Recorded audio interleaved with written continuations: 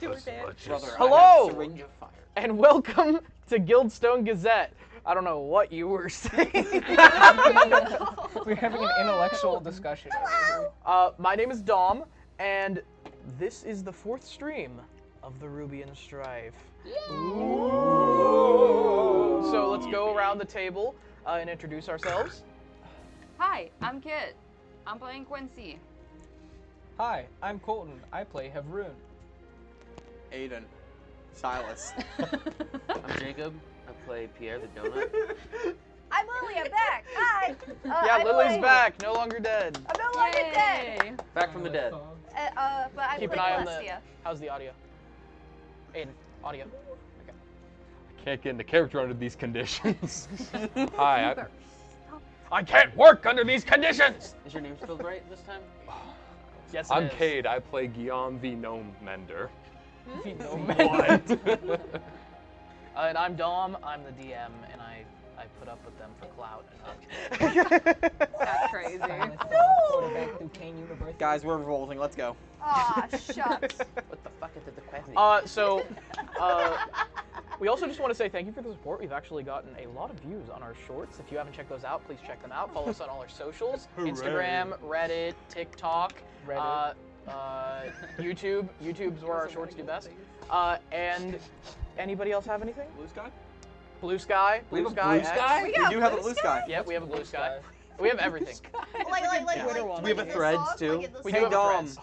Hey Dom, Chatter has reminded us, change the name of the stream.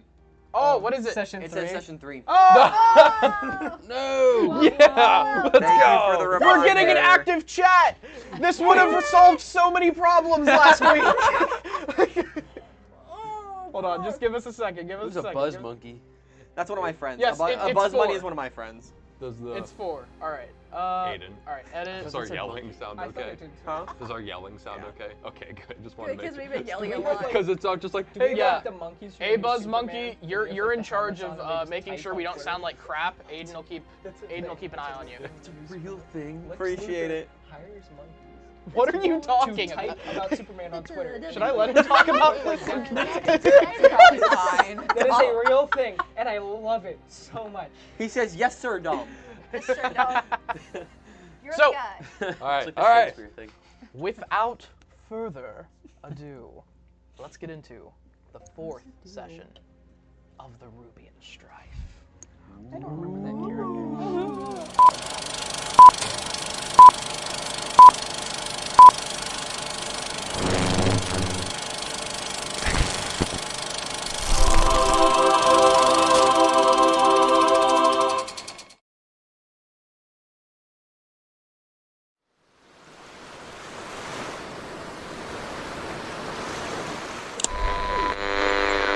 Skies over Roshador today. Perfect weather for the festival of the Fighting has broken out across the Mercantile following the assassination of nearly every family leader of the Rubian houses. What remains of High Command have enacted General Order 13, calling all mercantile forces to return to Rubia immediately. A new force has dismantled the Rubian Senate and claimed control of Roshador. They call themselves the Capital Combine. For too long we have forsaken our identity. We claim Rubia in the name of the new Rubian Order! The Commoners' Republic calls for a truce. Let independence stand. Let peace stand. Retreat! 1 million Combine Legionnaires have fallen before Scary Vault. The death toll stands at over 12 million. Just want to know where my boys are. Haven't heard from them since the start. Oh, I'd like to see those talons try and take the 3 gates. We'll cut them up and feed them to the sharks. I need to find my company. They're all dead! Oh, the Scott is in flames! I just want to go People home. are all jumping in the canal! I think this might be the end of it. Nothing's going to survive this. Corner is what? The orders breach the gate. Then... Where's my brother? No! Stop! Let this stop! To Rubian supremacy.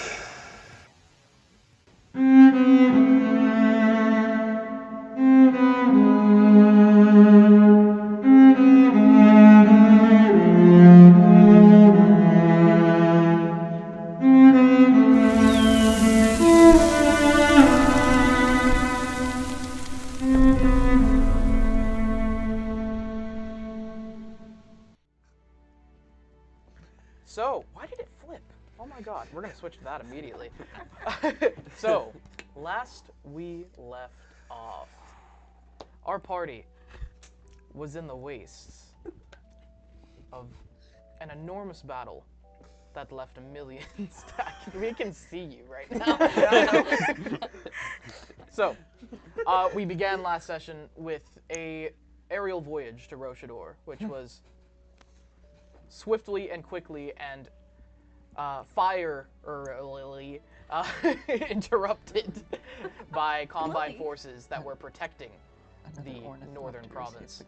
You went down in no man's land after an altercation with many of their aerial batteries, and what you found there was a decadent atmosphere, a place that is completely devoid of all life in general. The mud had been laid in a glaze from the winter. It froze in tumorous patches that rose up in uneven patterns. It had been under bombardment, it had been under gassing, it had been under the stench of death. A lot of stuff. Why are you laughing? Why are you laughing at that? No, because gas. Because Bombardment. you know Oh. what ended up happening last session. Yes. We wanted to try some water, Oh. and as a result of that, we now have lung damage, Guillaume. You went scavenging throughout the trenches for food, resources, supplies, whatever you could find, and found several scenes of morbid curiosity, as well as a certain denizen of these wastes, who you tried to apprehend but made it away. He wore a gas mask and tied leathers and cloths so that none of his skin was exposed. And I stole his coat. And you stole his coat and his food. But he managed to get away relatively unscathed, and you followed the broken, cracked footsteps that he made in the shallow ice over the mud, all the way for several hours to a railroad station, where you found some violence, but also some companionship. You were immediately engaged by forces of the Legionary Urban Combat Corps of the Capital Combine, former Legionnaires of the Mercantile, you assume, perhaps, maybe, you aren't sure. They call themselves the Brick Jackals, and they, the Brick Flayers. Yes, it was the Brick Flayers. They call themselves the Brick Flayers. You're a jackal. Yeah. Oh. That was one of the few. I originally called them Brick Jackals, but now they're Brick Flayers, because I was like, oh, Jackal's too close. But Brick Flayer. they call themselves the Brick Flayers, and I'm Brick. Hello. Hello. we passed the 10-minute mark. Hey, we Yes, and Pierre has suffered a rather grievous, I got turned into a donut. yeah, a 50 caliber round. What is? I did the Ric Flair woo, that's why. Oh, is that Because why? he said Brick Flair and I did the Ric Flair woo. Woo! And now Cade's It's dying. It's Ric Flair, but when he does the woo, he gets hit in the head with a brick. He's just Ric Flair. What a great start. We're not gonna get through this. Welcome to the Yeah, stream, today, everybody. we are not going to make it through this today, Yeah. guys. Oh my god. This is not it. It's This gonna is be not a it. long session. Guys, I think the dementia's starting to set in. Anyway, Pierre was injured by a sniper who was a member of this elite squad of urban combatants. You guys remember Rengoku? Stop. Shh. You're not supposed to interrupt this part. You get to talk the entire session. So, I don't even remember where I was. The Brick Flayers, he got shot. Yeah, he got shot, and you managed to find out that these were actually combatants of the Capital Combine who respected the rank of our Tranquil Priest Cleric, as well as the rank of our Primus Captain of the Capital Combine itself. You held up with it, or held up with this squad, nursing your wounds, and found that there is another presence in these wastes, another group, or perhaps another enemy, or friend, you do not know, that screams through the night. Oh my god. I don't think it's a friend. I think it's definitely a friend. They tell you of some myth that they may have conjured up, some way of coping of this creature that they call Igor, that wanders the wastes howling across these glassy muds. Do you think it'll take a break for me since Dave is Igor? Like, yes, master. It's definitely named Dave. Dave? Dave. It's definitely just some guy named Dave who yells sometimes. He's just looking for copper, guys. There's Yeah, no he's just looking. Just give him a break. There's no copper left within 8 square miles of this. He has found all of it. He's found so it he all. howls through the night. Catalytic converters. Every time he yells, he found copper. So, you figured out that to cope with such a terrible, terrible night, every night, these soldiers have begun to numb themselves just so they can get any amount of sleep, no matter the quality. Oh, that's right. When in Roans. When in Roans. And we did get a level up last session. So level 4, if you haven't done it already, do it as we speak. Wait, I'm not supposed to be level 7? I almost became level 8. You had me nervous for a second. Double I was like, dip don't you for a dare. We'll go through the names of these people very quickly. Their commander, Mern Halvac, or their makeshift commander is the best way to put it. He hails from the Three Gates. He spoke of certain relations he had with the Tranquil Prees and some controversial events that may have considered them, as well as Jack, Vetch, Rin, and the boy, Toma, who you first found, and he turned out to be no older than, what did we say, 14? You said like 14. 14. And then another who has not revealed his name yet. And you rest with these members on the top of a decadent railroad tower that they have locked and secured. And meanwhile, the screams continue through the night. You've taken a long rest. This is where I turn it over to you guys. I turned my mic off while I was doing it, so it won't make a noise. Okay. So I had to get brick flare out of my system. Okay. I had to get bricked out of my system. Okay.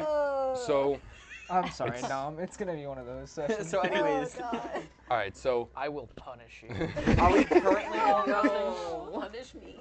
If you haven't, What? I would assume. What? No. I did the long rest at the end of last session, but I just didn't if you haven't done it, just do it. Yeah, if you haven't done the long rest, do it.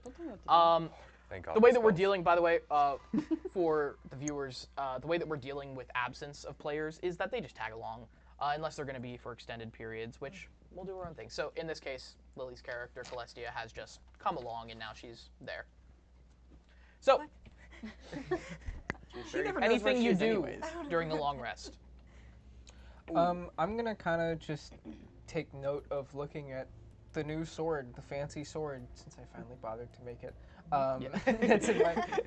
Which I hadn't bothered to make it, and then I turned it over to him. Oh no, I see why. I was. Yeah, isn't it? With It's hell. Yeah. Oh yeah.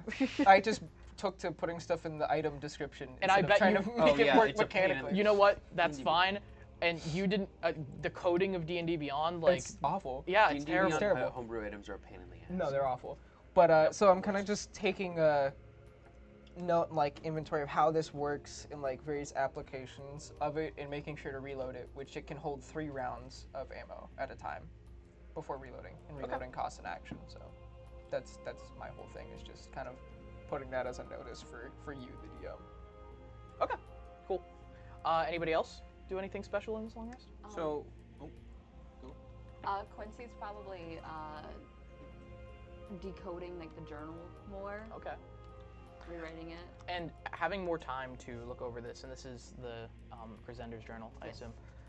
Having more time to look over this, you find that there are things to decode. There are ciphers and hidden things. In fact, give me an insight check. What about investigation?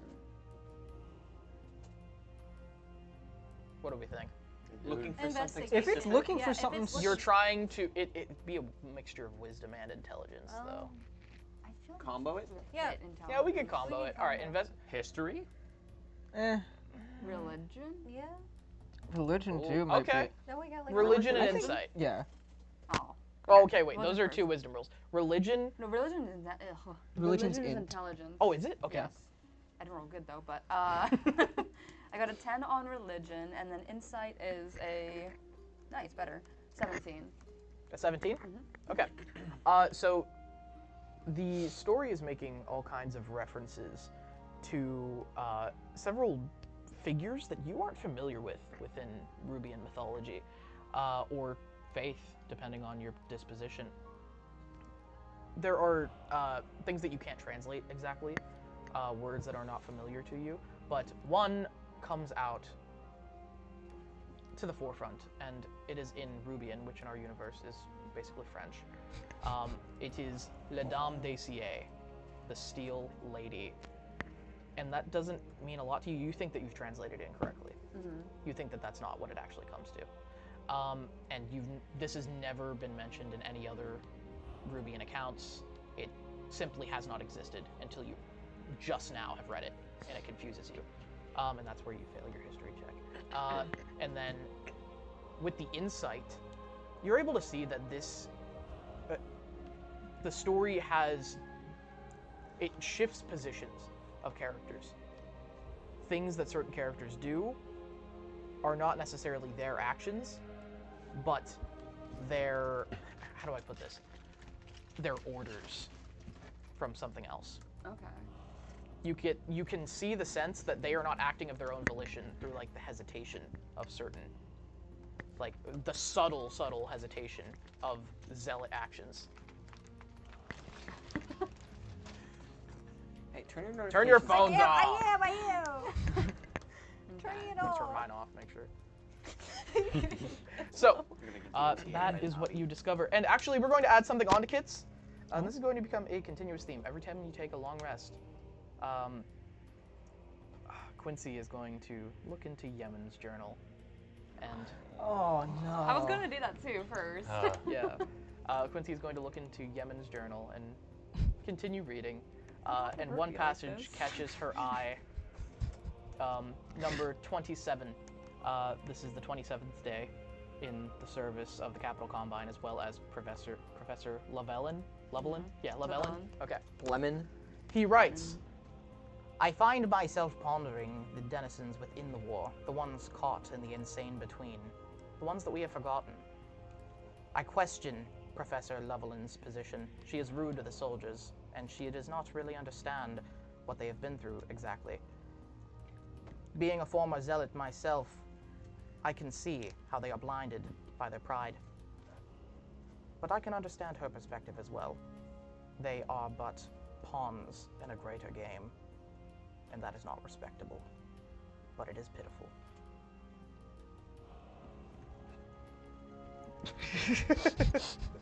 Yeesh.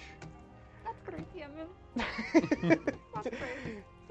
Yemen is going to be our thematic, emotive narrator throughout this. Every time you take a long rest, it's not going to be every session, it's going to be when you take a long rest and you have time to read. But, anybody else? So I'm going to go up to Pierre. Okay. So, Pierre, your armor is looking a little bit battered up. Oh boy.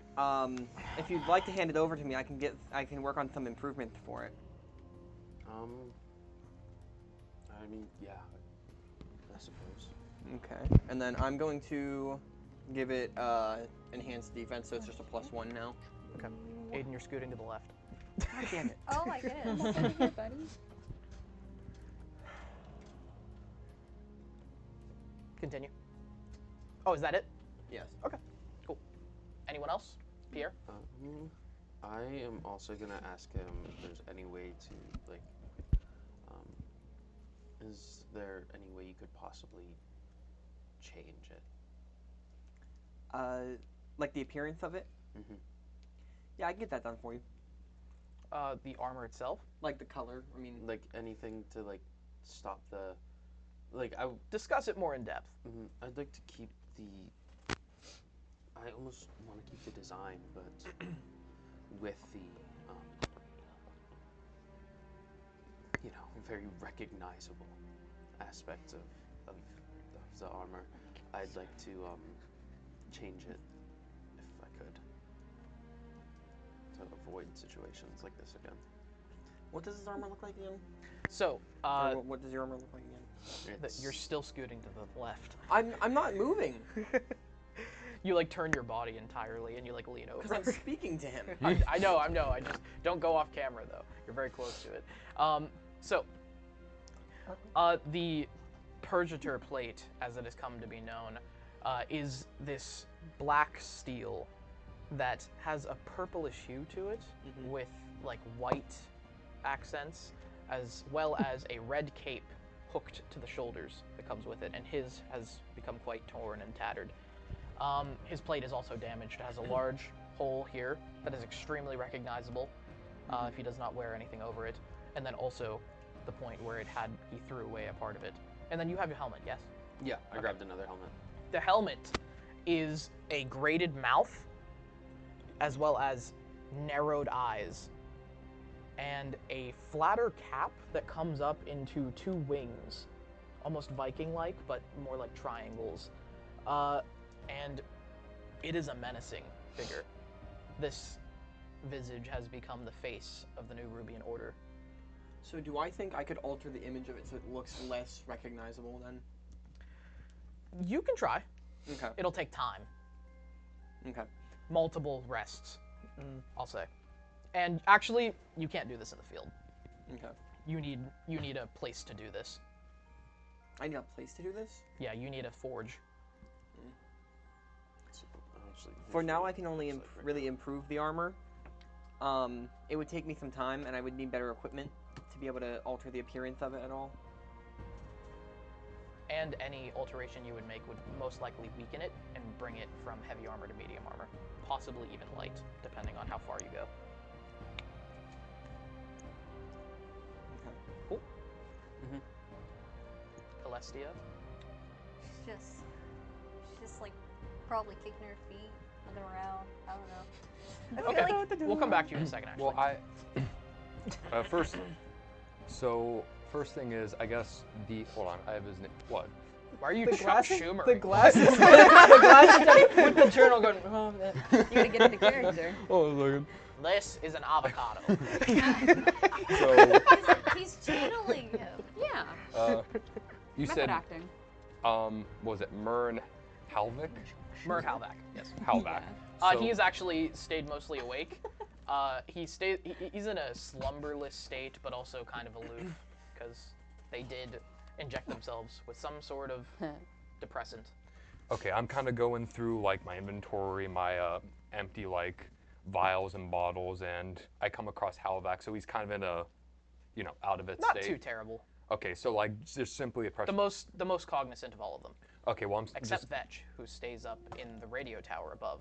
Okay, well I'm gonna approach Halvak and just, Commander,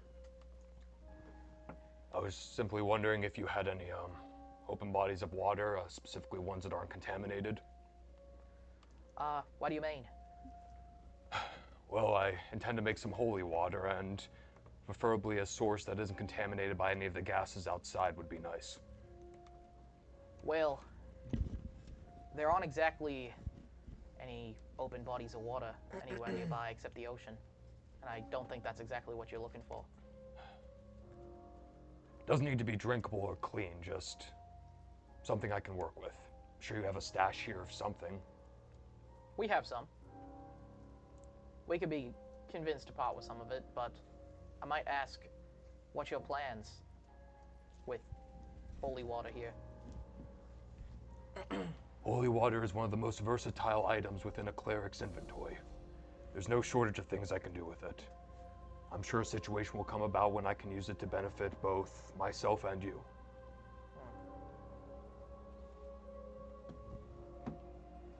Well, I don't see any problem necessarily with letting you use it, but it's not going to do you much good out here, Archcleric. Commander, You're better off drinking it. What's that? You're better off drinking it.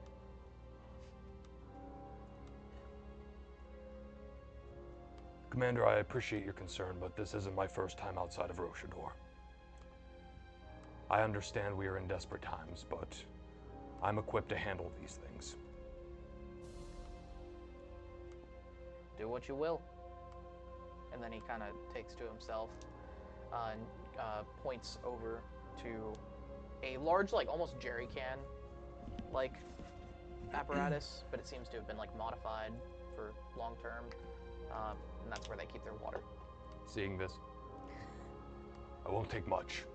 Thank you. No more than a cup. I'm gonna make my way over.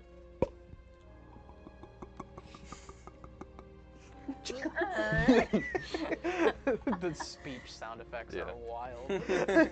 Shout out to our speech and debaters out there. Yeah, shout out. Try not to let your fives stress you out too much. That's so inside baseball. Hey, anyone who gets that is gonna be like, yeah. What? No, it's long story. We'll explain it later. Can you check general? It's better if we don't. Okay. Check, Discord, he said. Check general. So let's go back to Celestia. Yeah. Celestia, as you're just sitting there, what did you put? Chuck V. Mender. Chuck V. Mender. dude, it's Guillaume Schumer. Wait, are we able to put that up? Can I flip this around to show them? You already put it in the Discord. It's in the Discord, the public Discord. Is it public? Anyway, it's public, yeah, right? It's public. Oh well. Join the Discord. We've had quite a few actually. This is Chuck. This is Chuck V. Mender. Guillaume Schumer. Get out of here. Put that down. We don't want to be political this early. We're not. It's funny. Empty. Oh my god. What the fuck is Gabe talking about in the chat? he's Without going me, on. my avocado is useless. Without my avocado, I'm useless. He's Full Metal Jacket maxing. All right. He's pile maxing. So, as the rest of this is happening, and during their conversation, actually, Celestia, as you're kicking your feet and just kind of kicking around, stop it! No more posting. I'm not kicking my feet hurriedly. So, as you're just kicking your feet and milling about, like do womanly screams in the background off in the distance that have not ceased the entire time. The young boy approaches you specifically, and he is. You didn't get this description last time. He is about 14 years old. He's in a uniform that does not fit him. He has gloves that have been taken off now, but around his wrists you can see that there are like almost zip ties that he like fixes the gloves underneath to protect his skin from the gases and from whatever might splash on them in the toxic terrain. And usually he would wear a gas mask, but now he has taken it off and he has short, golden blonde hair, and he's a human, a very light visage. So he approaches and just kind of stands there, like absently, and just kind of like standing near you, not even looking at you. He looks down at his feet. Hello. And then he looks up, and then just like plops down right next to you, and just kind of sits there, up on a crate that you're sitting on. Do you need something? I'm okay. Just. He's just sitting there completely silently. Oh. Do I know his name? Toma. Okay. So lovely weather we're having. The screams are going on.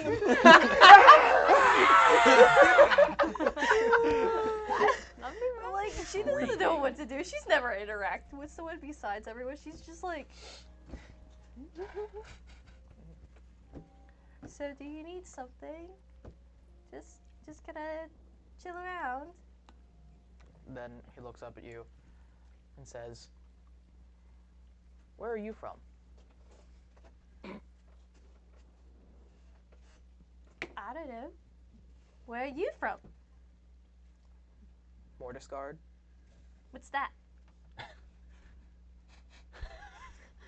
Where? You haven't heard of Mordiscard? No. I don't know anything, really. Do you have anybody you love? Everyone's just looking at him. That's a heated question. Love. What do you mean by that? I don't know. I hear the rest of them. Shut up. I'm sorry. I didn't not gonna do anything. I'm gonna ban us from Discord at this rate. I didn't post anything in there. I don't even remember where were we? Do you love anybody? Oh yeah. Yeah, do you love anybody? If you died, would anybody miss you? I don't know. I've never really thought about death. I think about it a lot. Why? It's all there is now. Is there? I mean, I don't really know anything that well, but from everywhere I go, I'm always fascinated by everything. I think there's so much to it that we don't realize. So, I've never really thought of it. That must be nice. What's your name? Nay. Sorry. Celestia. My name is Celestia. And he just reaches over and like grabs your hand, like slightly, and it's just like not even looking at you, just looking down at the ground. And then he just sits there quietly for some time as the harrowing night continues.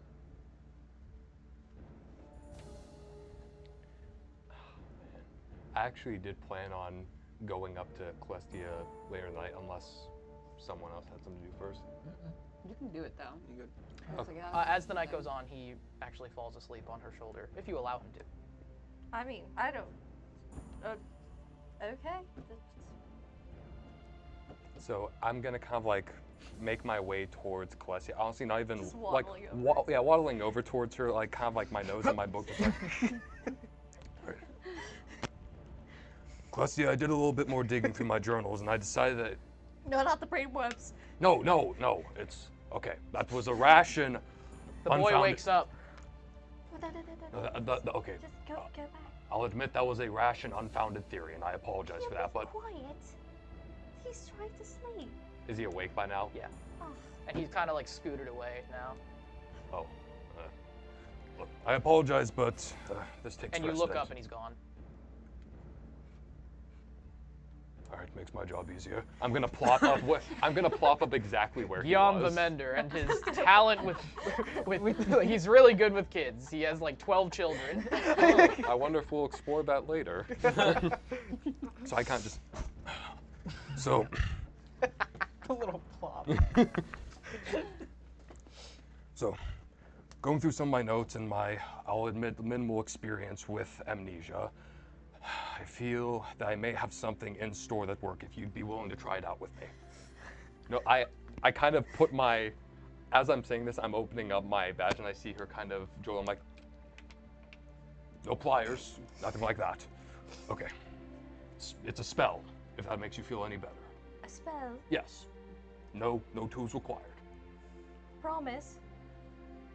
I don't even know what that means. I'm just. It's just no pointy things. You know. Just okay. Yeah, yes, okay, that's fine. Entirely pain-free. Okay. Oh, I would hope so. Yes. Just tell me what it is. We call it lesser restoration.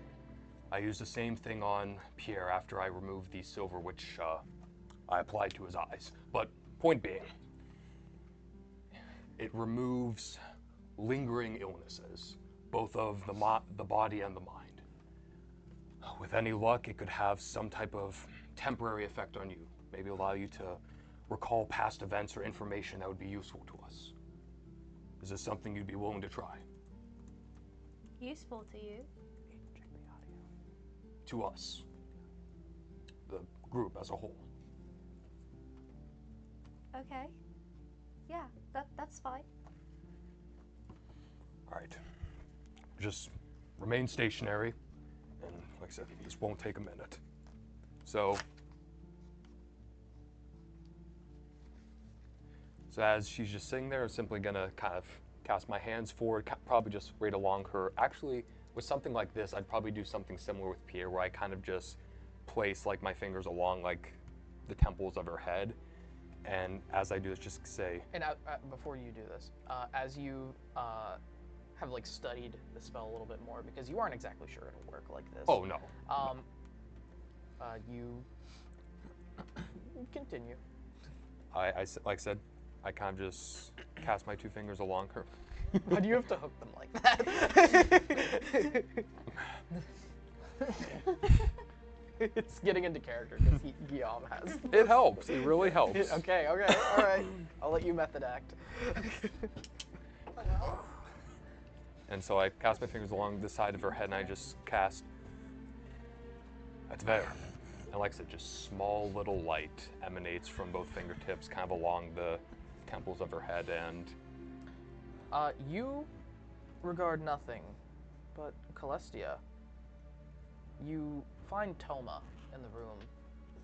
He walks across, and you see behind him, suddenly there are 2 glowing figures. A man and a woman. Mature. And no features about them. Just a woman with long hair and a man also with long hair, but up in a bun.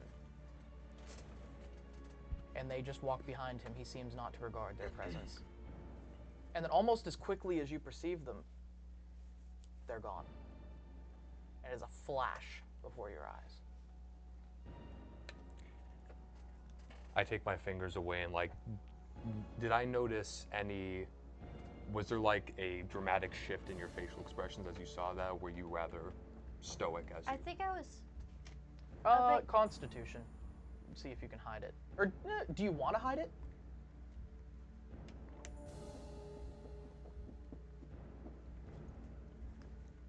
I don't think I would exactly hide it. I don't think I would realize like any of it. If you don't want to keep it, then you can have whatever reaction. Yeah. I think I would just kind of make like a bit of a confused face real quick, and I'd just stop for a minute because just be like. I look in the direction she was seeming so confused. I'm like, what is it? Did you see anything? There's a lot of behind the boy. And he's kicking around a can that he found. Yeah. It's probably just one of the other soldiers. Look, it was a long shot. I understand that. I wanted to give it a shot. Okay. Are you sure? Did you recall anything? I don't know exactly. It just my brain hurts. I think we're good for today. I think it's time to get some rest. I would agree. Try what you can. If you need anything, I'm sure I'll be up all night. Wouldn't be my first. And as I'm walking away, just There is a particularly shrill scream. And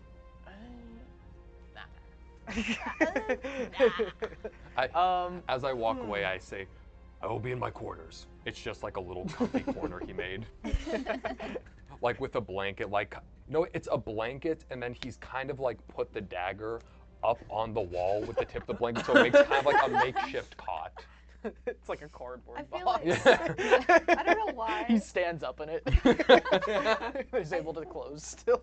I don't know why, but I feel like Celestia would just wrap herself like a burrito, just like roll into it, just like feel like stand. Not in my cot. It's quite cold. It's quite cold up in this tower. The steel, like walls and like beams kind of break the wind, but does not stop the temperature.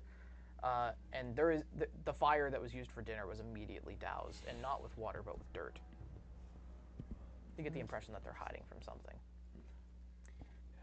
Is there still one on watch on like the outskirts of the tower right now? Vetch is not in the major section that you guys are in, like the 4th or 3rd floor, I don't remember which. Okay. He is up top near what was an antenna array, but it's now gone. Okay. I was going to say, after kind of milling about and after all that happens and they've put the fire out and everything, I'm going to kind of just wander up and just go up there and keep watch as well. Okay. And you go up there, and you see Vetch with his massive anti-material rifle pointed away from the mountains and the forest, but to the wastes. And he looks rather focused on maybe even tracking something specific.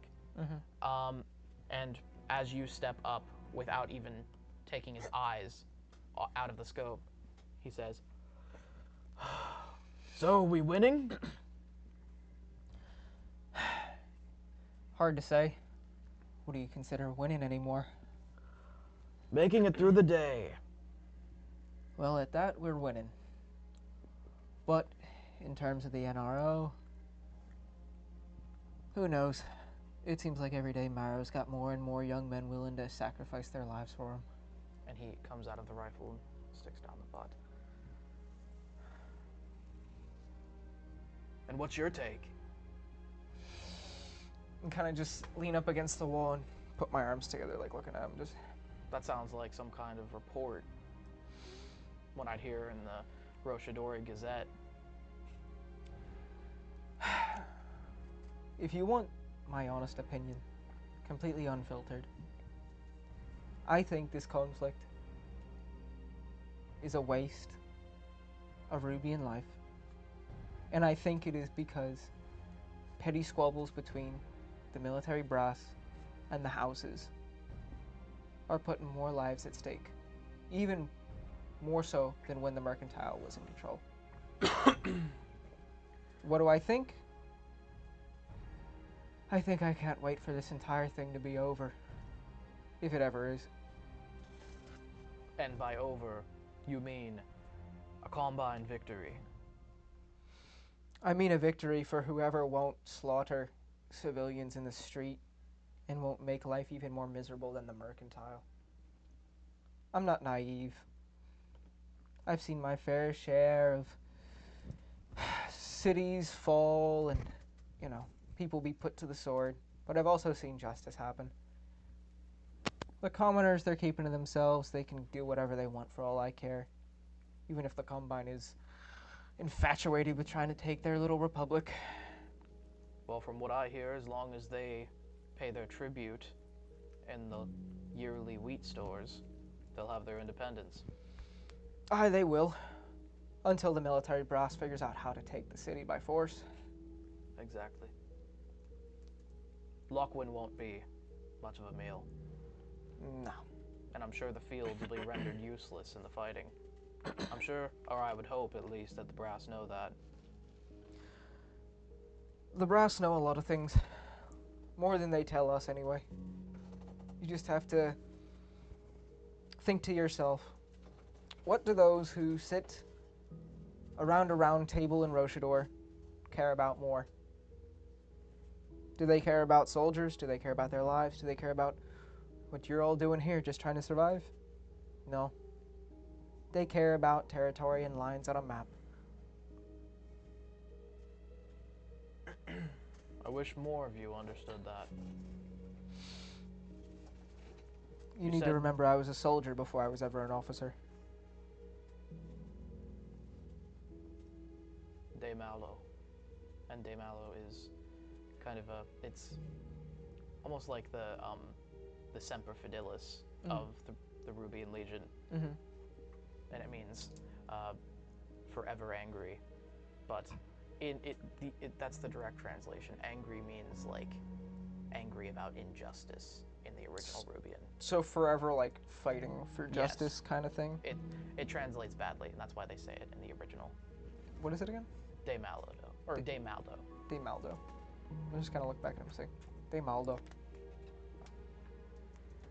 And he goes back into his scope. It's gonna be a long night. Igor hasn't come over that ridge, but he's within, I'd say, 2 kilometers. I wouldn't venture out there. Wasn't planning on it, but I tell you what, Vetch. Vetch? Yeah. Tell you what, Vetch. I'll stay up here for a little bit longer. At least keep you company so you're not stuck alone, looking for Igor's company. And then I'll head on down. You need anything, holler, and I'll be the first one up here. Aye. I'm kind of just gonna slowly, sit down and, cozy in up against like the steel wall, I assume, of like where the top of this was. Okay. And then kind of just sit there for a bit. And any of you want to do anything else? Do you mind if I do a little small thing? Sure. Okay. Quincy's probably gonna be like walking around, just kind of whispering so she doesn't wake people up. Just kind of like a Captain. Would I hear those? Considering how. She wants to get your attention. She'll get it. Captain. Where are you? I'm gonna kind of like semi like whisper call from up top. Just be like, "What is it, Professor?" Oh. She'll like rush over there, kind of like. You're sitting down, right? Yeah. Okay. She'll like. He's sit up right on next top. To you. I was gonna say I'm up on top, but I'm like kind of like just sitting down up top. Okay. Yeah, she'll like sit down by you. I have a question. What would that be, Professor? Best keep it down as well. The man's trying to make sure we don't die horribly in our sleep. You won't bother me. I won't bother him. He's fine. So, do you know what a You know what a still lady is? That's the statue of Rose, right? No. No? You don't know of a steel lady. Oh. You know of, and let's not get too deep into the lore. Yeah. Like, let's not leave the audience behind. Yeah. So, you don't know of a steel lady, Mm-hmm. but you know of a very famous statue that it's reasonable she wouldn't understand it because it's a Rubian issue and she's not from Rubia. It's a famous statue called the Steel Girl, and it is in Rones. It is, and I'm not going to give too much information on this. I remember the rough thing you said is her looking up at the sky because of pollution. Yeah, it's a little girl looking up to the sky with a tear coming down her eye, and she is made of steel. You got that from your book, I assume? I was decoding it a little bit. Well, Reading. either it's a mistranslation or...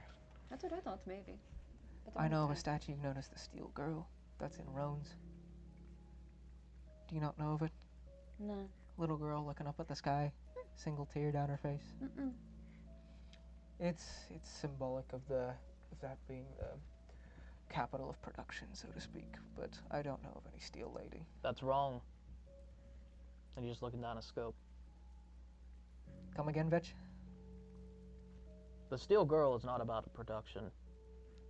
It's about the complete opposite. What do you mean? What's that? He comes out of his... Legend has it that 1,000 years ago, 2,000 years ago, it doesn't matter. At some point, when Roshador was developed and the rest of the continent was still wild, some settlers set out from the city, looking to establish a new place in the south. They didn't like what was happening in Roshador. It was early mercantile, but they said that they would pledge banners there if they were successful and survived. And at this point, that country was rife with bandits and wildness. Forests still stood. It was the Great Plains, grass as far as the eye can see. And as the story goes, the settler, I don't know his name, comes to a river, and his daughter, a young girl, looks up to the sky, and there's no lights there, so you can see the entire arm of the universe, whatever it was. I'm not an astronomer. But she looks up, and apparently a tear falls from her eye, and she says something to the effect of the sky is so beautiful here. And he settled the city there immediately and named it after his daughter, Rones. Interesting. Huh. How the hell have I not heard of that before? That is very good. Thank you. Good And information. he goes back into his scope. Just, Vetch, where did you hear that? and he puts it down again. I have a lot of Roan friends, or at least I did, before all this. Understandable. And for our audience, Rones is the capital of the new Rubian Order, the enemy of the Capital Combine. I won't keep you. Go back to your watch, Vetch. Thank you. Thank you. Well, but there you go, Professor. The gist's still much the same. I don't know of any steel lady but the Steel Girl of Rones. forgot to mention that statue it's her. It's the girl. Just making it clear. Yeah. What? No. Really? I didn't know.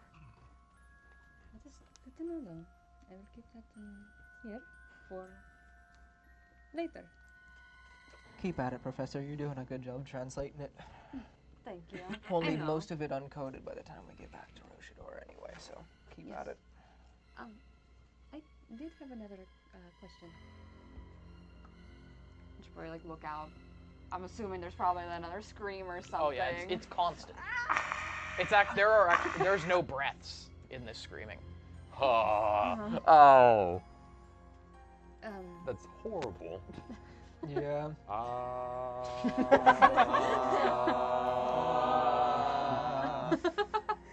Just peek the hell out of the mics My real quick. grandpa thought it was. Sounded like AJR. Was he such a noble dude?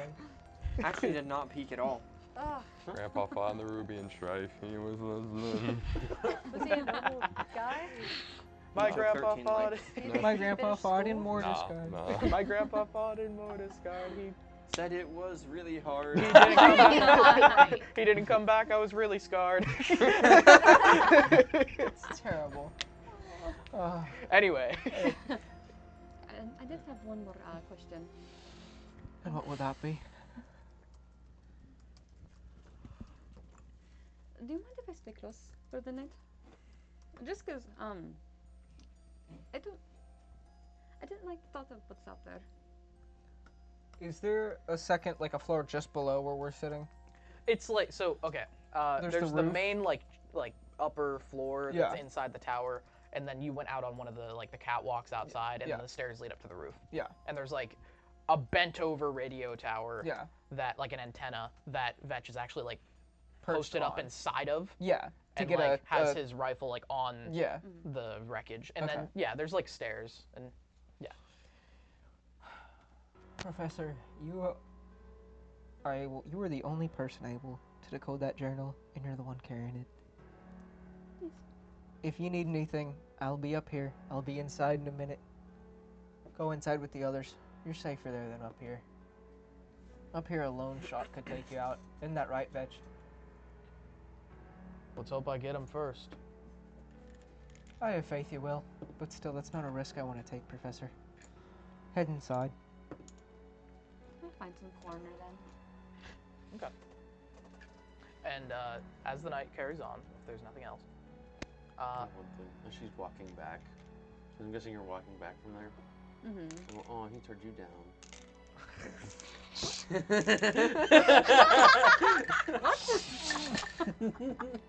What the Mind your joke? own business. Just looking back, just like. Would not wrong. Damn. Would I have heard this at all? If you're saying that? Did you actually do that? Yeah. Okay. I like to imagine it's not. He didn't say, "Oh, he turned you down." It's like, damn, shot down in her prime, or something like terrible like that. Not even crying. It's like so out of pocket. So. Yeah, sure you weren't. They're gonna hear her No, looking you don't. for him. Okay. Yeah. So, as the night carries on, Vetch at some point actually pulls out a smaller rifle out of his bag, something of a lower caliber that he holds next to his larger 50 caliber, and has a silencer on.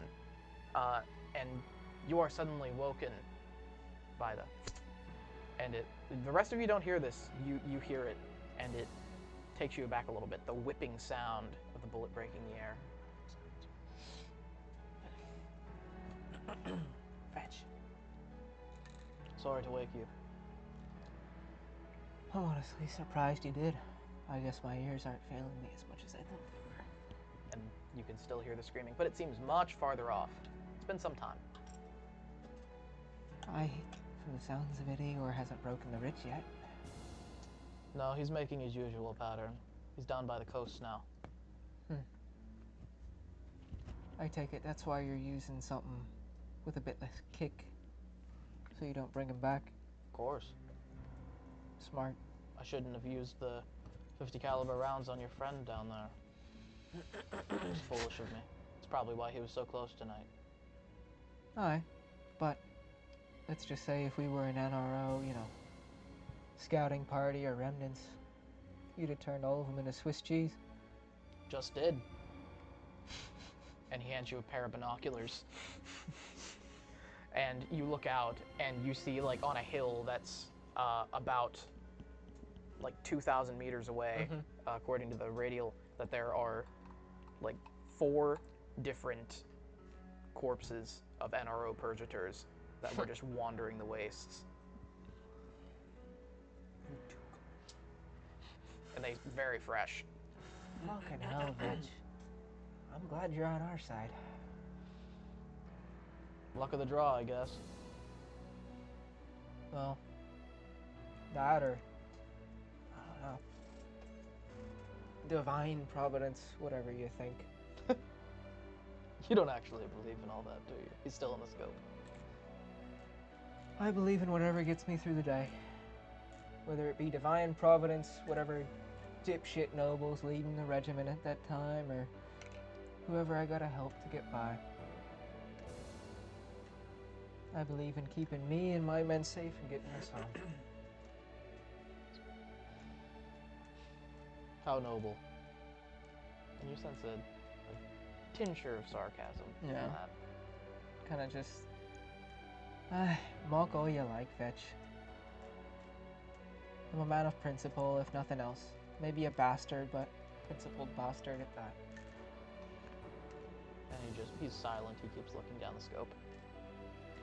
And the night carries on and carries on until finally, at some point in the wee hours of the morning, the screaming finally stops. Or is so far off that you can't hear it anymore. Yum takes out his makeshift earplugs he made out of fabric. I'll be. Yeah, I'm gonna make my way up to the top balcony where Havroom and Vetch are. Yep. Unless there's something else you need to clarify first. Silas is definitely still asleep. I'm gonna. It's about like 6 a.m. Like sunrise just happened. All right. Well, I'm gonna make my way up to that top platform with them. Just. My rogue, it finally stopped. Do you still see it? I never see it. Oh, fair enough, I guess. Captain, good to see you're still in good spirits. Oh, if any. How's everybody else down there? Oh, well, alive. Klesty is confused as per usual. Haven't seen the professor a whole lot. Silas, I really don't care to investigate. How's our NRO stowaway doing? Pierre's making a speedy recovery, considering the size of the hole that our now ally left in him not last night. And he tunes the scope. Sorry about that. Yeah. Believe me, after the shooting I saw him do last night, could have been a whole lot worse. And what do you mean by that? Let's just say... I didn't miss. Exactly.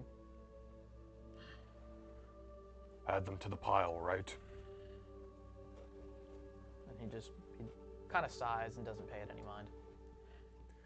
Well, if Igor, or whatever you choose to call it, is out, we best get moving then. Bitch, do you know where it comes from originally? Where the pattern starts at night? It changes every once in a while, but usually it starts its night up around here and then goes down to the coast, wanders those trenches for a while, near up to Columbine territory, then comes back. It makes your entire trek, as Toma says, several dozen kilometers. Makes that in a few hours. So it's fast. Alright. Well, we'll make use of the daylight while we can. Get to Mortisguard. You don't want to be caught out there at night. Considering that thing moves that fast, you're fucking right, I don't. Are there any other encampments that you know of on the way to Mortisguard? They don't need to be in tip-top condition, just simply we could maybe take shelter, and if worse comes to worse, we don't make it to our destination by nightfall. I don't, but some of our deserters, they might have made some kind of encampment at some point. Toma hasn't found all their corpses yet. Well, we can only hope. Without an ornithopter, we're traveling on foot. And quite frankly, if we still had one, I still wouldn't want to fly in it after that fiasco. So, Captain, I'll wake up our group. We should hit the road as soon as possible. Agreed. What's your plan in Mortisgard, if you don't mind me asking, sir? Not at all. Find a boat, try and sail up the coast without getting shot to pieces, for as long as we can at least, and then make our way up to Roshador. Makes sense. Better than walking on foot and getting shelled to high hell by a combine artillery barrage from some green noble pup trying to make a name for himself. You really think you'll find a boat down there? Hell, I'd take a few planks of wood strapped together at this point. How long have you been up at Farnard? I think it's been months now. How many? You were there for like 6 months. Almost about half a year, I think. You get much news up there in that snow? Other than word about the NRO marching on the fort? No. Well, then you probably don't know. The Torm Gate, it fell. And the Torm Gate, from what you all know, this is a famous location to all of you. Don't actually go to sleep, Aiden. I'm not. I just saw him through the stream. The Torm Gate is a enormous dam on the other side of the moored sea. And the moored sea is the body of water that most, like 90% of the way, connects the three gates, Mortisgard, to Roshador until it becomes the Bay of Roke. And there was a large opening to this at some point on the far side, on the other side of the sea, that kept out the wild ocean, and it kept the waters calm. And Vetch is telling you that the Torm Gate has fallen. Meaning that there's flooding? Ask him. What do you mean it's fallen? Do you mean the city's flooded? I mean, how do you think? I don't know the last time that you studied geography, Captain, but I don't care how fast Igor is, it should take you at least 3 days to reach the coast if things were normal. But he can do it in less than 1 now. What the fuck? The tide raised like 10 feet. He can do it that fast now with the tide up. He's clearly fast in the water. I'm saying that the coast moved. Moved up, you mean? I just told you the Torm Gate fell. The water's wild. We'll have to compensate for that. Fuck. Well, thank you, Vetch. As always. Yep. Good luck out there. You too. What was the saying that you told me before? De Mordo. I'm writing that down. De Mordo. As I make my way downstairs, as I walk past Silas, I just kind of, along the side of the head, wake up, we're moving. What the hell? Literally in real life, too. I was gonna say, after him, Flintward's gonna kind of be like stomping his way down the stairs. I did a lot of work yesterday. Professor, Pierre, Westia, get your asses up, we're moving. Alright. And you guys, 5 more minutes. Mern, greet you. Oi. So you're going to be going out? Aye, we're gonna try and make use of all the daylight we can before, you know, Igor decides it's time to go on another hunt. And the rest of them seem really groggy. They're still like still trying to wake up a little bit. And Mern is looking around, says, he looks at a bed wrap all the way in one of the corners. Oh, I guess Toma got a Quick start. You mean the boy's already out there? Usually is. Fuck. Too early. He's up earlier than me.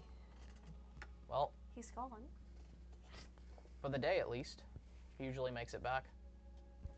Okay. Do you have any coffee? Do you? No, that's why I was asking you. Well, yeah, sure. We got cappuccinos. Oh, perfect. Might I have one? Professor, look around. Yes. They barely have food as it is. He's messing with you. I don't like that. Little Dan. Silas starts making himself a cup of coffee with some grounds he has. Hello. Like instant coffee. Yeah, that he's just mixing in some dirty water with his Yeah. fingers. Oh, maybe don't share. Probably tastes great to him. And he's like, You can taste the gravel. He's like, Oh. yummy. Hey, It's like 3 years expired. You know how long it takes coffee grounds to expire? Silas just goes,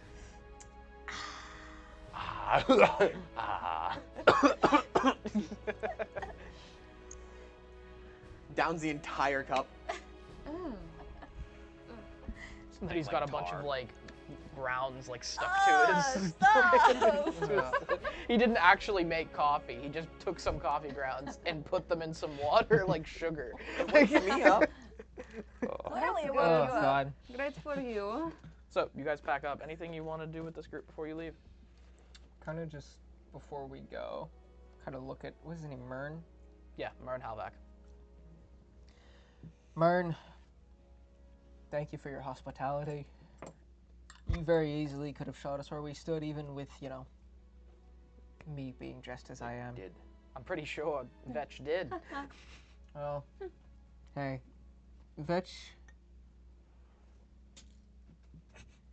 keep him in your good graces, that's all I gotta say, after seeing him work last night. Oh, we know. Take He'll it. watch you for the next couple miles, and then you're out of his scope. We appreciate that. Miles. Yeah, Jesus that's Christ. Just because he can see you doesn't mean he can hit you. A mile is like the most impressive shot ever made. Like, He went from 2 kilometers. yeah. Yeah. That's over a mile. It's like a mile and a half. It's like a No, mile and a half. 3 no. kilometers No, is it's a not. mile. Three Kilometers is 2 miles. That is over a mile. Oh, is it? Yeah. Yes. Pretty Alright, sure less a than kilometer. that. I was thinking in terms of feet. 'Cause Sorry, 5,000 feet. 5 2,000 feet, I meant. Okay. Yes. Okay. Because it was like 5 Okay. kilometers is 5 kilometers is like 3 miles. He shot over a mile. Yeah, wait, yeah. He did not shoot over a realize mile. He did not do a Coriolis like- shot. That's why I was like, 2 kilometers? What the fuck? Who is this guy? we got Agent 47 up on, Yeah, up on the top of the railroad Silas tower. could only hope It's like to be that one good guy of in a shot. Apocalypse Now. There's like some dude like whimpering in the jungle, and he's like, shh. He just loads a grenade, and then it's quiet. It's like, whoa, you are Looks like tuned, started dude. noob tubing. He's noob tubing all around the railroad tower. But An actual hit scan character. But yeah, just he'll watch you for the next couple miles. take care of yourself, Mern. And tell Toma, apologies for scaring the poor lad half to death earlier. You might still see him. That might be, but if not, let him know for me. If- He's a good kid. If He you, tries to be. He doesn't pick up. Oh, What? I said, if you see him, can you lay a message for me? Sure. Tell him I said live on. And that's it. Will do.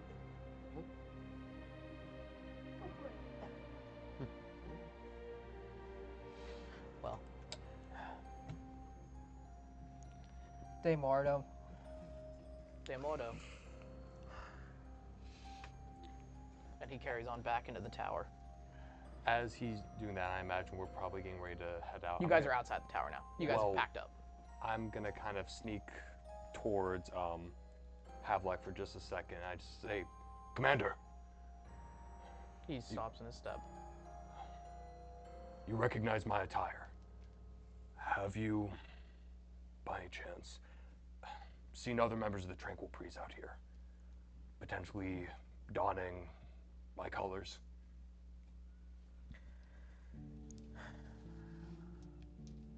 He thinks hard.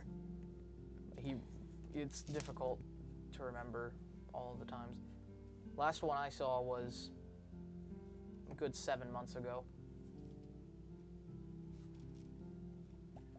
Yeah. When there was still a city here.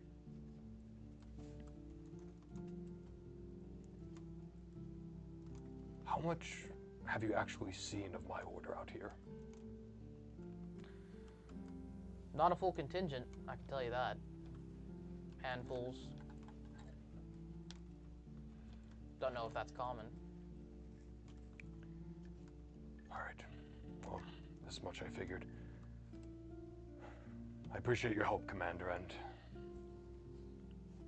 what you said about the 3 gates. I don't take kindly to falsehoods being spread of my order, but if what you're saying is true,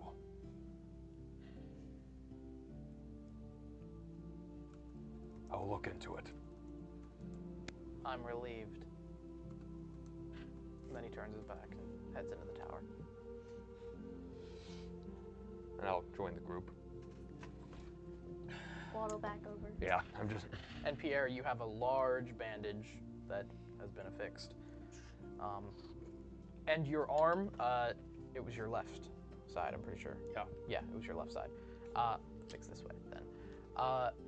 Your arm, you can lift it, but it's basically useless in combat for the moment. I was gonna say, Right-handed. kind of take note of him being all bandaged up in his arm, kind of looking sore. Just, Pierre, how's your arm? Bit better. Can you raise it? Hardly. I know you like the front lines, lad, but if we get into a scrap, stay back. I don't need you getting ripped limb from limb because you can't, defend yourself like you're used to. Only until I have to save your ass. Ah, that'll be the day. All right, are we ready to move? We're burning daylight. No. Just rubbing her eyes. Like, I'm so tired. We can make do Do though. you want some coffee? No. Oh. Not after what I seen. Thank you though. All right, I well, want to try coffee. no you don't. No, not from him.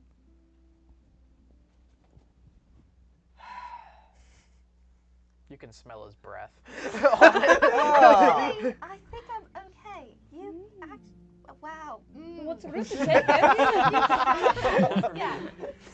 The whole cup down again. Oh, God. How do you You do said, that? wow. I want to Wow. get the work done. I gotta stay awake.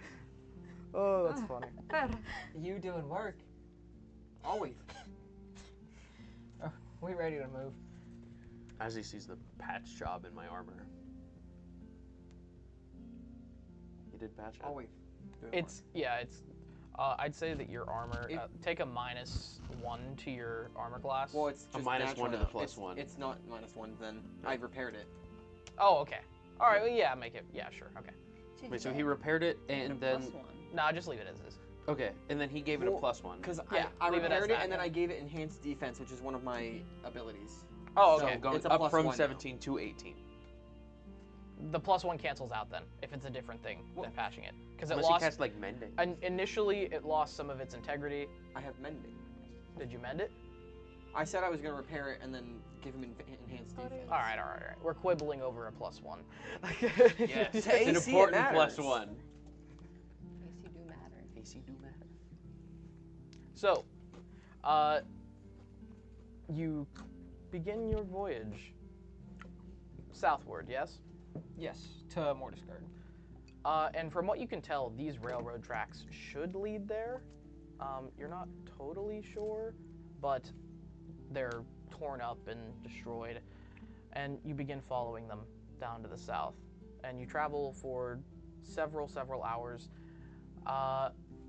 until you reach a point that seems good to make camp. You travel throughout the entire day, actually. You expend yourselves such a point. No event. You're so far from the trenches now that you're not coming across many of just open fields, pretty much. Much of that. I wouldn't say open fields. But it's mud. It's like gravel, and then like at the edge of it is like forest. Ah, I gotcha. You're closer to the mountains now, and so the pines are more protruding from the landscape. It's no longer this glassy mud. Gotcha. Not much of the fighting was around this area, but the rails are still completely destroyed. You said we've been traveling for several hours at this point? Yeah. Okay. So if we're kind of, say if we were to be traveling in like straight line formation, I'm at the back, I'm making my way up the line, pulling rations out of my alms bag and just handing them to the person, whoever's in front of me, and if they don't immediately pick it up, I kind of just like tap their hand with it so they get the memo. So just making my way up the line, walking up to Pierre. Yeah. Walk my way up to Pierre, like kind of. What is it that you're waving at? Rations. Oh, Food. Do you take it? I mean, Here, yeah, I'll I'll just take it. does Celestia take it? I take it and I just put it in my bag, though. It's food. I make Pierre. I take it, put it in my bag again. I grab the ration, look at Silas, give it to Silas. I've got my own Guillaume. Save it for yourself. I'm gonna kind of just reach into my bag and just pull out like a can of something I imagine. Start scarfing it down. Very well, as All long as of you're you fed. use one ration. Well, he just gave us rations. I know, use them. Like you ate. Yeah. Professor. Thank But you. I think he means inventory? Cade takes it out of his. But Yeah. we use If you it. want to take it out of your share. Yeah, I'm taking it out of mine, so Okay. it's 1, 2, 3, 4, As long as, 5. yeah. Yep. We lose 7 rations at the end of it, or 6. Yep. Wait, so what? He Oh, loses you 5, asked- I lose 1. As I'm opening up my ration, I don't really know, but nor do I know what it was at one point. Are those the Point ones we is- found in the trenches? No, these were my rations that I had already going into So it's not Farmwood. lead soup? It's not lead soup. This is terrible. Oh, Really? What about Oh, the rust I think they're soup? okay. They're good enough. Professor, it's not supposed to be gourmet dining. It's rations. Well, that's not what I'm expecting or anything, but I do miss my gourmet dining. I do too. When we make it to Rochador, you can have all the fine dining you wish, but in the meantime, this I is hope what we so. got. This will do. And the landscape to your left is the forest as you head south, and you're following these railroad tracks. And then to the right, you can see the rolling flats of the glassy mud, the primary battlefield. And you come across a few scenes within the forest. Specifically, you find a collapsed train car. Just one car that seems to have had its hinge blown off at some point, and it was left behind, and it has toppled over through some means of events. And it's one car, and it's completely empty. From the manner of crates, you take it to be some kind of food store or something like that, a transport of some kind, and it has been picked clean. Gotcha. Probably by Toma at some point. That figures. I mean, I say keep moving forward unless... Yeah. Unless anything really sticks out to us. Okay. Then. You carry Igor! on. Ah! Any good metal on the train car? Okay. Any copper? No, we're not. We're not Giant- salvaging it for happen to have a copper. catalytic converter. Oh, that's true. There's just this giant behemoth cartoonishly tiptoeing behind us, and we all look behind. He hides. He like hides behind like a single like solitary tree in the middle of nowhere. Just. Like the hide behind. Yeah. All of us like a Skyrim NPC. Must have been the wind. Must have been the wind. Wow. It crouches. What was that? Must have been Toma. Must have been Toma. Okay, anyway, you guys at that point had been traveling for about 4 hours, and you travel for another 4. You're getting to a point of exhaustion. Add 1 level of exhaustion to your characters. Ow. So are we gonna stop ow. at rest? Stop to Ow. rest at some point? My legs hurt. That's up for you guys to I'm decide. saying no. I'm saying this to them. What? So are we gonna stop for rest at some point? Please, my legs hurt very much. We will stop for a rest once we can find somewhere safe to hunker down. Someone carry me, please. No? No takers? Don't look at me. Oh, I was not. Not in a mean way or anything. I don't mean anything by that, except for you are very small compared to me. And If you really want me to, I could try, but... Would you? Why don't you carry her, boss man? But... Boss man. Boss man. She has legs, doesn't she? That hurts. A lot. Celestia, Kind of heard. you want to give it a go? I kind of just walk past, do real I have smooth. to make a strict test? I'm Sure. not even trying hold on. anything. My strict is really low. Ah! No, I didn't mean to throw it. What? Hold on, what did I throw first? The strength builds of our It's a team strength not roll, carry. Red. Yeah, I think I threw. Oh no, I didn't. Oh, threw I a got nine- I got a natural 20. Yeah. Oh, my hero! So, Celestia, you just go over and, like, how do you pick her up? Like piggyback or like wedding Fireman's carry. How do you just? Oh, I mean, just. This is not my I'm vision. just gonna. This is how you do it with Pierre, right? How I do it, Pierre? Yeah, that's what you did last time. I I think. dragged him. Please don't drag me. There's a lot of mud and everything. Well, I'm just gonna give her a piggyback ride. I'm just gonna put her back, just be like, She's gonna. Thank you. You're my favorite so far. what's a favorite? You. What's a favorite? You. You're my favorite. Okay. Do you know what my favorite is? I just said that. Celestia. It's one of those. The good. How in the fuck did I end up in Oh this yeah, that's where you situation? told me what this is. Yes. Oh, yes. Right. There you go. Yes. You understand. Oh my god. Yes. Great. Okay. Lead on. You just see Havern like standing there just and just turns around, just keeps walking. It's like I am. She's gonna give you little pats on the head every once in a while. I'm an esteemed military commander. How have I ended up in this situation? How have I ended up as some kind of kindergarten? Yeah, like supervisor? kindergarten cop type activities. Like, oh, And they're being Why really are you so loud grumpy too. all the time? They're being really loud too. Like in this desolately quiet. yeah, escape. they're just yelling and I'm just.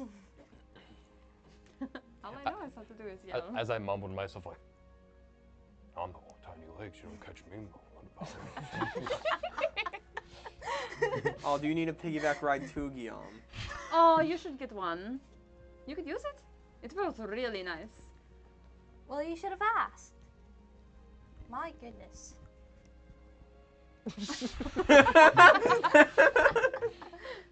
Did you just like pull out a long booger? he just wipes it on Celestia. Just. It's in his mustache. Oh, I that's know, I'm disgusting. Guillaume, what? Pull a really long booger. It's actually the only thing his mustache is. Oh God, could you? Just go right up, and that's why it's white. Could you imagine someone just laying on their back, their guts roll out? They're like, medic! They catch me like, oh, sorry. He's wiping off his mucus covered. It's full on. It's like, don't worry, I got you. No, I'm gonna get infected. Never mind, I'm good. That's my Guillaume Schumer. High priest. Yeah, hold on, I'll get to you in 1 second. A little bit of So anyways, action. you're traveling, right? Yeah. Oh, sorry. You want back on too. Sorry, I got a little bit of the sniffles. Just blows your nose on like their shirt. Anyway. Sean's like, I wanted my to God. create art. Instead, I got these assholes. Sorry. Anyway, we carry on south, and do you guys just want to go until nightfall? There really is nothing here. It is barren. I was Yeah, gonna I say guess if there's nothing. You Yeah, pass on the horizon, you can see several like wrecks of vehicles and things that are far off from your trail. And perhaps Silas's eye is caught, but you prevent him from running off. Yeah. Need And the copper. no Toma. You have not come across Toma. What if I find youthful parts? No. Converters, man. I mean, yeah, I say is there any type of cave or like some kind of like cave structure or mountain we can kind of. Well, You guys find a nice forest camp, or actually you find you find Can we find an abandoned like rail cart? Oh my goodness. you find a second one. You don't find anything like that. Okay. But into the muds a little bit, you find almost an impact crater of some kind that has gone down, and the mud has like sloped over, almost like a tidal wave, and like frozen there somehow. And it provides like a good 5, 6, 7 feet of cover from above, and it has begun to drizzle and rain. And if in the higher parts of this ditch, there is a water puddle toward the end, but in the higher parts there is some flat ground where you can find shelter, and that's about the best you can find. There's no like wrecks or anything nearby. Well, let's do a investigation check. Can I do an investigation at advantage because I'm looking for them? Sure. What about perception? Because I'm technically looking around to see if things. An argument could be made. Okay, even an argument could be made for survival. Dirty 20 investigation. Could I do survival? Wow. I couldn't. Nat 20 I investigation. only got a 10. Nat 20? Alright, that's all I needed. I was gonna say I got a 15. I got a dirty 20, then a nat. So as the rest of them are making camp in this, Silas is up on the slope, looking out, and you spot a certain type, a tracked vehicle. And you can't recognize the make of it from here, but there's a vehicle. It's about a kilometer off. Okay. Within walking range, a few minutes. Can I just go off to it without them? If you want to go that far away from them, that's up to you. Professor, come with me. Where are we going? To check out the vehicle over there. What do the others think of this? So we obviously hear this? You can hear this. Let's go. Silas, Yes? where are you going? Maybe to find us a better place to stay? Don't you think all of us should come with you if you're doing that? Well, we might want to look at it first and make sure it's safe. Why are you asking me to go make sure it's safe? Because they're smart and they're morons. Excuse me. Okay. That's awful. Oh. Professor, Maybe. Yes. would you could like come to too. stay here, perhaps?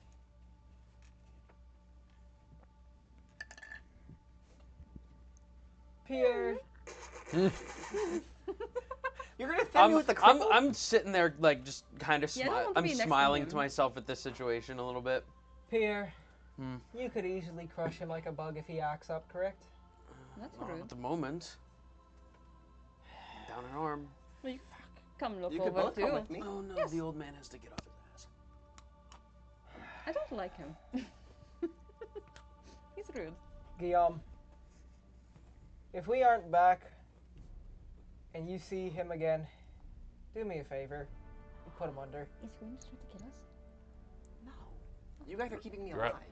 It's the priest. Me? You're asking an archcleric to do a hit job for you. Did I stutter?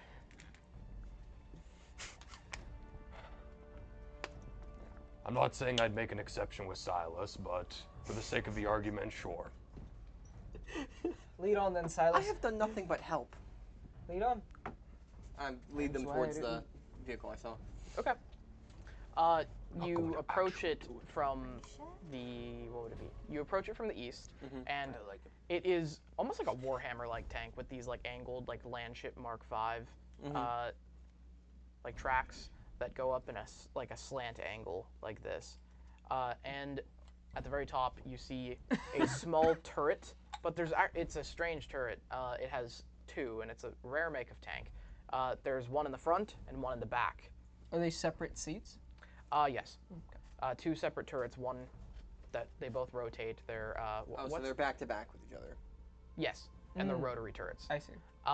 And within the body of it, you see several machine gun like nests built into it, and you recognize the make of this, Silas. At least the base make. This is a Mindesfoot of some regard, a very popular and widely used tank. I didn't sell these, right? I sold more. At some point. Oh, I did? Okay. At some point, you probably sold a package There's that a contained safe them. bet. You never carried them with you, Okay. but Thawtech certainly dealt in them. Yeah. And inside, do you want to go inside? It's bogged down in the mud, and give me an investigation. 14. 14? Yep. You survey the tank and find that the tracks and the outer hull seems to actually be in very good working order.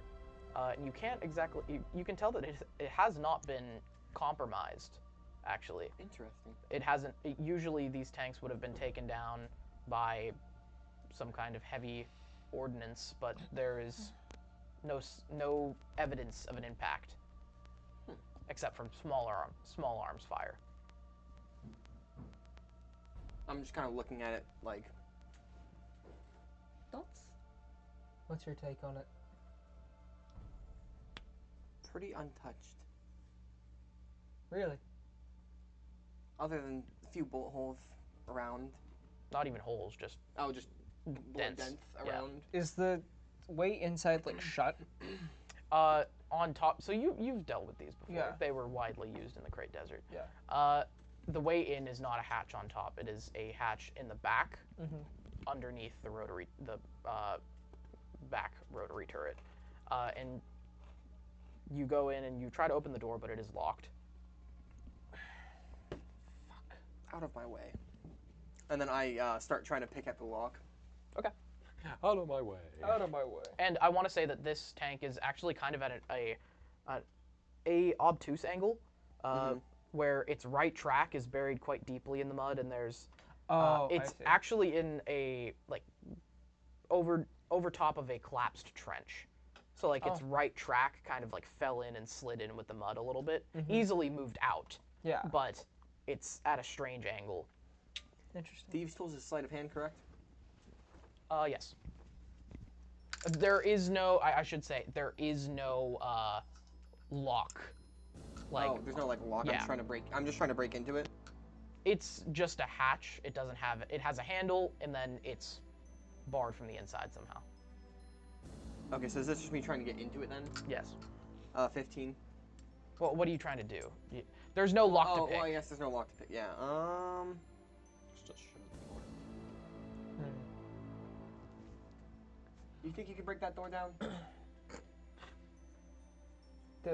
The metal hatch that's barred. Yeah. Could I make a history check to try and see if there's like an air vent or something? Like, or some way like that I could like circumvent getting in there? Sure. Or like maybe some fail-safe in case it gets locked or something. I mean, those do exist, but like that's like you simply don't let that happen. This is a case where it's been like barricaded. Yeah.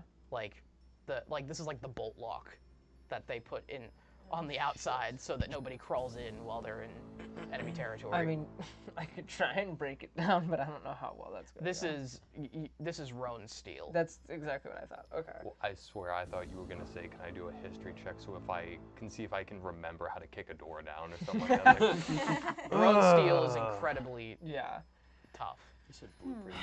You said air vent, and I was like, oh, it's like the Death Star.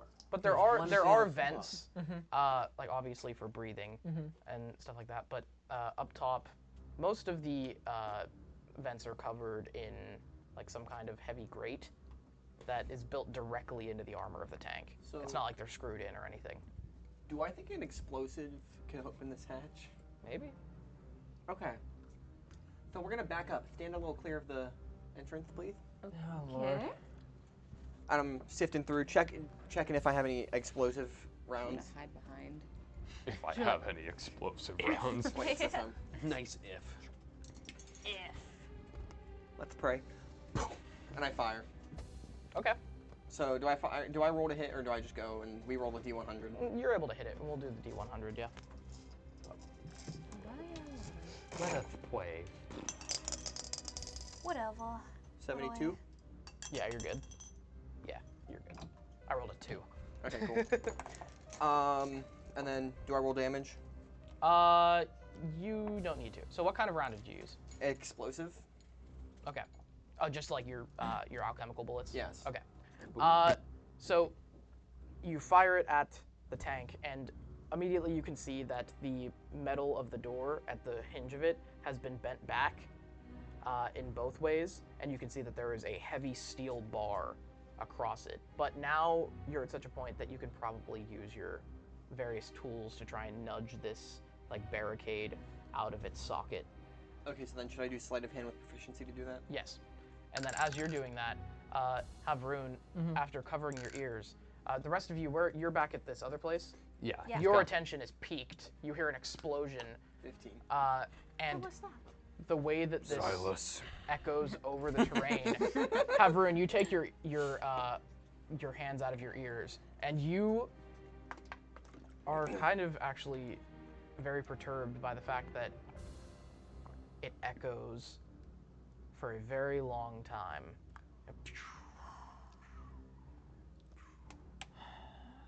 Fuck. You big dummy. So 15 sleight of hand. You're able to nudge it out. Okay, cool. And with that, we're going to take a short break. A very short break. Okay. I also have to. Yeah. So we will be right back in just a few minutes. Not a very long one. Less than 10. Let's pray. Boom. Yeah, let's pray indeed.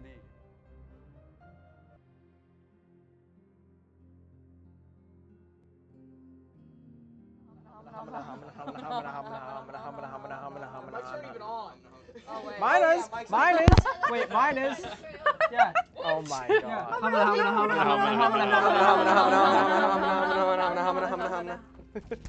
Hello. Welcome back to Gildstone Gazette.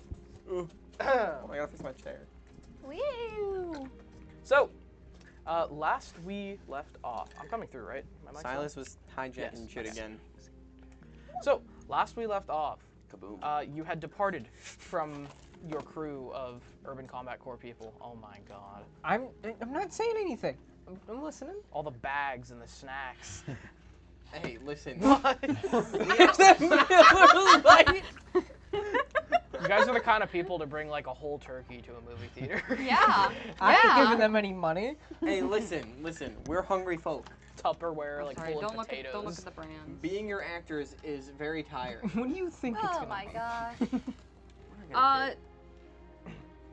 Gabe says that sounds so fire, by Tuna. the way. What? Gabe says that sounds so fire, by the way. What sounds? Oh, something about your guys' food.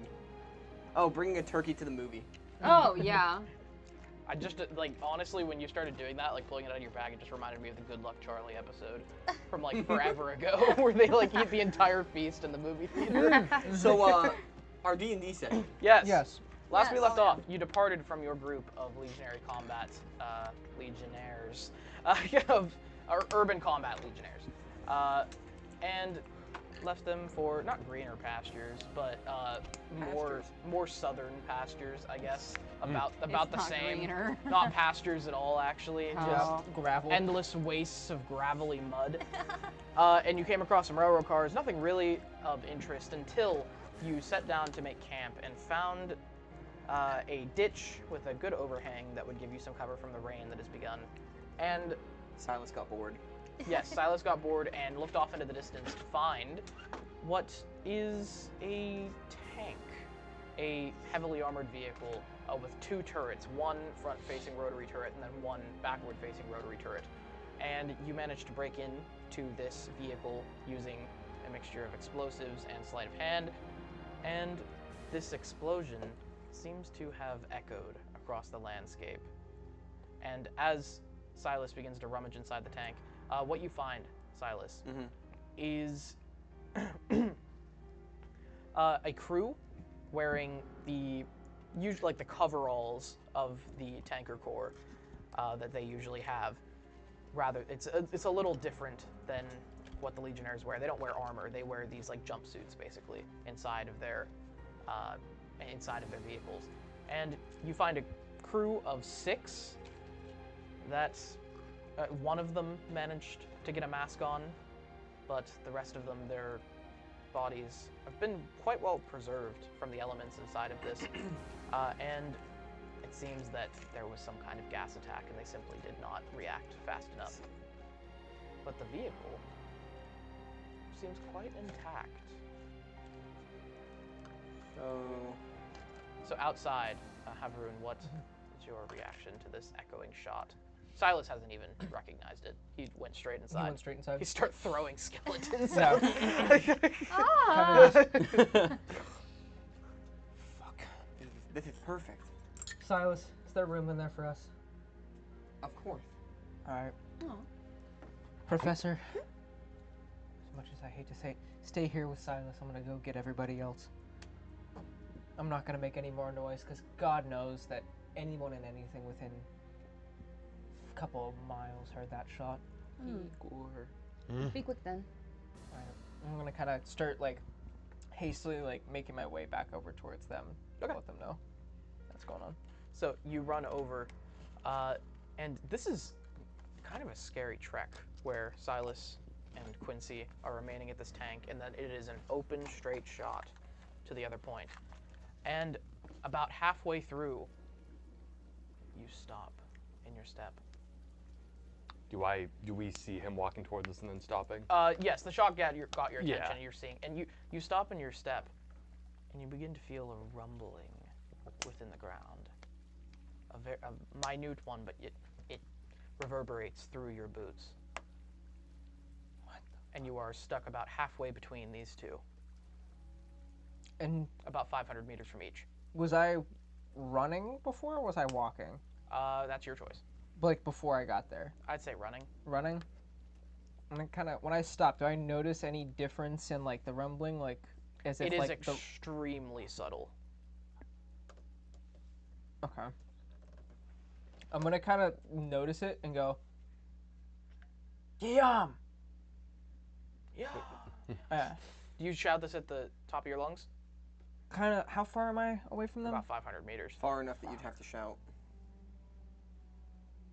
You guys see this image of this clad dwarf. Yeah, him just stopping. Yeah. Just stopping, and you gather up on top of the ledge, and you see this small picture against the blue sky and the backdrop of the sea.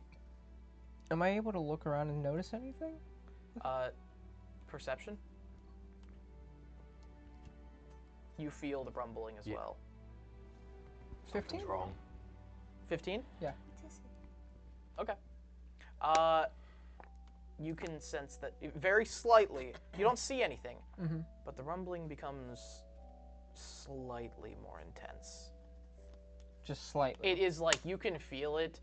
It's like if somebody like dropped a baseball on the other side of the house, but in a matter of miles. Do we see anything like moving or? No. All right. Well, at this point, then, where I'm at right now, instead of running over, getting them, and running back, I'm just gonna yell and just say, like, run here now. Just those 3 words. Run here now. Okay. To them.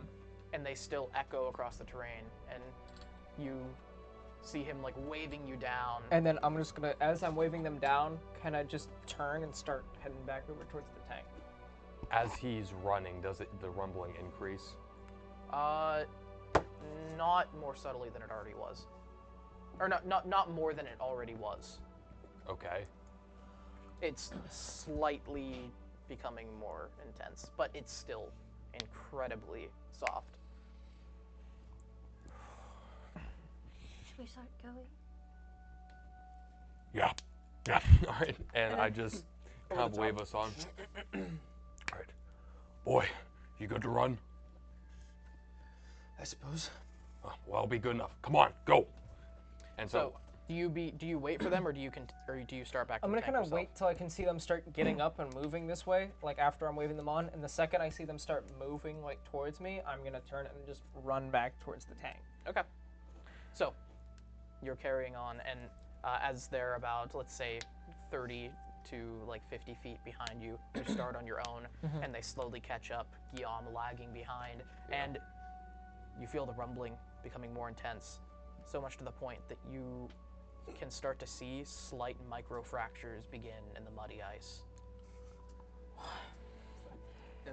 Am I able to get this tank started? Not started. No. As you investigate it further, the fuel inside the tank has become, like in the fuel tank, has become a sludge. It's been sitting here for so long. Okay. Like the kerosene inside of it, and it's completely useless.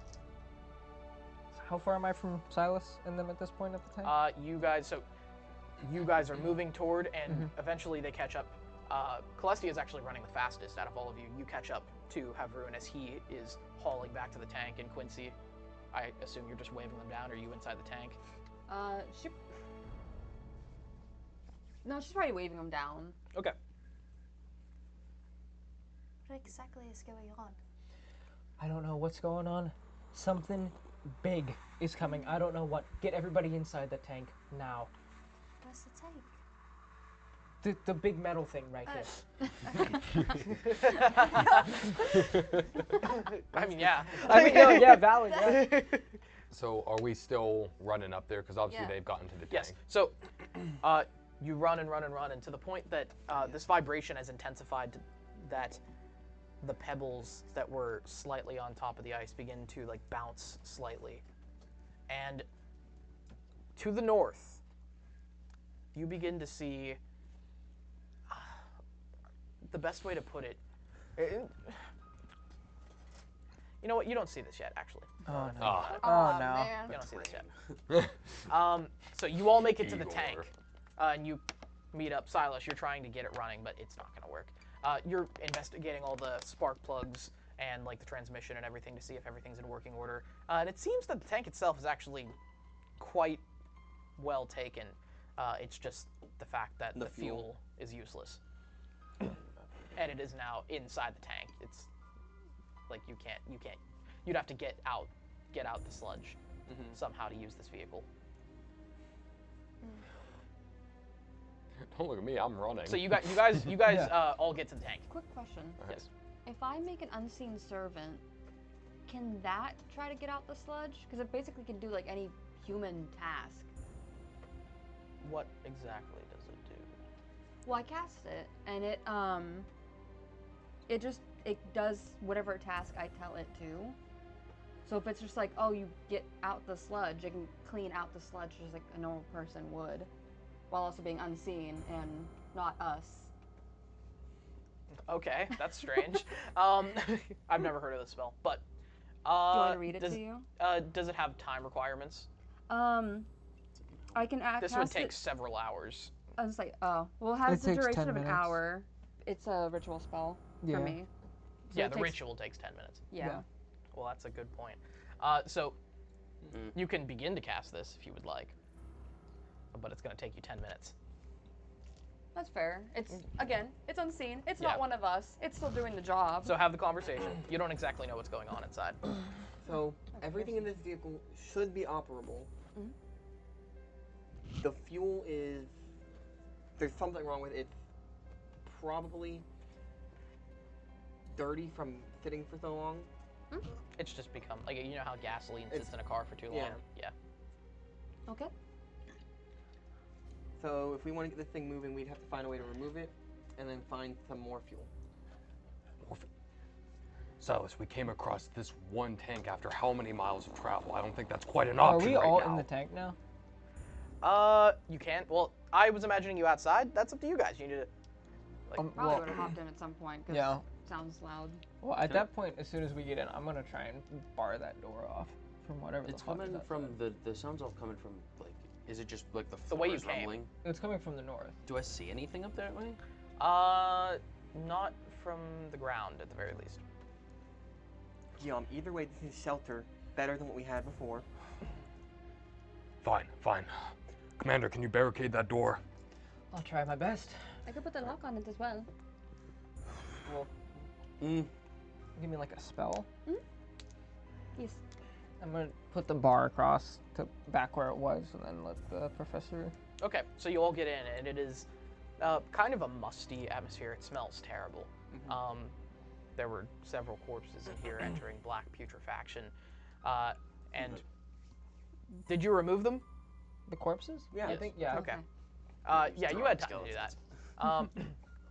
So you moved them out, and the stench still remains, and you close the door and shutter it as best you can. He kind of messed it up quite a bit, but still, it's shelter. And let me describe the inside of this. There is the engine. There is the driver's seat with the levers to control like the lateral movement of the treads. Then there are the 2 turret positions, several machine gun nests, and then 2 like different racks of 2 different types of ammunition, like different shells. And the shells, from what you can tell, there are 2 different ones, like 2 different sizes. I don't really know shells that well. a large one, like in Abrams. Like an explosive shell. Like an artillery. It's an Yeah, artillery. yeah. round. A tank round, yeah. Yeah. But then there's another type of tank round, a smaller one. That's just Okay. So less when wood. They'd be the same size, different payload. Yeah. Yeah. I Or was no, gonna say- different sizes, one for each different type of gun. So there's 2 different guns. There's Yes. like there's the big main gun. And One then of there's- the rounds Oh, is one much of more. them might be like a flak kind of. Yes. Which is smaller but fires faster. Yeah, we'll do flak. We'll do flak. There's flak on the back. Oh, And like they're large flak boxes, and then the large rounds that are stuck into like the holes in the round shelf. And it's about like there's like 3 of these left. This tank was actually almost out of ammo. The flak is actually intact quite a bit. It seems that it was mostly firing a front and not backing up into battle. One of the major design flaws of this tank. Still, it's a tank. Yeah. You aren't going to not use it. Yeah. Especially in a civil war. But the turret positions are clear, and the drive, everything seems operable. There's no electricity, obviously. So I have a question. Because the turrets would turn electrically, correct? Yes. Is there a manual way to do it in this tank? You can try. So like, are there cranks or anything I can see? Okay, so you go up into the main, like area, or the main turret, and this is an enormous gun, very large. And as you like try to pull the crank, you're able to like budge it the tiniest bit, but you are pushing like several hundred pounds of steel, and you can't you can't get the torque of it. It has no power steering. And then you go down and you go into the second one, and this one is still very difficult, but it's a much smaller gun. It seems like someone stronger than me could be able to turn it. Maybe. Okay. Not super efficiently, but not with one arm. It's like not with one arm. Would it be like old hand crank guns? Whenever like they have to like adjust them, like no, what it do you has do with a trigger mechanism No, for they- actually they- firing. Like it. for the They turning. did. For turning. Oh, it. for turning, yes. Yeah. Yeah, that's what I mean. For like adjusting like the actual. Yeah. Like, It has very little like vertical movement, but Yeah. it can turn about not. It's so this gun is facing backward toward the north. 180 degrees. Say again? 180. Yeah, about 180. Maybe let's say like 160. It's a little more narrow because the treads of the tank are around and this it. is more akin to like anti-personnel, I'm guessing. Depends on how you use it. It's a They're flat lighter gun. rounds. Cool. Yeah. Yeah, that's what I mean. And in terms of like vertical movement, you can get it up like it goes straight forward, and then it has like a 10-degree down angle, and then about maybe 30 degrees up. Okay. At Do most. there happen to be binoculars in here? Investigation. We're manning a tank with no power. It's a nat 1. Nat 1. Yeah. There are no binoculars. Does anybody have binoculars? There's never been binoculars, dude. Does What are anybody- binoculars? Does anyone have binoculars? I do not. Have good eyes. You find a pair, but they're shattered and broken. Like I could look through them and see. You're like and you pick them up. This is canon. It's a kaleidoscope. You pick them up, and immediately as you pick it up, the lens, like the glass, falls out, and you just like whip it around, and then And so I'm gonna look out like it's got a little bit of a periscope, but it's literally like it's not any magnification. It's just so they can look out. Yeah, so I'm gonna look and look north again. I was gonna say, is the turret itself completely like open? where No, you- it's not open. It's closed. But you could still see out like for the gun. Yes, there is a small slit, and then there is a periscope, one periscope for the entire tank. And that's where you are right now. Yes. Okay. And it doesn't have much magnification. Okay. At least you can't figure out how to work the magnification, especially with one arm. This thing is heavy. Yeah. Like, you know how periscopes work, you have to lift them. I'm literally sitting here like this, like arm is stuck to my side, and I'm just like trying. And you've never been in a tank like this. You just simply don't know how they work. And think like we have like a better education than these people have. Like we, like, they might have never even heard of what the inside of a tank looks like. Yeah. But you look to the north and you take shelter. Any conversations that happen as this rumbling continues, and what you see as you get the periscope as high up as you can is a cloud of dust moving in your direction. What do you see, boy? Something. Just dust, nothing. There's no figure. Well, that means it's something fuck off big. That's what that means. Or a lot of something. Do you think it might be, Igor? No idea. It's not nighttime, is it? No. It's like 3 p.m.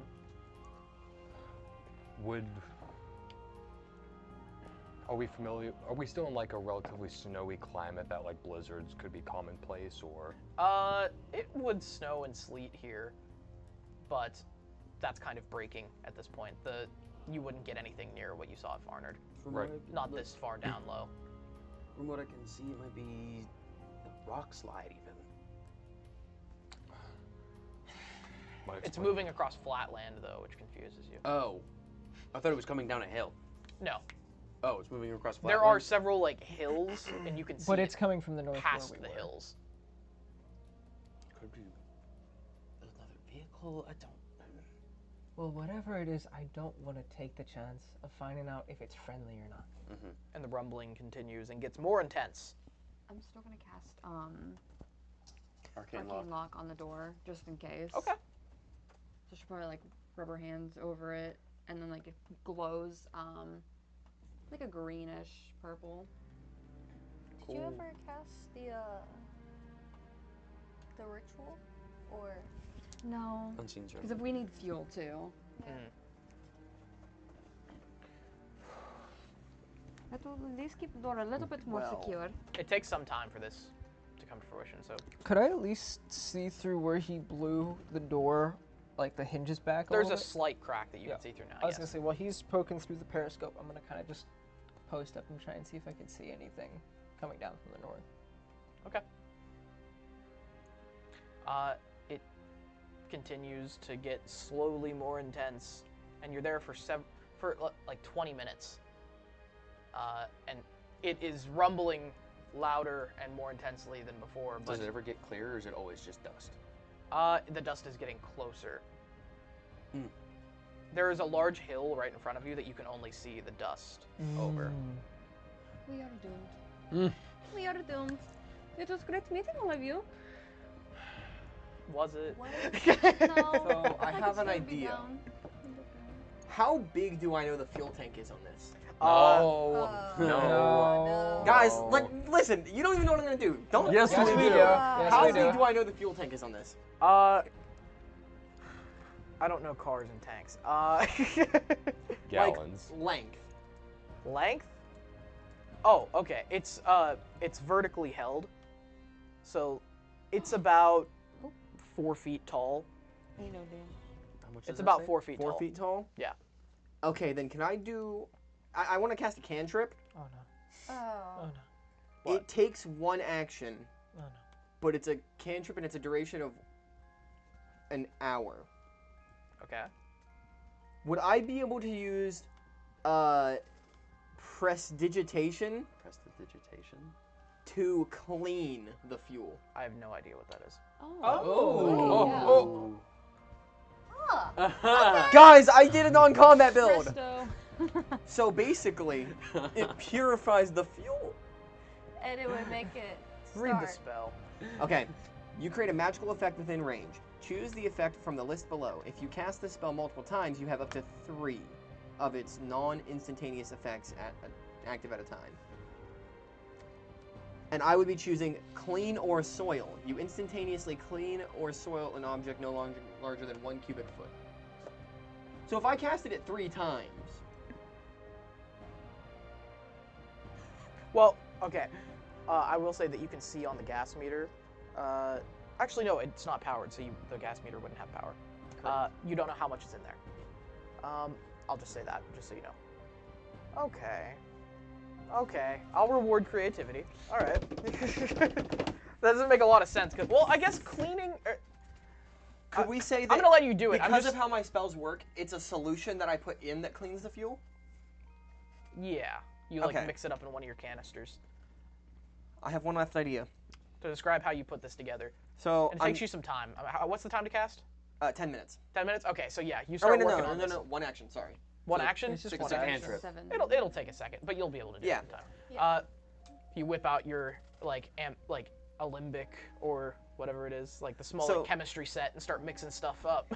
I take one of my explosive canisters, like crack it open, pour some of it in. You take one of the explosive canisters and throw it over your shoulder, like to empty it out. As he's doing all this, I'm quite literally gonna grab his like wrist. No, what do you think you're doing? Let me work. Do not interrupt me. Hands off! Bang! Smack his head. And I grab out one of my cure wounds syringes and just drop some of it in. This should work. And you start shaking it up like this. I shake it up and pour it into the gas tank. Okay. Oh, we're gonna it's fucking like that die. movie. You open the small valve on top, and immediately you get a whiff of just like extremely strong like oil, and the solution. You can't see what it's doing, but you can hear like a bubbling and popping inside of the gas tank, and that's really all you can sense. Okay, so I'm gonna close it, and I'm gonna try to start the vehicle. Okay. So oh wait, it takes 10 minutes. It takes 10 minutes to work? Or it takes, well, it takes one action. How long is that? That's 6 seconds, technically. Okay, then I'm going to wait a little bit. Yeah. We're going to be generous and say that this takes a little bit longer. So. That's so good. He did that with his nose. Some sketchy shit, okay. dude. It looked like I did it with my nose I'm because probably of the not going to get mustache. away with it. Oh, day. So, and I start. Oh, is that the fly? Oh, nice! That's 20. We have a fly. I smacked it out of the air. Oh, to be a fly on the wall in the D&D room. Oh boy. So, you go over to the engine after this happening, and any interactions that are happening, and the starter is this massive, like it's from like a Mark V tank. It's this massive, like, how would you even put it? It's a massive handle that extends across. It's a handle that goes across the different combustions, and then it has like a round thing that you pick up. An old car starter, so like original, so you literally like take it and you push it. Yeah, except this you need like to bring it around like this, and you grab it, and any. It was pretty commonly a two-man thing. Grab onto his arm and be like, "Sus, what the hell are you doing? Start the fucking thing." Where are we gonna go? It is the rumbling is extreme at this point. I turn it over. I'll look through the thing again. And then it doesn't start the first time. Trying again. Oh my goodness. We're doomed. We're doomed. And it continues. At this. We're not doomed. And it continues up, and this loud noise fills the compartment, and. So, do you know how to pilot a tank? What do you think? No. And you see that the gas meter, it lifts to about a 16th of a tank. Well, guess I'm gonna do my best. And I start trying to go pilot it. You start it up, and you start it up, and you go to the pilot mechanism, and it's rather straightforward. You have two levers, each with a like intensity knob, and then you have a handbrake in the middle. Basically, they control each. If you squeeze both, if you squeeze both down, think of it like a vehicle pedal. There are degrees of like, yeah, and these. It's like a tractor. Yeah, you squeeze this one, the right tread is faster. Squeeze this one, the left tread is faster. It's driving a zero turn. Yeah, exactly. Okay, cool. And you can also switch the direction by pulling them backward, so you can roll backward and everything. Cool. So I'm gonna drive it. And I'm gonna try to head towards where we're trying to go. We're in a trench. We're sideways. Oh my god. We can get out. So, Silas and his vehicles. Remember the last time Silas was flying something? Yeah, I know. I'm very. We're still doomed. So we need to find some fuel very fast. Keep your eyes out. You begin, and you pull it forward, and the first movement of this tank is a. Oh my. Getting out of that original ditch. And you fiddle with it a lot. Give me what would this be? Animal. What would piloting be? I feel like it would be. Intelligence? Yeah, like an intelligence. But like what kind? It would be an intelligence. Maybe just a flat intelligence. Intelligence, no proficiency. So you didn't know how to pilot a tank. Intelligence dex combo? I'm gonna I was gonna say, what about that? Because it's technically like. The combos are a little hard to do. Okay. Yeah. Just Would do it be intelligence. like a mixture of investigation and like dirty 20? Dirty 20? history? So, Not this one. he doesn't know how to It's just drive a matter it. of knowing. So, Silas the pilot! Silas the pilot. I'm gonna look north. my eye is burning. But, so you're in the turret or the periscope trying to look north, And now that you're like, are you in the turret or the periscope? Periscope. Okay, you notice that like as you were pushing up to try and hold it up, it like, as the engine starts, you kind of get pulled up a little bit more because there's some kind of like power buoyancy in this thing. Oh, sweet. Is there any chance there's extra systems I think I could turn off to save fuel? Air History. conditioning. History? The AC. 19. No, I want that. Show the camera that. That's pretty cool, actually. It's a little dice in a jar. I love it. I want it. It's like trouble. So what is it? What did you get? 19. 19. You remember that there are several redundant systems. The headlights immediately came on. There's the headlights. There's air filtration. There's a lot of systems that you could turn off. Leave the air filtration on. It stinks in here. I'm gonna turn the air filtration off and there's a fan off. in the very back that is going right now. I'm gonna turn the fan off. You can turn off the power steering for all the turrets and the periscope, and then immediately, as like Pierre's, do you turn that off? Yeah. Pierre's like holding it up, and then it just it like clamps down on your neck because it's like a shoulder mounted. Yeah. Periscope. Yeah. Sorry, we need to save power. You can turn off several systems, basically. Yeah, so I'm gonna turn off as much as I can. Good thinking. Okay, so He you turns carry off on, the and booster from seat your for Guillaume. intelligence check, for driving, you're able to get it out of this ditch quite handily, and then you come to like the point where you're finally like at the top of the ditch, where the rest of you are holding on for dear life because the tank basically goes to he accelerates hard and. Yep. I'm holding onto this thing with one arm. And then it gets out and cracks the mud as it goes. The rumbling behind it is... You can't exactly tell how bad it is from the rumbling of the engine itself. Where do I see now? So looking back in the periscope, you still just see the dust. What the fuck? There is quite a large, like, cascade hill to the south, or to the north. So we're out of the trench at this Yes, you're point? out of the trench, and you're moving, and you hear the squeak of the wheels. Well, Silas, you didn't kill us yet. Get us You the guys fucking really need to put horseback. more trust in me. And the most you can manage with this is it like drags a bunch of the and like pops with the Backfiring. engine, yeah, and like stalls and then continues going. You roll over a trench, and when you get to a more open flat field, you find that probably the most this thing is capable of is about 30 kilometers per hour, which Is it faster than we move? yes, There we yeah, go. a lot All right. faster. Miles for our American audience. 30 kilometers per hour. What is that in 18 miles? miles an hour. 18 miles an hour. So it's not super fast, but faster than walking. Oh, yeah. For our And- American. We use kilometers. We're British, by the way. British. I find the metric system so much more intuitive. We get it. Yeah. You're Yeah, okay, trash. Whoa. I'm just gonna kind of look at Silas now that we're out of the trench and stuff, and just be like, "Well, congrats, you didn't get us fucking killed. Put the hammer down and get us to Mortis Guard, please and thank you." This is about as fast as we can go. Fine by me. Does somebody have a bag? Oh yes, here. I throw back like a brown paper bag. It's quite a violent ride, and Yeah, there's not no, really she's- places to sit. She's Garf. There's like metal like outcrop. He's like a hummingbird in a washing machine. He's like a jelly bean in a washing machine. Spill my own water. Like turning upside down as it like bumps. I'm just at this point. I'm just gonna like hold him, just like stop it. And I like to think Silas is making no attempt to actually be like a good driver. Oh no. He's going in a straight line. Yeah. I want to imagine how that I'm looked not on the avoiding any stream. bumps, hills, nothing. Terrible. and- probably. As you guys continue for about 10 more minutes, you come to a larger hill, and you look over, and a perception check. Motherfucker. It's always a check. 18. 18? Mm-hmm. Okay. And you continue for about 10 minutes. 18, you look over the hill, and as you get a little bit higher, and this original hill that was obscuring your vision, something begins to crest it. And it is not exactly what you expected.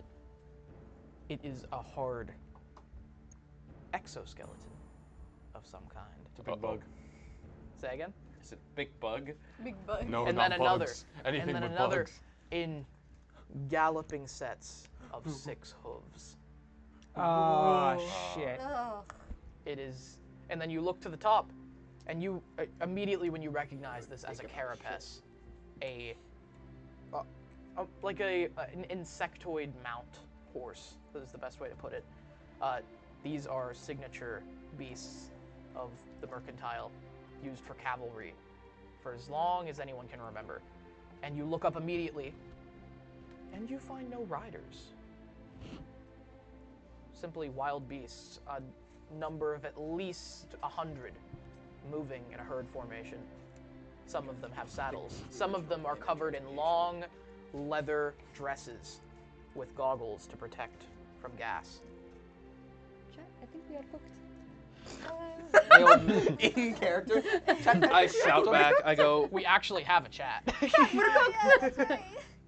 I go. Old man, I think there's something you might want to see. Not you. Just I'm gonna stay grab it still. and just.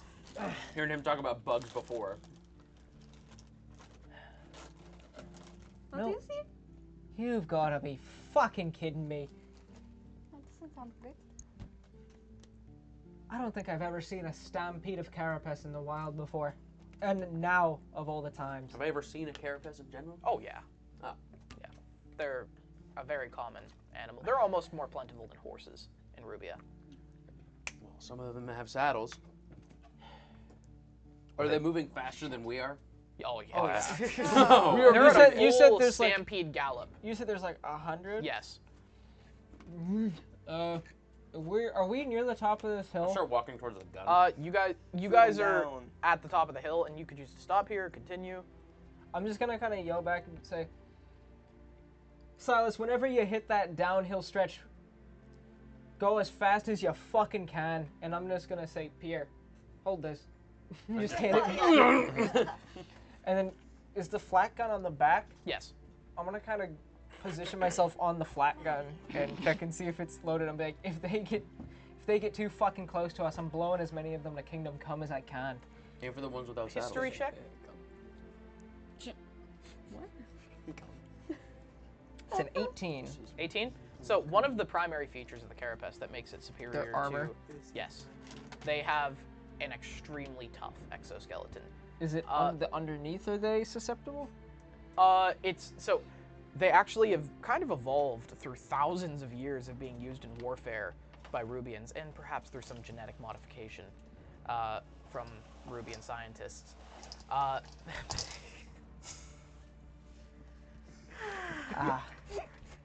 Aiden, you're scooting left again. Oh no, you're good. I was just putting that down. So, through years of being used in combat and perhaps manipulation and training and selective breeding, they have developed an extremely tough, like, breastplate area on their chest. And it's not common, but you remember specifically that this has been known to possibly deflect bullets in the past. Jets were cooked. Jets were cooked. Oh no. Well, Hey, this is SMS. I'm Silence still breaking gonna the fourth position wall here. myself up We on are the gun cooked. and just wait. I'm just putting that out there so that you like understand. Yeah, Like yeah. what How big these are they? beasts are like. Say again? How big are they? They're about the size of a horse. Oh, we're bigger than that. Are these Oh going to my kill us? God. Or? What are you gonna do? over Run us down? 100. There's That- hundreds There's of like them. 100. We'll be fine. And I Oh have my God. explosives. And their faces are these skinny, almost like proboscis like angles that come down to these small mouths. And they're very odd to look at. They're Like an I want to anteater? pet it. kind of, yes. Like a weevil. I want to pet A it. little bit, yeah. Let me do it for you. Kind of, not far off from that, actually. So, you continue, and are you going to continue past this hill? Okay, cool. So you come to this slope that takes you down very fast, actually. You did not expect the slope to be this violent. It carries on for several hundred meters. And it's rife with trenches, and you try to slow down a little bit with your brake. Yeah, kind of roller coaster-esque. You try to slow down with your brake, but you find that your brake is becoming ineffective with these tracks, and that you're actually not even driving anymore. You are sliding on the icy mud. If we're sliding, Oh no. can I turn the engine and leave it try. neutral so the tracks will just move? Yeah, you can. Okay. Try. Well, You might not be able to get it back on. Oh, no. Silas can figure that out. Shuts it off. So, and you guys all hear the engine suddenly stop, and the rumbling. You realize It's just on how loud purpose the rumbling again. has become, and they are now within a kilometer of you, and they're moving quite. Are they following us? extremely fast. They're Yes. heading directly What are we toward doing? you. I don't know if you noticed, but we're still moving. Well, yes. Moving faster than we were. I stumble my way to the front like, Oh, Silas, why is the engine off? Because we have like no fuel. I need us to save it as much as we can. And We you also are- need the engine on to recover. You guys are now Pick 'em up moving and I down the throw 'em. slope. Ah! You're moving down the slope, fine at like a brisk but controllable pace, and it becomes more and more like steep and long. And I should have mentioned earlier, the rain has become to intensify more. In fact, ahead of you, moving to the north, is a large thundercloud. And now it's beginning to have this heavy, wet rain that is slicking the surface even further. And you turn off the engine and you begin to slide down this, and give me a strength check. Oh no. Actually, do you even have any control? What do you have any control over A what's happening? break, I guess, of some kind? The brake, but that's about it. Yeah. Strength. Okay, so You can 14. break each one individually. 14? Okay, so you begin to try and move the different brakes, compensating as the back of the tank begins to wobble with this movement. You're basically a sled at this point. And as you get about halfway down this slope, the carapaces, they arc the top of the hill and begin to run down toward you much faster and bumping into each other, not expecting this. Some of them catching quite a bit of air as they they die. Basically, they actually make a clicking sound, similar to Thrycreen. Oh, that's Oh horrifying. no. Oh, no. And they begin to stampede very fast upon you until, give me another strength check.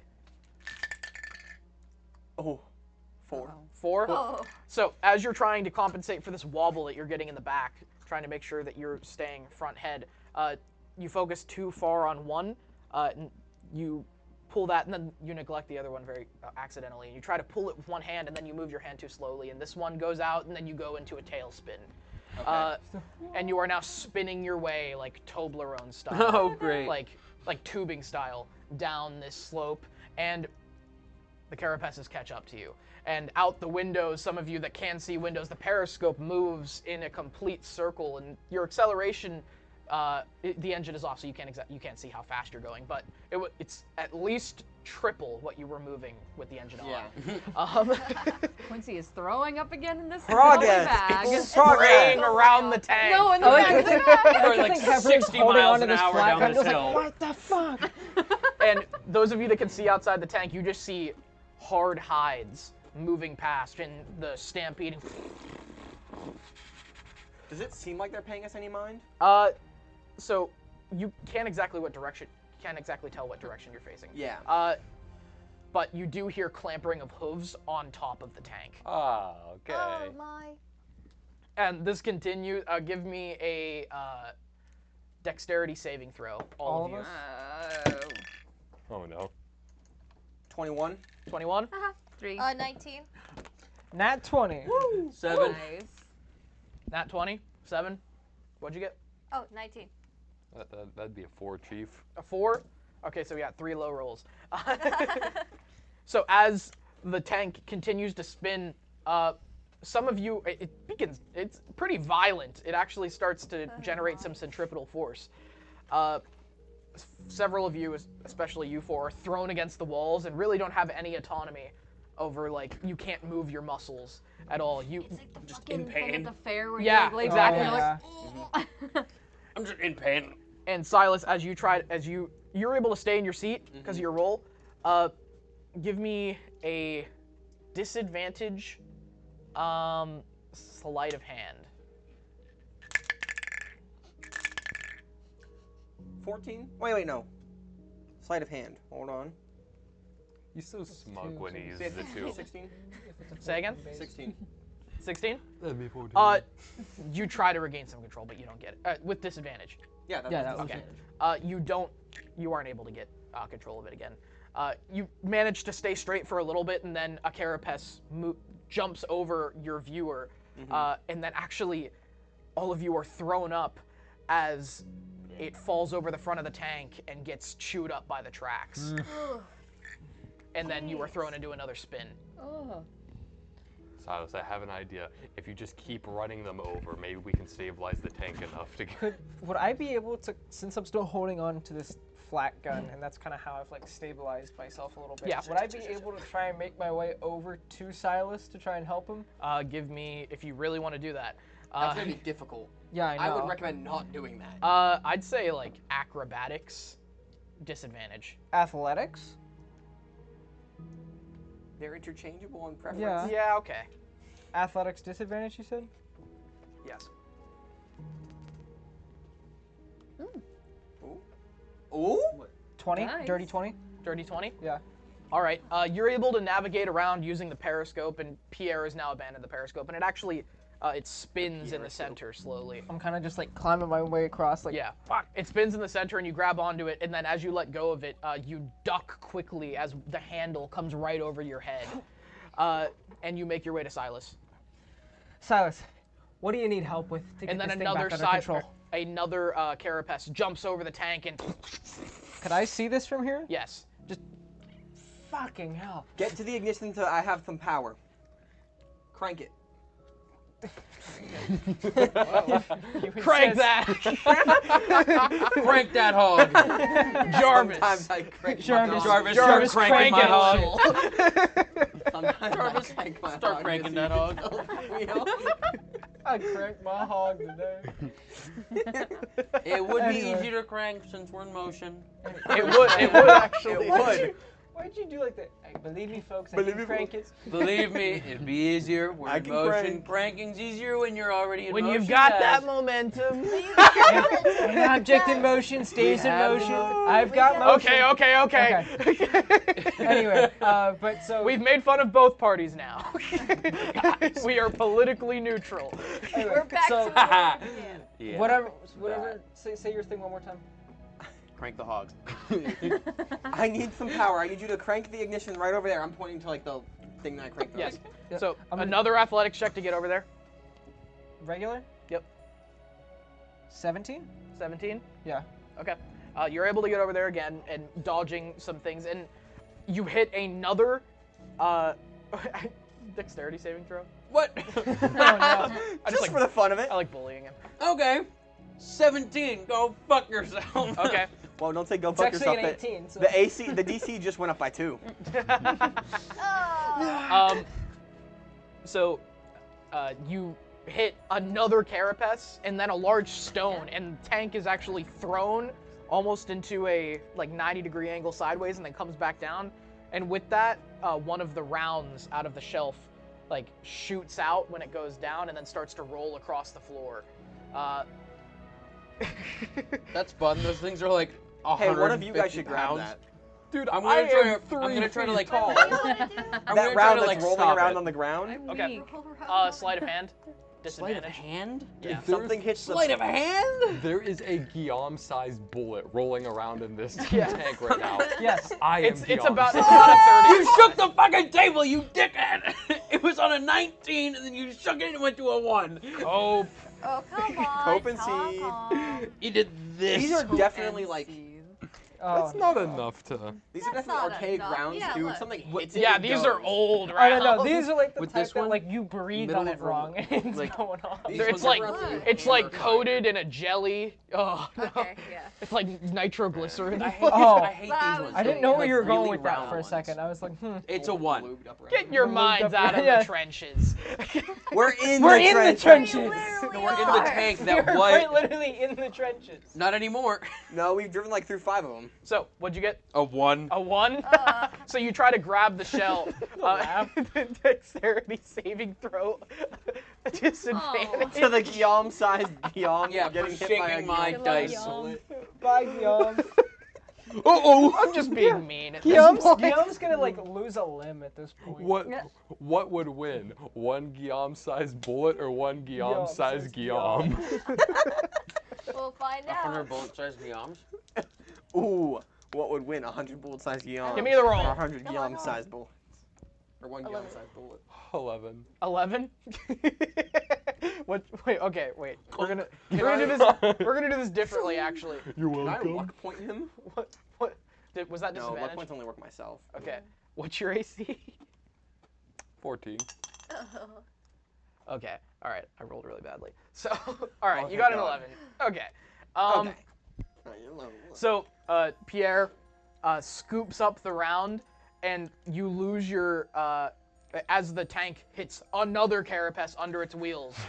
And I'm like straining with my left arm. yeah, and you can't keep the grip on whatever you were holding, and you go flying over, and the round you pick it up, and you actually almost hit Guillaume as you kind of cradle it and smack the end of the round against the side of the tank as you're thrown, and it cracks, and some of the the blasting powder inside begins to spill out onto the floor.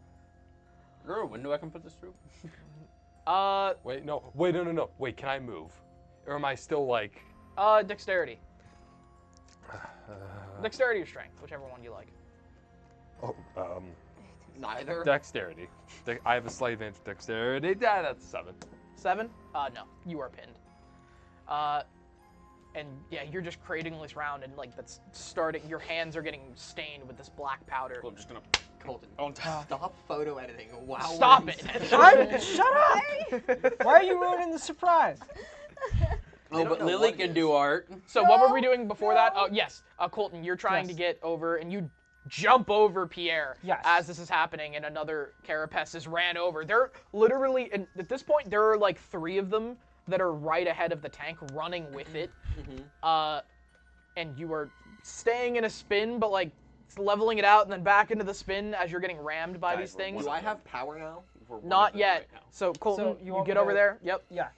Give me a. We need a stability check. That would just be a flat dex save, wouldn't it? That's a dex. Yeah, we'll do dex. Yeah. With guidance. Okay. Guidance. So Now you're driving. But I'm giving him the guidance is a verbal. Okay. And a touch. I went. I need you to crank it. That's a.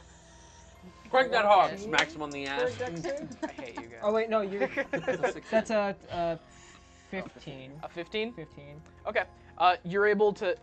So you run over and you're able to notch your feet underneath the engine to get some leverage, and you grab it, and as the tank goes up, you bring it back, and then you bring it down, and it doesn't start. Okay. Feet get sucked into it like a. And you actually hear industrial air there's a suck. bit of a smoke. There's a bit of smoke in the air and a whistling no smell. Okay. That's why I was Do it again. So do you want me to make another roll for that? Strength this time. Strength, just flat ability. Yes. Say an 18. An 18? Yes. Okay.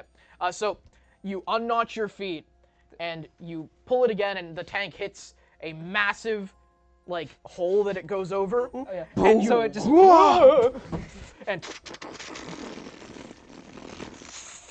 and you begin driving it. Am I getting more stability? Yes.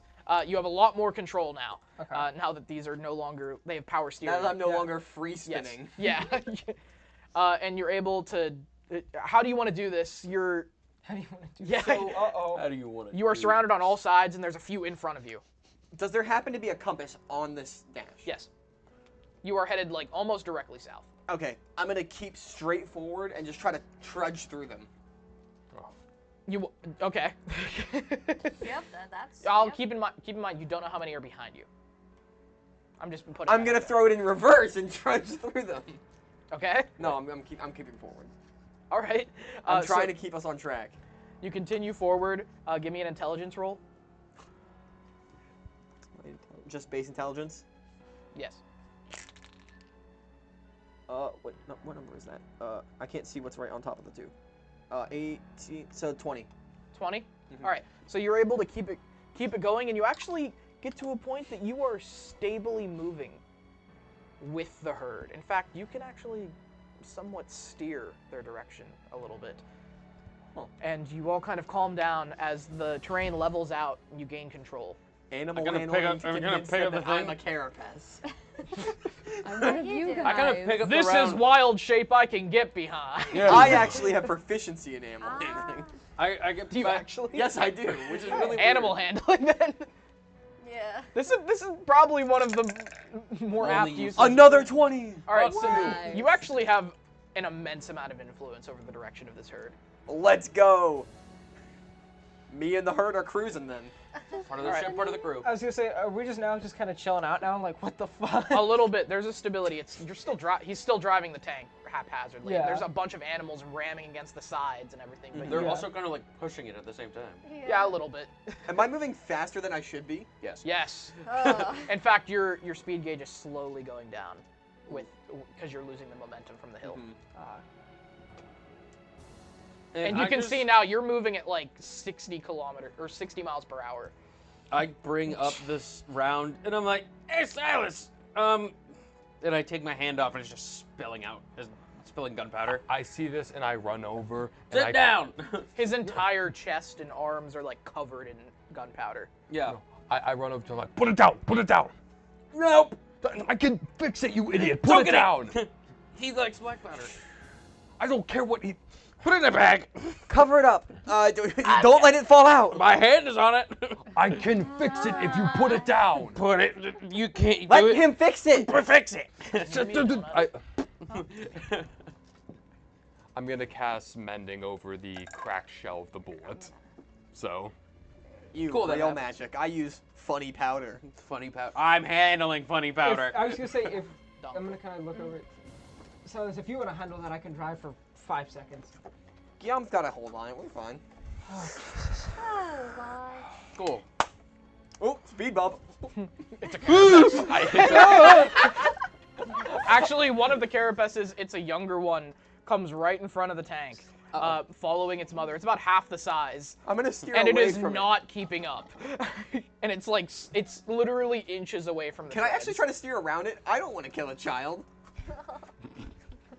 Dom, try not to make the campaign I'm fucked up. putting. Let me put the round back. At least he's trying to be considerate. Animal handling. You have to decrease your speed significantly. To steer around it? It's like right in front of your treads. Okay, 15. 15? Oh man, I'm imagining like baby deers with their little legs, like, oh, I know. You're able Here's a to tank. get away from it and like weave it out of your path, but then you hear hooves sidling over the tank at the sacrifice of like 20 miles per hour. Okay. And a ton of them, honestly, you're moving at like 2/3 their pace now, and they are jumping over you consistently. Like, get the fuck out of their way. Yo, any chance Silas knows how to speak carapace? You don't have a druid, damn it. I'm not a druid, but I'm good with animals. I speak Thrycrane, it's just as good. I feel like that's racist. That is definitely. No, it's not. You guys don't know how many are behind you. And continuous, it is a stream of at least like a dozen of them at this point, only after like a minute, that have like jumped over the tank, like walked over it, and you hear the hoof steps. In fact, some of them even are leaving like little dents in the roof. Well, I'm gonna put the round you're back gonna in the take the shelf. You Finally. drive. Latch it in. Perhaps I wasn't specific enough. The actual like payload has like snapped out of it. Ah. So, I've given Havrun operating of it. Can I go over to the engine and see if it looks like there's any damage done to it? Sure, investigation. Wait, so this is an explosive round? Okay. I was gonna say there's also Like the warhead? There's also the firing pin and everything that's in there. There's more in there, so I'm gonna put that back still. 19. Cade. 19? Yep. The engine is in pretty good condition. Is there anything that looks like it needs repaired at all? There's a few leaks being sprung on the kerosene line that you're able to tie off with like wire. Cool. What are you sending? Does anyone here have kerosene on them? No. Sorry for asking. Who just carries that? I usually do. Well, it's you. What did you do? I sent it to you.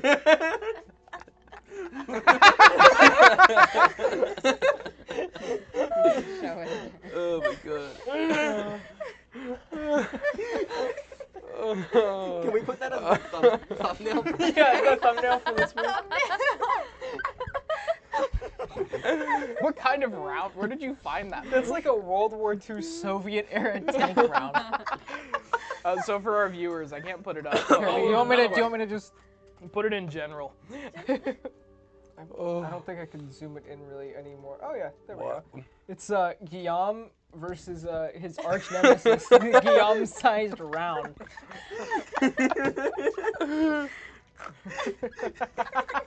Epic rap battles of history. Guillaume versus. Oh wait, hold on. The audience wants me to Dig kill round. the child. He's Wow, Wiz and yeah, I'm what's the Boomstick, retcon? and today we're gonna figure out who would win a death battle. I'm Guillaume, and welcome to Jackass. One of them can't kill, and the other's a bullet. Place your bets now. Anyway. So the engine is in good condition, but you are very quickly running out of gas. You're now down to like 1/32 of a tank, which is fumes. Okay. And so... you haven't seen this. He sees this. I see this? Yeah.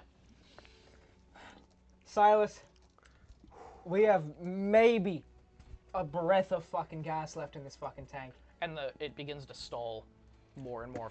So have we seen any? We've been like tail spinning. Do I see any like vehicles outside of us right now? Can I see outside of us? Actually, you have entered like a tank graveyard. Oh. Okay. So In I'm fact, gonna Colton, literally go.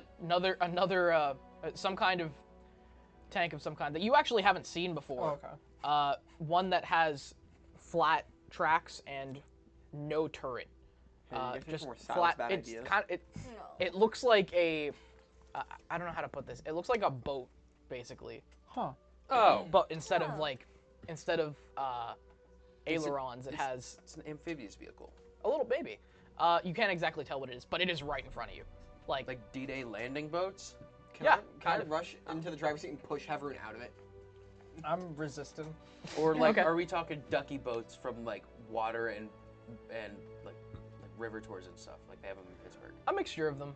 Like it looks like a pontoon boat but with tracks and like armored, obviously. And it's like on its side, like dug into a ditch, and one of its tracks is off, and it is about 100 meters ahead of you. Okay. So I guess you're down to like 25 miles per hour at this point. Really not moving that fast. Yeah. And the carapaces are jumping over you, and like. Does it seem like there's any sign that they're gonna let up anytime soon? You don't know how many are behind you. The periscope is gone. We need to get out of the third right Actually, now. yes. Well, unless you suggest getting out of the tank in the middle of a fucking. Get out of the seat. For what are you doing? Getting us out of the You guys herd. do not have this much time. Go. I push him. I'm resisting. Oh Are we my gosh. insistent? We're gonna like. Strength contest. So you win that shit. 14. Yeah. He's like, put me in. He's like, no, stop. Fuck off, Silas. Mom said it's my turn. Yeah. Mom said You it's already my had turn. your turn. Then get us out of the herd now. I'm trying. I'm gonna kind of like try and veer to the right a little bit, and like try and just basically, if they're going completely straight this way, it's veer to the right, not veer to the right. When he's right. I'm getting a little woozy here. Veer to the right. Why are you booing me? I'm right. So you veer to the right. Yes. And, as you are halfway through this motion, the engine cuts out. Mm-hmm. And some faulty mechanism, the brake engages immediately. And the front angle of your tracks, you are thrown, and your tracks squeak and basically come to standing on like the toe of your tracks. Like, you know how like the land ships are. That's so fun like, doing work. Like doing this, yeah, and it balances up there and then slams back down. Crushes 3 more. When it slams down. And then, make sure your mic's okay, by the way. I saw you pull the cord. And then the carapaces continue, and you just see on the right side of the vehicle, one of the tracks like bust and fall off of the tank. And there's many impacts on top of you, but you are now still. And then eventually, very soon, the herd has subsided, and they are now actually less than like going straight south. Now they're like veering off into the woods. That doesn't sound good. Jeez. Well, thankfully they're fucking gone. What? Can you open Never the door? questioned my abilities as a pilot. Can we open the door? I'm very much gonna question your fucking abilities as a pilot. Can we open the door? You sent us into a fucking tailspin. You're the one because who you started. decided All I've to done so turn the far is engine keep off. us alive. My fucking ass, you've been trying to pad your own profit margin. Now I'm trying to get us to Mordiscard. The next time you run off to try and scrap something for a few extra bucks when we get to Roshador, I'm leaving your lisp-having ass behind. Do we have a fucking understanding? See what happens next time you need my help. We'll see then, won't we? I'm kind of like holding my head in my side at the same time. Yeah. How are you? Listen, Well, just okay. Look, Well, I'm you- fine. Is everybody all right? Yes. I'm still very sick. if you two are done bickering, Cool. Door I will hear, open. I hear the snap. I'm guessing the spell kind of like. Yeah. You're inside. You can get out easily. Well, arcane lock. Was Yeah, lock. she If you disengage it. Yeah. Yes. Okay, cool. I'm gonna exit the door. And immediately you're greeted by the smell of just like exhaust that this thing was letting out. And the track has like the right track of the tank, left as you get out of the back, is loose on like the aft, and then as you go around the front, you see that it is laid out in a curve at a snap point. The back end of it still on top of the tank, and then the other end in the mud. I'm gonna look for anything that might be able to repair it, like any treads in the tank or on the tank. Let's take a second. Just Let me breathe. I guess I assume everybody's kind of following out as well too. yeah, I'm heading out of the tank. I'll do the I same. heard the thing. shouting, and I'm just Yeah. like, get me the fuck out of there. Silas is gonna. I should also add the left tread is like right up against the tread of this other vehicle. Okay. I'm gonna check if there's any like blasting powder or any ingredients that I can find in this vehicle left over. Okay. Investigation as you go, and then the rest of you Quincy's drinking some water. take a spitting beat. it out. Did you say we were in like a 16. field full of like just? This was actually a very famous battle. This was the Krieg of Pale Hollow, the Blitzkrieg of Pale Hollow, which is the northernmost portion of the primary city of Mordiscard. And as far as the eye can see, there are refused tanks after tank after tank after battle carrier, all mixed in with barbed wire and bodies. And it's a boneyard. And you didn't even know you were entering it until just now. Is there any visible like end to it down the line? You step on top of the tank to try and see from a vantage point where you're going, and it is a flat field. And you notice that within the tanglings of the tanks that there are more like half walls and ruined walls, and then your eyes are drawn to the horizon, and you see what remains of the primary city of Mordiscard. Still many miles off, but within eyesight. Thank Rogue. Guillaume. Yeah. I see it. It's like looking at Erebor halfway through the Hobbit expedition. Like, it's still forever away. I climb my way up on the tank. Oh, thank Rogue. We still got some distance ahead of us, but how much? To actually see it. Oh, it's an eyesight. History check. What, roughly what time of day is it too? Is it it's becoming evening. Ugh. Oh no. Sunset is in about an hour. Oh my gosh, history. Just gonna roll it out here. That would be a 15. Say again? 15. 15? As you're looking and you're just kind of taking in the view as the sun begins to set off to your right, as you're looking south, the subtle glow of the horizon, you see the outline of a half-dome over in Mortisgard. A part of it is collapsed, but you recognize this as the Castermay. The Castermay is a very famous library that existed in Mortisgard, and you are surprised to see that it still stands. It's one of the tallest buildings and very recognizable. It's a perfect, like, congressional dome is the best way to put it. Gotcha. And part of it is collapsed in. The Castermay, you said? Yeah.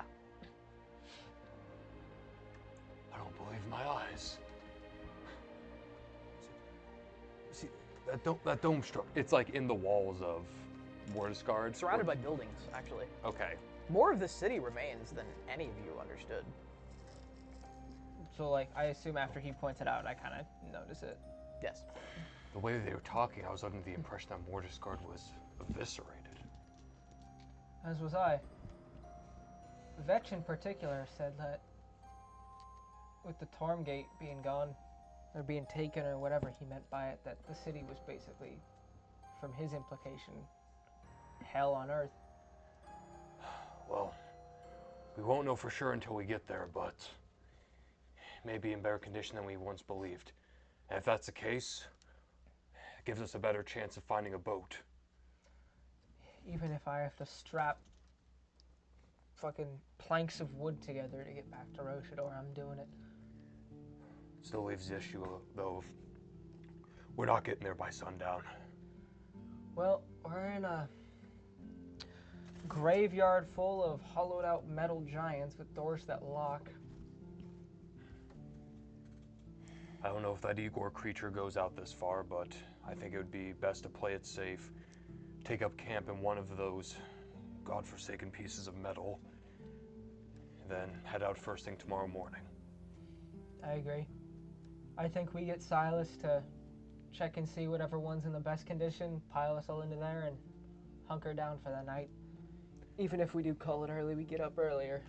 As you guys are having this conversation, I'm going to ask everybody except Calestia to step away. Oh. What the frick? Making us move? What the Your heck? mics. What the frick? Whoa. Oh, sorry. I can actually say what the fuck this time. Sorry. I'm so used to kids. Stop. What the frick, man? Bye. See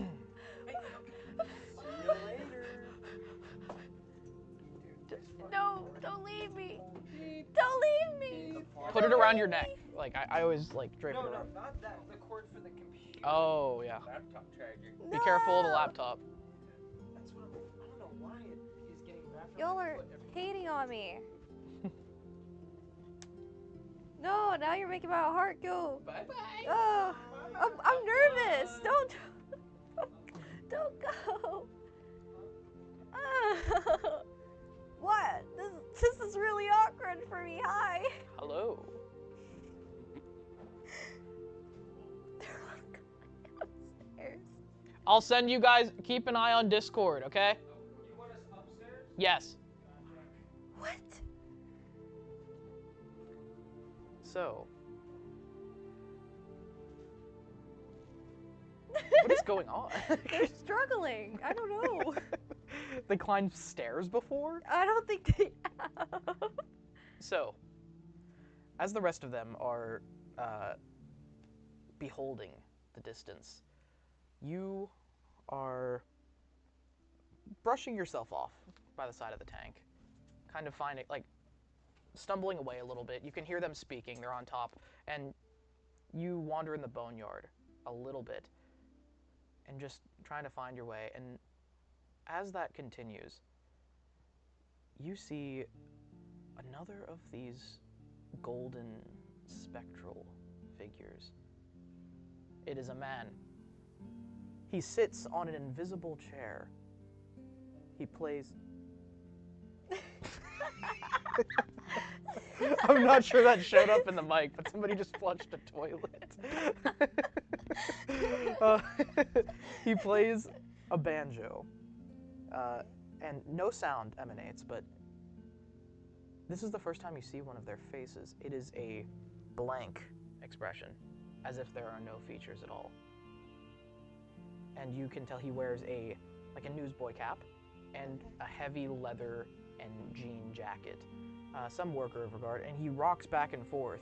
Still no chair, just him and his banjo. Actually, I'm sorry, not the banjo either. You can tell he's playing some sort of guitar. I'm not even sure you know what that is. He's playing an instrument. I don't know anything. So he's rocking back and forth, playing this, no sound, and you are called in his direction. Who's that? Hello? It does not answer. It simply stands.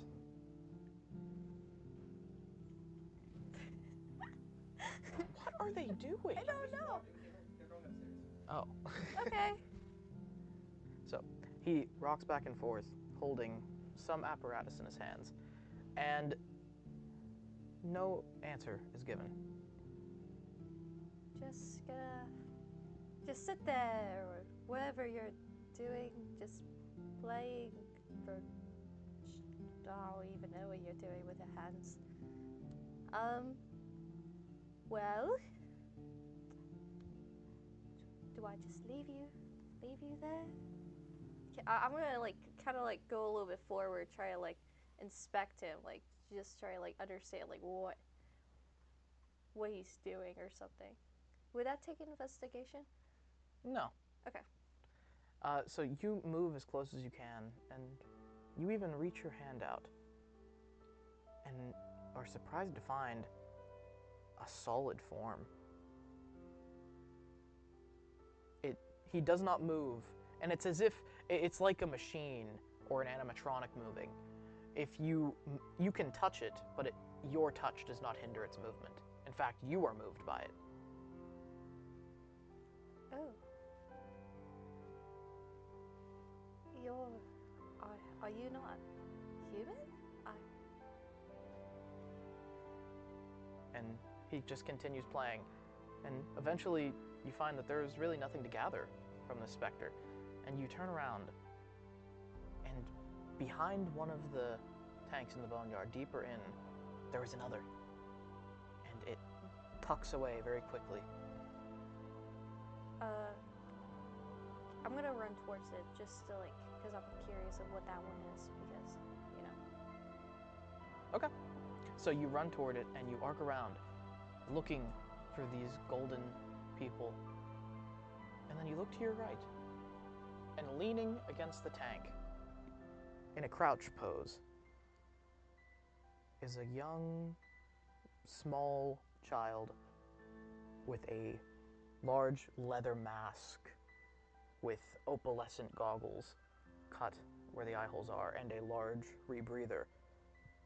His uniform that does not fit him has gloves that are tied very tightly around the wrist. No. And he sits there and he looks up at you. No. And you can see his breath. You can see his breath moving the mask as he just kind of looks very. Almost, he's terrified. You can see the shake in his fingers.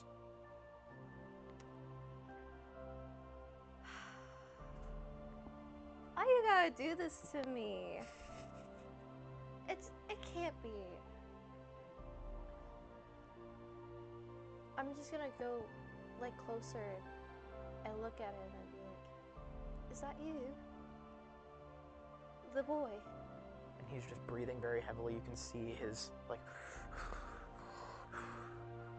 Yes? Are you okay? What happened? Well, how did you become so damaged? He's all right. He's not hurt. He's just waiting. Just letting you know. Okay. He's hiding, obviously, like from the carapace, the tank, the commotion. It moves out quite far in the day. Okay. Why are you here? I'm going to the city.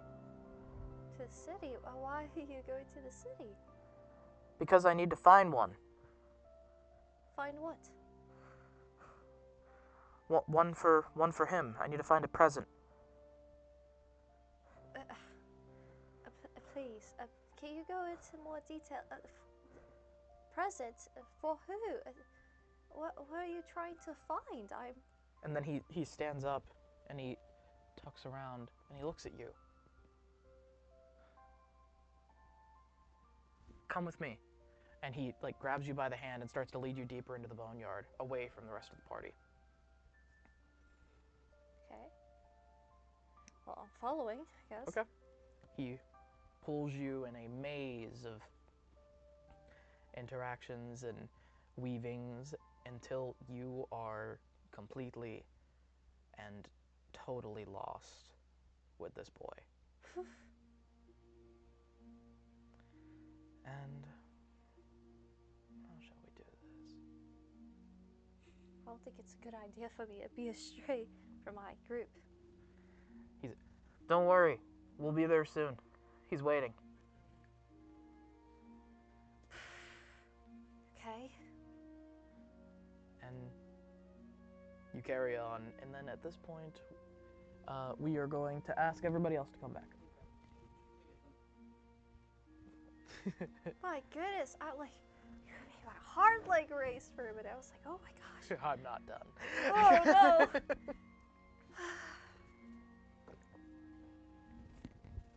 Oh no. I'm terrified.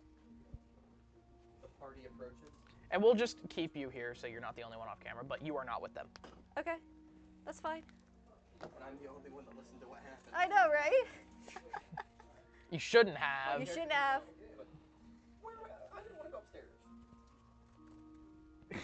Well, someone had to bring everyone back. In your seats. We're getting there. If I can't have caffeine, I need something that I can eat. Gasoline? Call me fat. No. No, you're not fat. Propylene? So, how'd it go? Jeez. Wait, acetylene. I know where to get that. I'm Acetylene. I do. I have it at my shop. It's so violent. It is. It's so yeah. I burnt my nose hairs out with So- it one time. We're carrying on. Everyone's mics on? No. Okay. Yes. I'm back. I am mic'd up. Ow. We're just going to keep Lilli with us, but you'll see. Oh, What happened? Rest in peace. Oh, cool. You guys are all in camera. That's nice. Mics on, everybody? Yep. Yeah. All right, cool.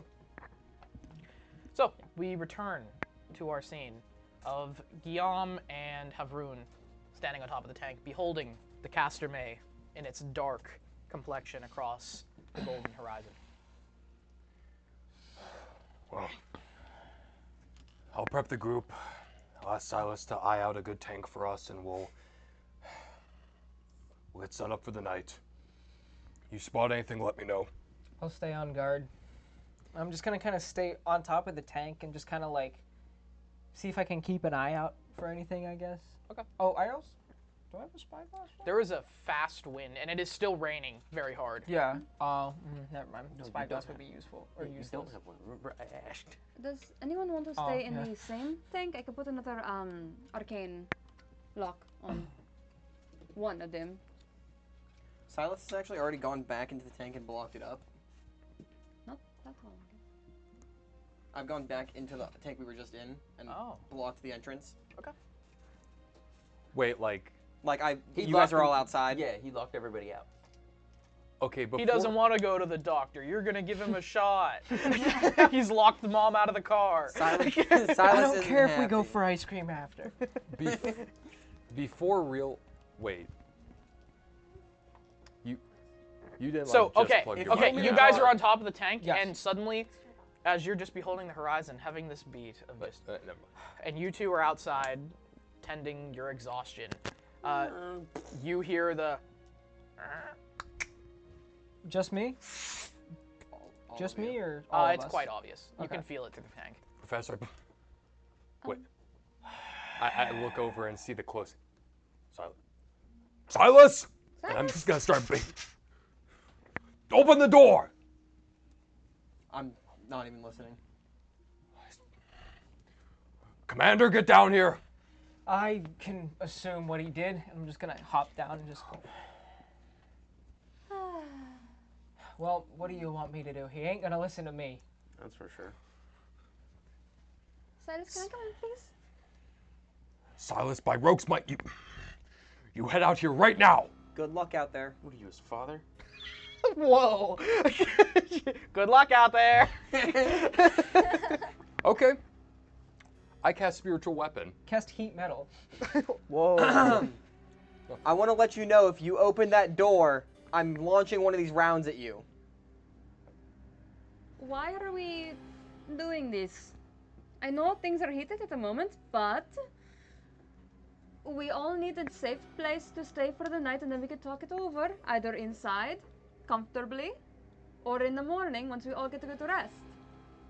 I'm gonna get just fine rest in here. You guys can go find another tank. Remember your list.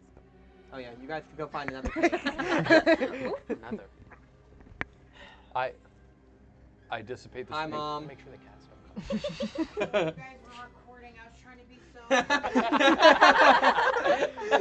so... You're fine. You're welcome to watch. Just don't give away our location. Still doing. Hello. You can't be on Our camera. 'cause exact you're short. coordinates are. He has a mom. Mom. Recording? Oh, Mom. am I on there? You No. can't. You're not on camera. No, but I'm just telling They you. can probably you hear can't you. be on camera Though. because you're short. Oh yeah, do not go on camera with that shirt. Sorry. No, it's okay. I'm You're just fine letting right you there. know. That thing, and I'm somehow still hustled into working it every year. Please tell me how that works. Because your brother. Yes. Um. Sorry. Are you okay? Anyways. Make sure the cats don't come down. They'll tear down the backdrop. The little guys just. Yeah, he already tipped it Star over one guess. time. Did he? No, that was the bigger one. Yeah, he did. Yeah, the big Oh. one. So, you guys were besieging Silas. Yeah. I'm Good luck just gonna- finding a tank to stay in. It's like that one South Park episode with Tom Cruise. I'm never coming out. But I'm gonna I dissipate the spiritual weapon. Fine. Commander, let's go. We'll find another tank. There's plenty around here. What are you doing inside the tank? Right now I am just Harvesting the gunpowder on the floor. well, I'm looking. Like I said before, I was looking for any materials I can use for my spells or any gunpowder or anything like that. Okay. There's plenty of gunpowder all over the floor in there. Yeah, after. You can collect it if you want. Mm-hmm. At that point, I'm just simply gonna make my way towards the field of tanks. One of them's got to be in decent enough condition. I was gonna say, I guess I'm kind of just, as Guillaume's leading the way. Okay. Everybody, we'll find somewhere else to sleep, it seems. Come on. And you carry on, the four of you. Do I? So, wait. These four? Yes. Okay. The four of you. Well, no, there's 6 of us. Yeah, I You're know, in I know. You know, it was a toss. Okay, noticing this, I look behind, what's the person doing who's lagging behind? Celestia is nowhere to be seen. Do I notice this? Huh? It becomes prevalent quite quickly that you're missing one. Pierre, did you see where Celestia went? No. She's probably just lagging behind. She should. Celestia. Celestia! I make my way kind of further to the tank, just like. Is she in there? I'm gonna knock on the tank again. Just. Silas! Is Celestia in there with you? No, I'm here by myself. Do not lie to me, boy. Is she in there? No. I kind of make my way for. Celestia! Your voice echoes across distant and harrowing plains. Celestia! Ia. Echo. Guillaume, Silas said that she's not in there with him. No. That. I don't know. We should probably look around a little bit at least. I don't know. Look where we are. We're in the middle of nowhere. Well, yes. It should be easy to spot her. Unless she's, inside of another tank. She couldn't have gotten that far. And in any direction she ran, we would be able to see her from here. It's like she fell off the face of the earth.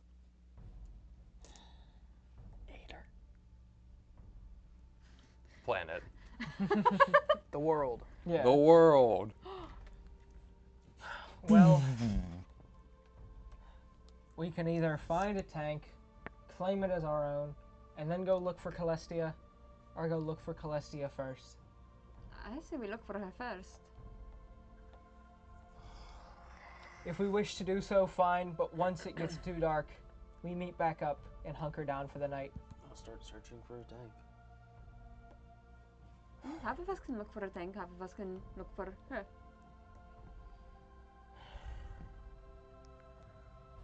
All right. Who's looking? The rain continues heavier, and the wind is howling much faster than before. All right. The mud begins to slick and slide. Me and the professor will look as long as we have daylight.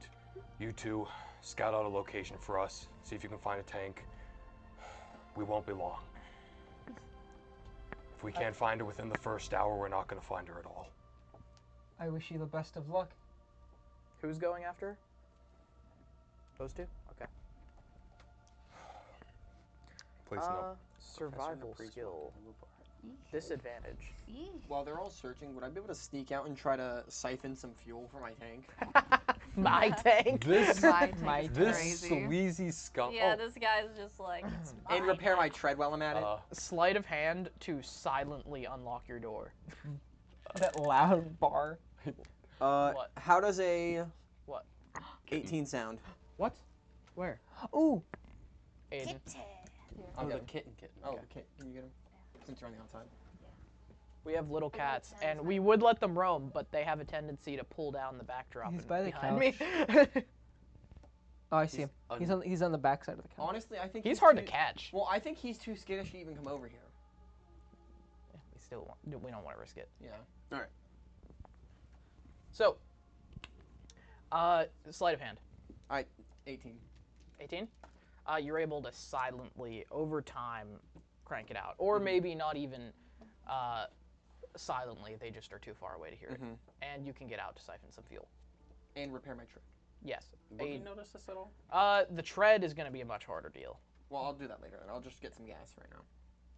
Do we notice him like walking around to With other the tanks and heavy stuff? rain Stealth. and stuff. Stealth? I don't know.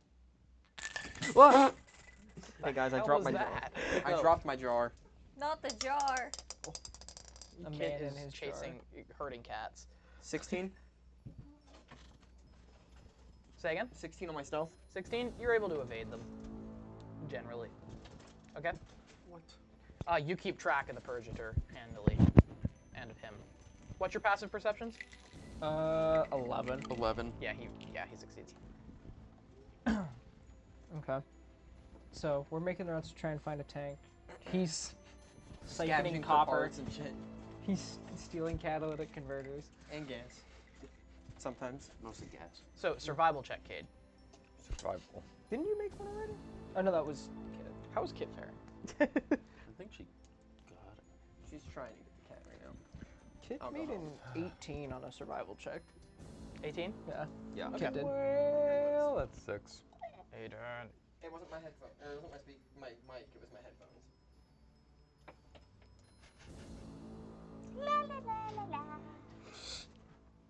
You know what? Actually, we'll take a quick break because we've got other stuff we're gonna do. But we will be back in a few minutes.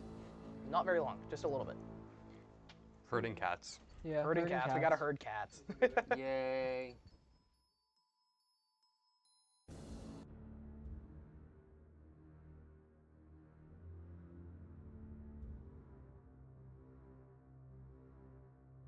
Why? What?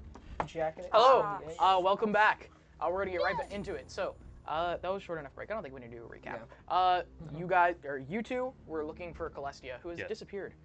Silas was sneaking past his party members to gather fuel, and Colton and Pierre are looking for a shelter tank or a vehicle of some kind. They have given up on Silas. So we're gonna follow you guys first. Survival check, both of you. 6. No, 10. You had an 18. 6, 10? Your thing said 18. It was a disadvantage, right? No. Oh, well, my first one was, 18. Yeah. 18? Okay. Yeah.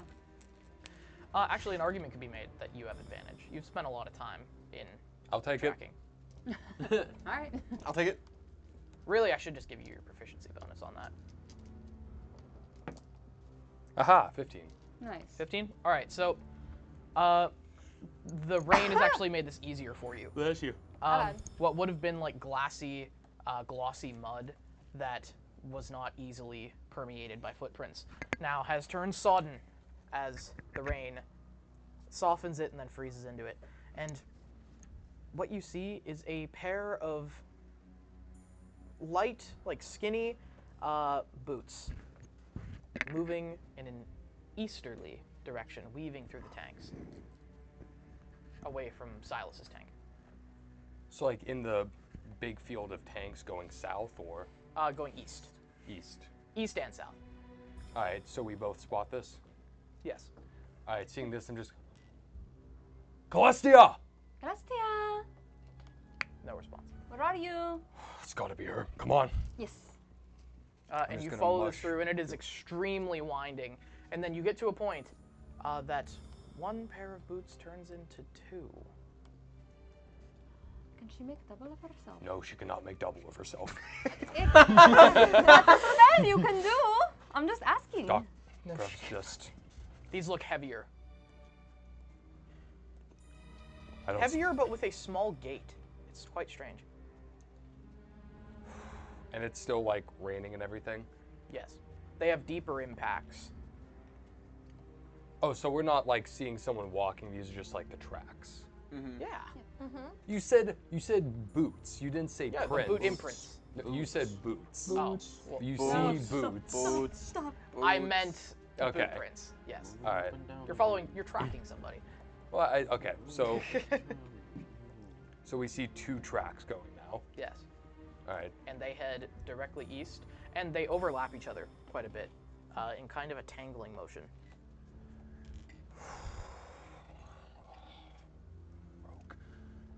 All right. We'll carry forward, just be cautious. I don't know what to expect. Cautious is my middle name. Not really. But it could be. Comically Silas-shaped boot prints. So It was him! you continue through this boneyard. We'll come to you guys. Investigation, the two of you. What exactly are you looking for? A tank that doesn't have a big hole in it? Something that just looks, structurally sound enough. Disadvantage, they don't know shit. We would see if there's a giant hole in the tank. They don't know I'm tanks. going to say disadvantage just for the situation. With the rain and everything? No, the likelihood of finding an intact tank. That's actually an interesting way to do it. What is the likelihood that you find this? Well, I guess that's what the DC is for. Yeah. Yeah. Oh, wait. Oh, I can, that's... This is going to be a really high roll. Mm-hmm. Well, I got a 4. Yo, you guys aren't... Hey, you find I'm so confused. I didn't roll good, but what? Okay. Yeah, you can hit. Oh, I got like a 5, but I'm just testing this out. So you guys come across several tanks of extremely different makes, as well as not just tanks, but BTRs and assault transports, carriages even, a chariot or two. A random ornithopter. Yes, you find several downed ornithopters that's wings are snapped, and at some point there is a tank that has actually been struck by an ornithopter and collapsed in on its top plate. Metal. And that's metal as fuck. And it immediately grabs your attention and snarled up in the wreckage of this very glassy ornithopter. In fact, looking at it, it does not seem to be fitted for combat. It seems to be some kind of pleasure craft that because the large that is not that. Well, no, he pointed at it. That would be my kind of transport. The amount of windows in it suggests that it is not built for combat. And snarled up inside the craft is a very finely dressed noble elf. From what you can tell, their face is black and rotting, and they're tangled up inside the wreckage with pieces of glass stuck into their rotting cheeks. Damn. Man, I wish I was there. I would rob them. And the smell of the boneyard is a mixture of rust and rot, gas and rot. It is literally everything that people tell you not to huff when you're a kid. Don't sniff the mold. Don't huff dead body. It is a BP gas station. It's a Circle K. We are not sponsored by BP. We will be. Oh my god. Other gasoline is available. Other gas. That's like what you say when you But want BP. Anyway, why are you, what? I am. Is other gasoline available? Anyway. Yeah. What? Does BP control that much? I think they supply everyone. They supply a lot. So, anyway. Monopolies are illegal though. Anyway, every craft that you find is blown through. Another one catches your attention. It is a large land ship, very much like World War I land ships, except it's fitted for some kind of mortar. And through the side, you see it face on, and you're ecstatic to find, you specifically, Heather, and you're like, oh, this one might work. And you go around to the side, and there is a 4-foot hole through the entire thing. Some extremely powerful round busted through this tank. Something that this is the size of this cannon hole is not something a tank can carry. Yeah. This is like a rail gun or something. All right. Let's keep that running. So you continue through the waste trying to find stuff. Perception, stealth. Just regular perception? Actually, no. You don't roll. Him. Stealth. I'm gonna be so for real. 21. 21. Okay. They don't got a chance. Yeah. And as you go, you're able to investigation. On me? Yeah. My investigation is +4. That's a 19. +4. Okay. You've actually been able to find not any vehicles that have a good amount of kerosene in them, but you actually found a small depot inside the trenches that has.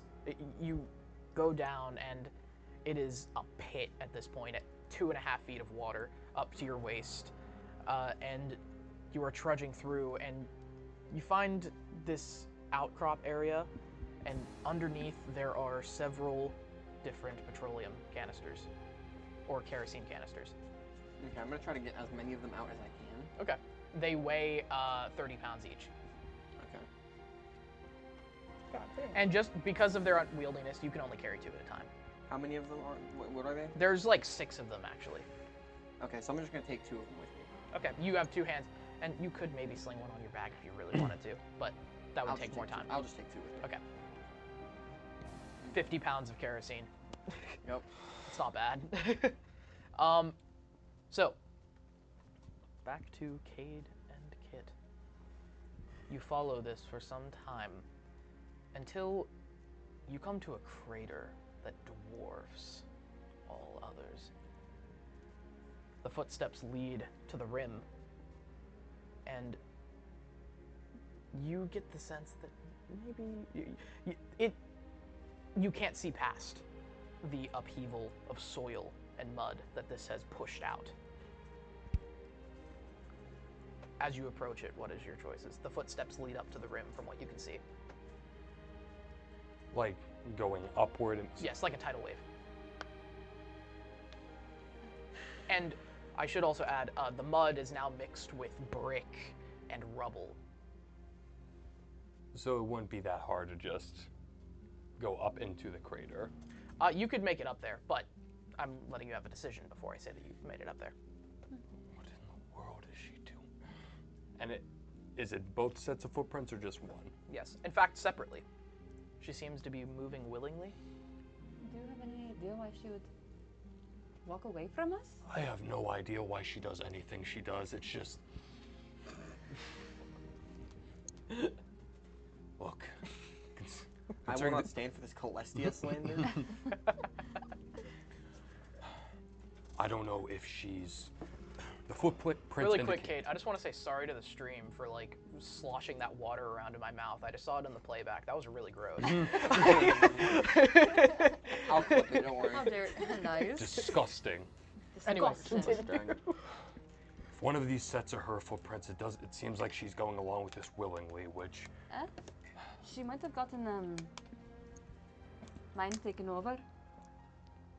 That's also a spelling you do, you know, you do it properly, you know. You've actually never seen anything like that. The only thing is... give us a history check. Back in the continuous... Yeah, I was gonna say, anytime I roll poorly on a history check, so you remember her sparsely from your time in the Great Desert. The Great Desert is very relevant to the campaign. Oh yeah, 15. 15? You remember passingly from your time in the Great Desert that there was this, a rumor around, and you don't necessarily believe it, but this is the only kind of psionic force that you have ever heard of, that there were certain Thrycreen who could get into the minds of soldiers, and it's been largely seen as poppycock. It's a myth, it's a fairy story, made up by soldiers with PTSD, and that's how it's largely been explained by a lot of the Rubian Legion. Soldiers who have had mental breaks in the field. Some of them have gone on these ramblings. I'm gonna check my brain again. So after her saying that, it's like, unlikely. Any tales of mind control of that sort are utter rubbish. It's real in its own way. Magics and other means, possibly. A lot of There's magic and there's far-fetched tales. The only time I ever heard of such ideas was from soldiers in the Great Desert. The screaming begins. Oh, you know what? Weirdly enough, I forgot about that. Yeah, I kind of forgot about that. I am good at my job. I didn't forget about it. I'm terrified. We need to find her very fast. Do we all hear this, by the way? Yes. At varying proximities. Very, very fast. To you, it sounds isolary distance. Like Far you're enough dead. away that you can't pinpoint its direction, and close enough that you have to worry about it.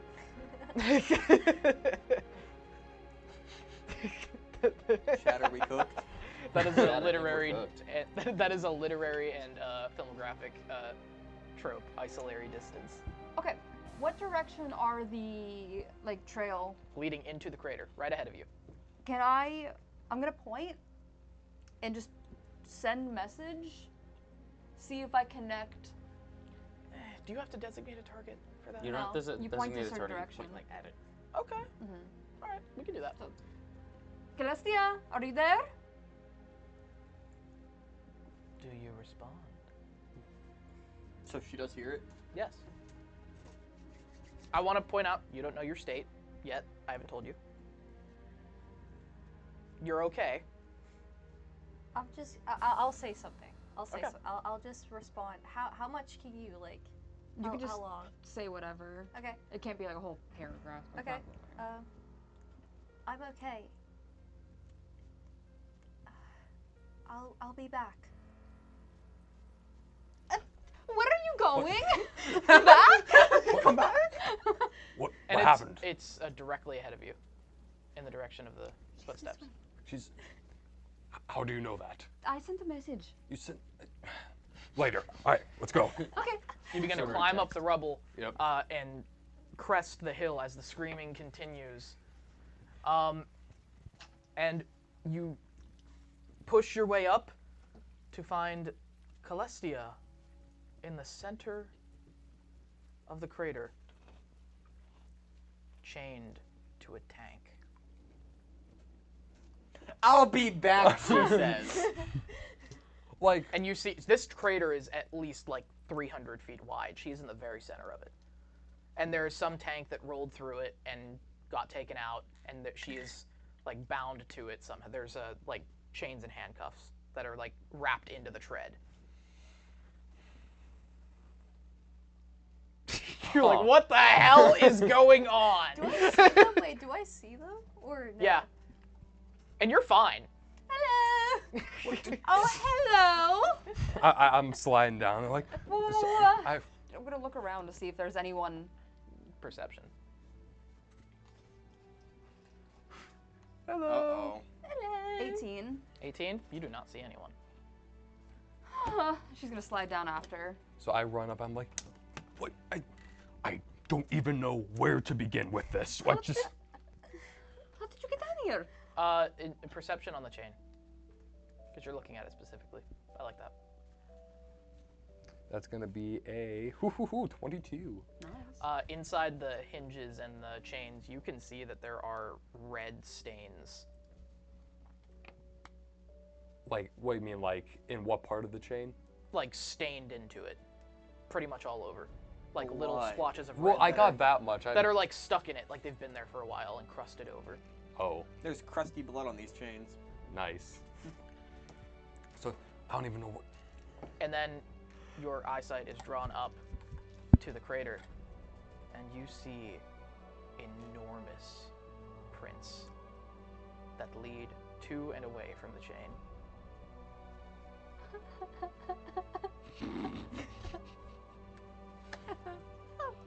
And we'll leave you there for a second. No. You guys hear the screaming, all three of you. Stealth disadvantage. Disadvantage. Could we tell that it's coming from the direction they went? You can't tell the direction. You can tell that it's north and east. 15. 15?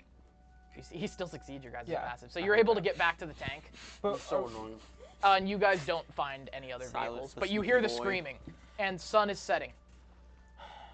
Is there anything with like a hole that isn't just like, 4 feet wide in it? like, even if it's a tiny hole, something we could, like, cover up, maybe? Honestly, this field is a bloodbath.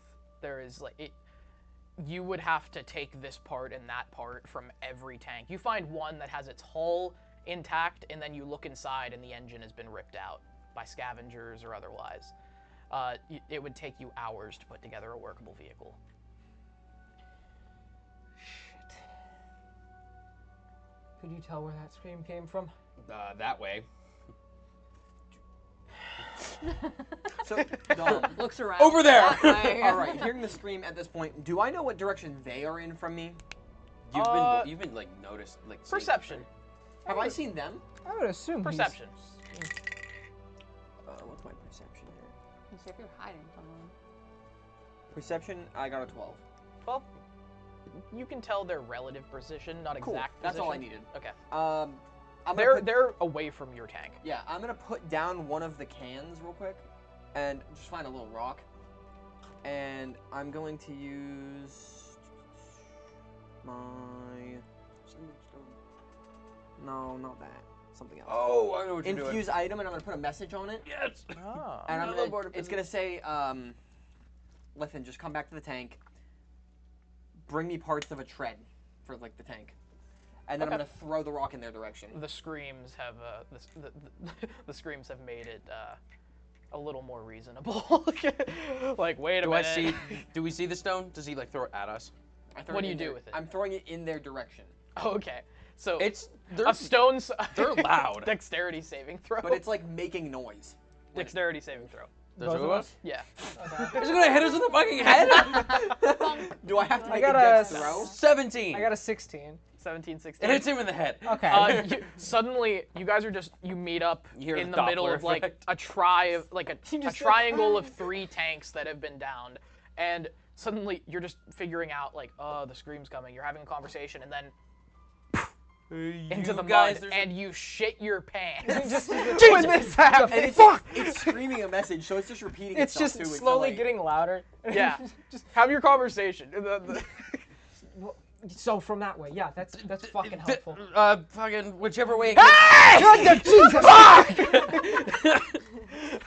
Everybody loves when they receive a silence rock. The Doppler effect. Hey, if you guys can bring. As soon as it, like, the shock wears off, I'm just gonna pick it up, and it's still just yelling. It keeps yelling for like 30 minutes. And he Great. recorded it really badly and hastily. You can like hear the screams in the background. You can hear him the rain. stepping. He is Listen, not you an guys need to- audio engineer. And then I pick up my other cannon and I just start going as fast as I can towards that. Cool, so now we can see him because he's not really hiding Yeah. anymore. You can see the general no shape longer of size. hiding. You know he's back in the tank. Can I try to find a tank that's similar to the one that we were just in? I was gonna say I'll help. There are several. I was gonna say I'll help him to try There's and get none this with tread 2 off. turrets, but it's like those tanks where they would have like the two. They would put 2 Yeah, rockets different on it. configurations. But the yeah, tread. different configurations. Cool. You can All we need is the treads. You can find a tread. Good luck getting it off though, and you only you need definitely need tools. I only need There's part 2 of of one. us. We're both strong boys. We can just. Yeah. Okay. So we'll say that you investigated the tread and found that one of the bindings, one of like the clips, has snapped in half. So it's not like you can just put it back together. You need to like totally replace it meticulously. You replace the one part of it. Yes. Yeah. Okay. So you can find what you need. Normally tanks carry replacement parts for treads on them. They do. Can I see if there's one on another Well, tank? Investigation. Well, okay. History. Would you know that? I personally know that. Pierre knows that. That's a 21. Okay. Hey, D&D book rules are if you have knowledge of it, your character can have knowledge of it. Haha. That's dumb. Buy the book, baby. I understand nuclear physics. Book 1 of D&D. Yes, my fucking... I'm gonna have a character who talks like this now. My barbarian has an intelligence of 0, and he knows calculus. You mean Ivan? Ivan! It's funny, my well-read, well-educated gnome, by that logic, would not know how to do calculus. Honestly, I like the idea that he's really good at math and he could have been an architect or something, but he decided to become a cleric. Like, Cool, either way, He had I- options. Okay. Either Anyway, way, yeah. I'm like, okay, cool. There's treads on the tank. So do I go and I can find them on the tank? Yes, but the only, like, honestly, this place has been picked over investigation.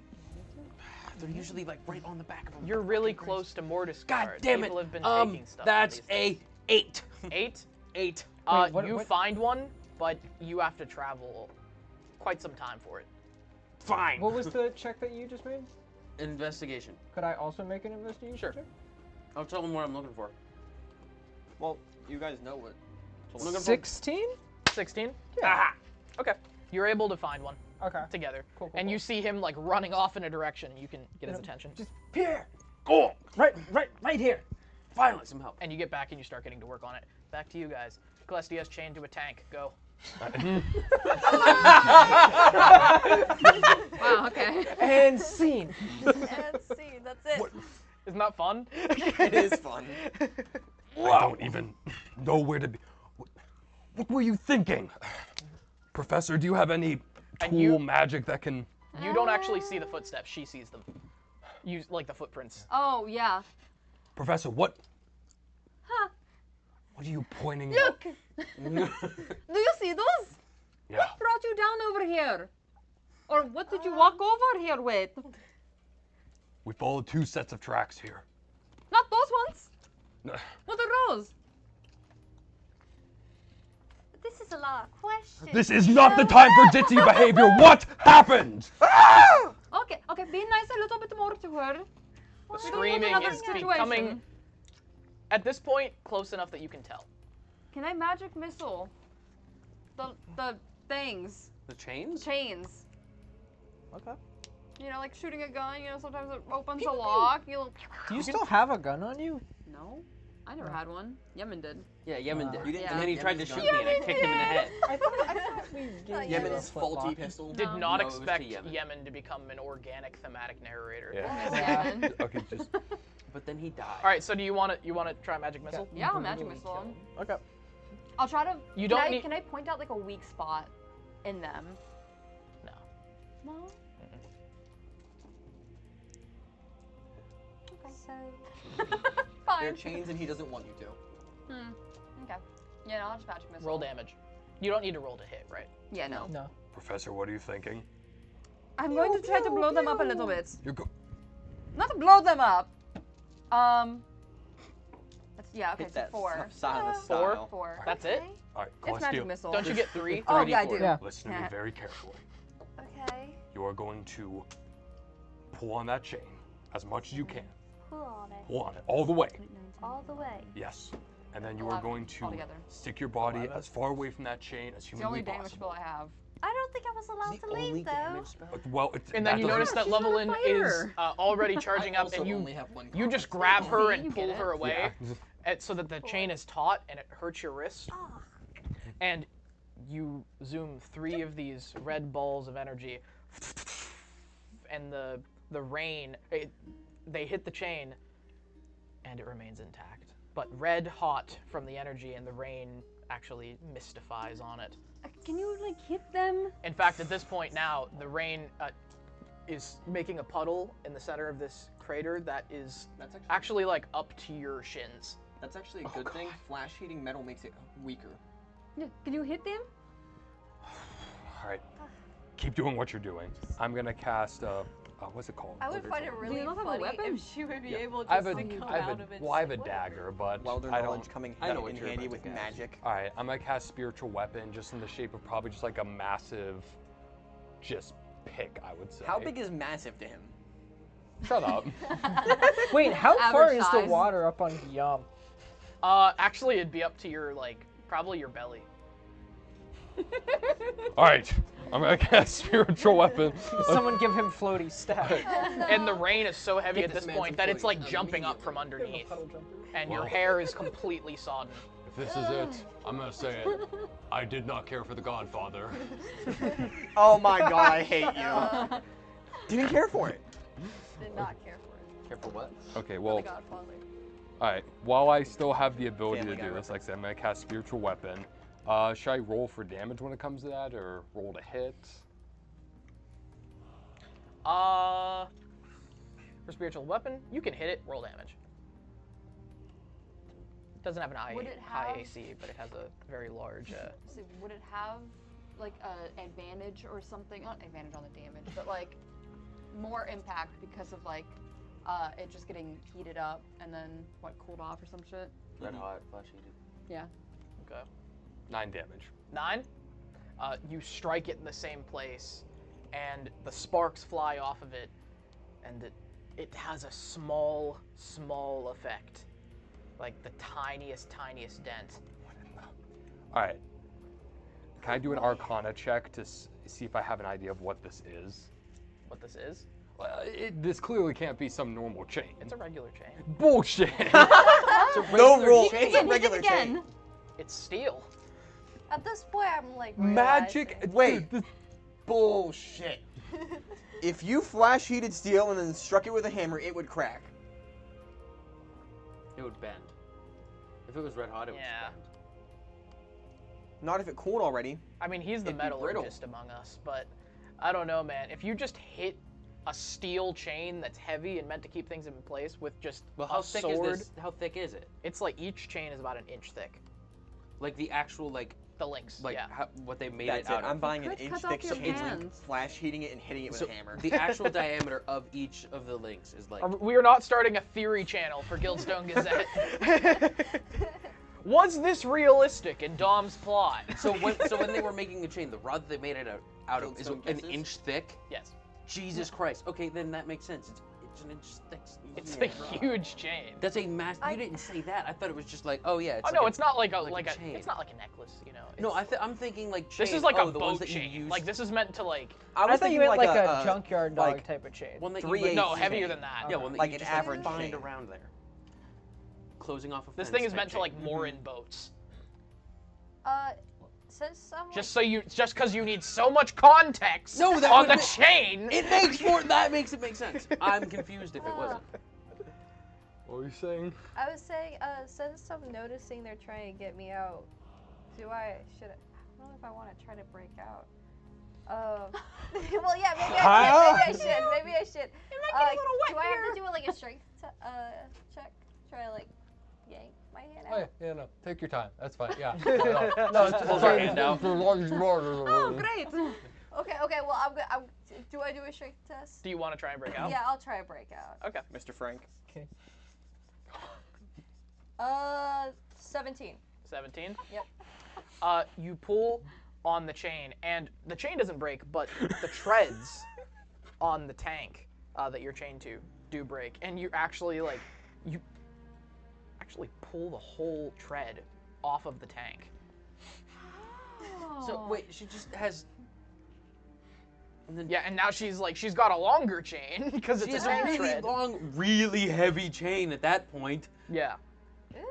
That's like a So She just starts twirling it in the hair. Oh my god. That's like 1,500. That's like that's so fucking. So she tore the tread off the tank. Yes, and now Gotcha. How high's the you- water? the rest, you two are amazed and try to like figure out what happened. And as Celestia, as you start like undoing the chain, trying to get out, a voice comes from the top of the crater, like, "You aren't supposed to do that." Well, they're in danger. I really don't want to, cause them to, die or something for me. I guess I'll put myself back if you want afterwards. Just can I get them back over? Or is that? And there's no response. Who are you? There's no response. Well, Just guys, let's go up. Come on, before you guys. Alright, well, alright, we need to go. Now, come on. Yeah. Before I drown here.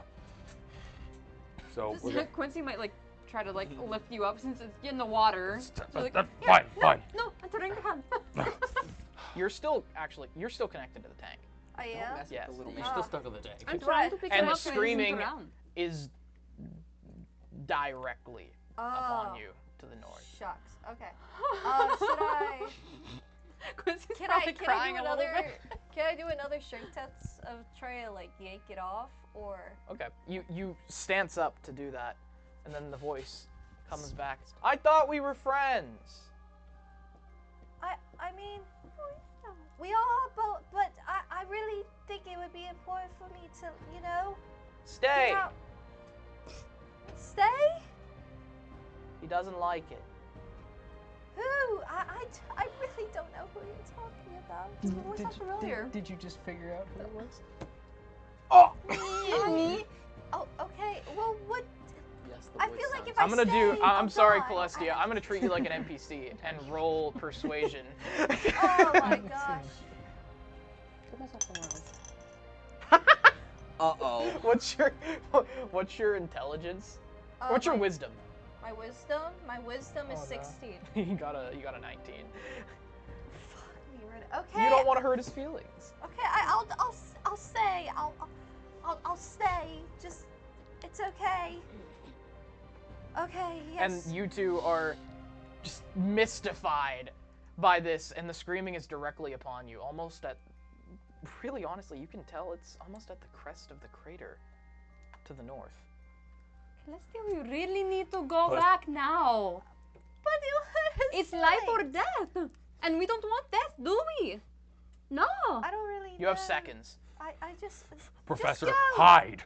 I'm gonna cast Disguise Self. Okay. Bro disguised himself as a puddle. She said. Puddle mode, activate. Like, no, really. Like usual, I'm gonna cast it on my cloak, and literally, I'm just going to lay in the fucking mud. And just. I ain't running from this thing. No, that's no. I'm gonna shut up. Guillaume is mud boy. Okay. What are you guys doing? We're trying to get this tank up and going. Shred back by this point, I assume. And okay. Or is this simultaneous? General wisdom check. all of us? Just Yes. what? Save ability? Just in general, a wisdom. 15. A 1? Not natural 1. It's not a nat 1. I got a nat 20. A nat 20? Ooh, okay. So as you guys are working around, you don't really realize anything. You hear that the scream has pretty much gone directly east. And as you're working on things, you kind of realize that is the exact direction that the professor and Guillaume went. Are we close to being done with this at all? Working on the trap? Silas is pretty much doing it himself at this point. Okay, so I'm fixing the train right now. Yes. And it's almost done. It'll take you like 10 more minutes. Did I give them the fuel tanks to fill it up? Yeah, Pierre's filling it up inside. That's why you didn't realize. Okay. So, just kind of... Shit, Guillaume!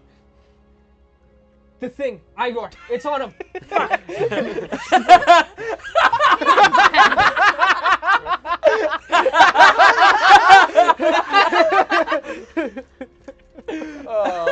Oh, my hero. If the thing is half as threatening as they say it is, Kit is over it. She knows where she stands. Turns down every advanced. So anyways, that may or may not be real. Listen, if this thing is half as scary as they say it is, then we need to have the tank ready to be able to get it. He like flips up his makeshift welder so that he goes back to work. It's just goggles. Silas, how fast do you think it'll take you to get this thing up and running? 5 more minutes, maybe? 5 more minutes, maybe? Can you do it by yourself? Yes, but you're not going to make it there before I'm done. He might. You don't know how far it is. I'm saying if they're not going to make it there before I'm done. Shit.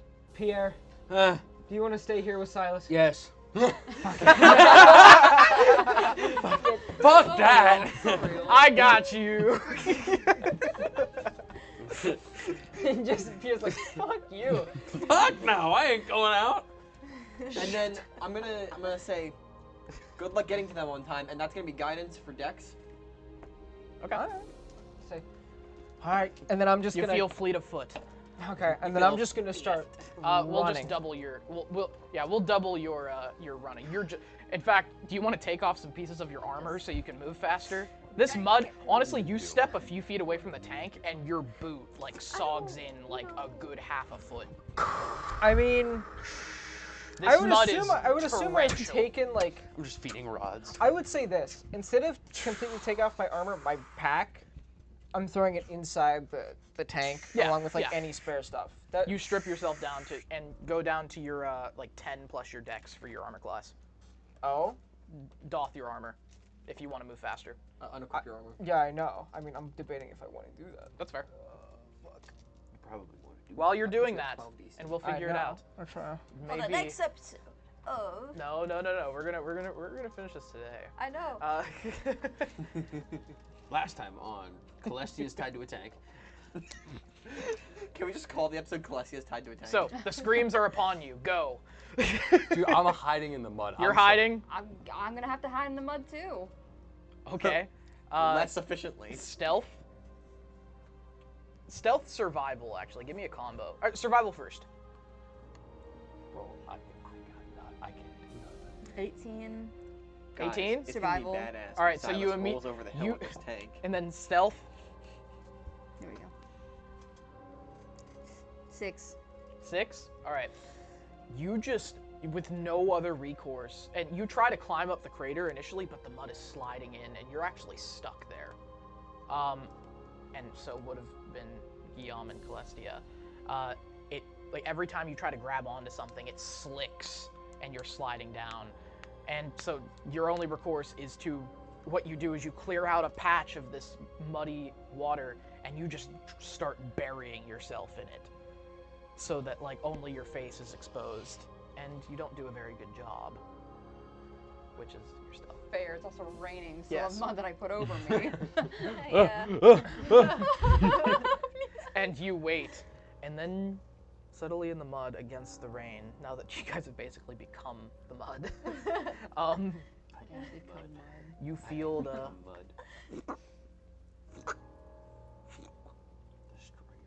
vibration of heavy footfalls within it. The screams intensify and become louder and more multitudinous to the point that they are just above the hill.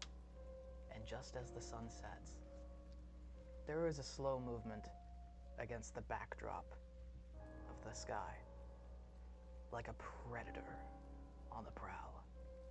It lurches against the crest of the crater, and the longer you look, the closer you come to realizing the mechanical clunk in its step, and the stout, hunching posture, the womanly screams replay. It makes a sound. Boop, boop, boop, boop. Its body is a torso with no bust, rather an array of antennae that twitch in your direction, overlapping slabs of rent, oil and rain-streaked steel accompany industrial pipes that coil over its back, pumping like valves of a heart. It stands over 10 feet high upon two squatting pneumatic legs, hoisting a rotary gun and a launcher of some kind, each integrated into its brutish, serrated claws. All of this above a grill of dark-stained, shredding blades stuck into its lower gut. Its antennae twitch at Celestia.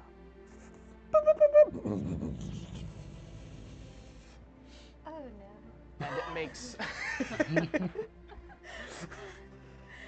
it makes a sliding step, and the mud gives way as it makes this step, and it seems to expect this, accustomed to the terrain, and it slides down, pushing up more mud as it goes. Did you take off your armor or no? Yeah. Yeah, I did. You're like, I probably shouldn't, but yeah, I did. So, but he does still have his, like, cloak type thing on him. Yeah. It's just the heaviest parts. Yeah, he's just got, like, his plain clothes and the cloak on still. So, it slides down into this ravine so that it's very close to you as you are still somewhat chained to this tank. It looks down at you, its antenna twitching.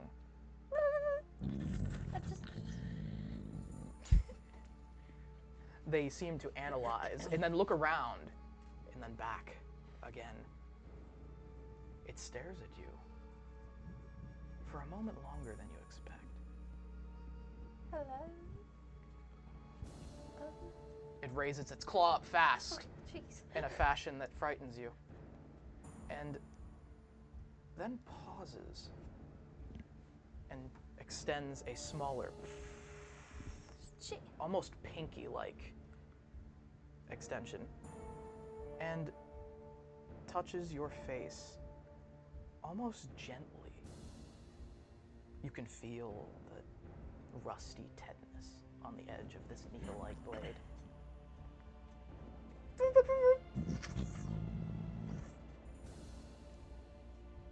And the screams have stopped at this point. Perception check? Okay.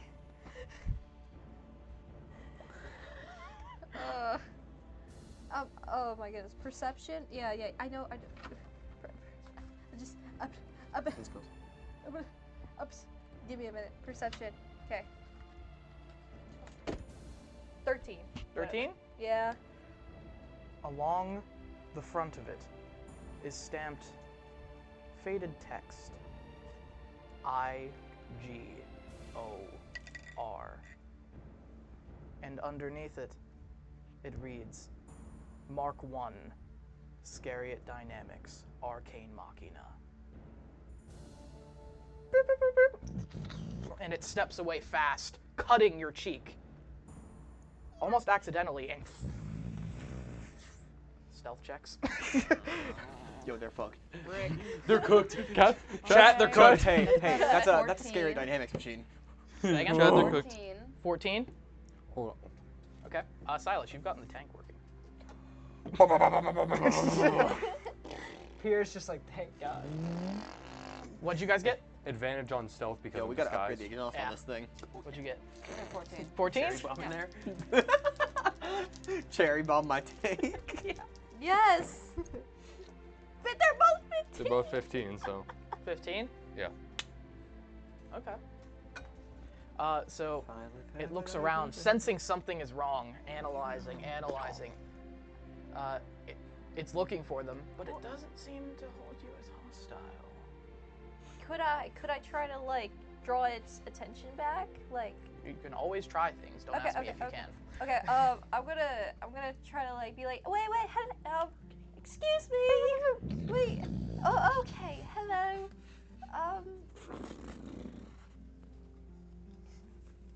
Igor, right?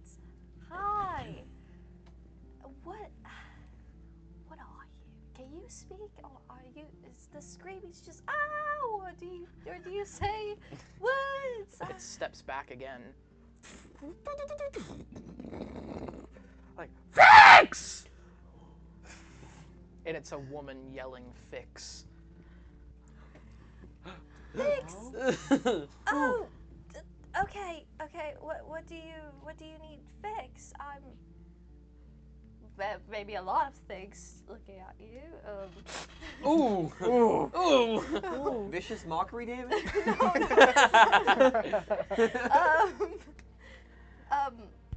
I try to like? Okay. Can I Gets real sad.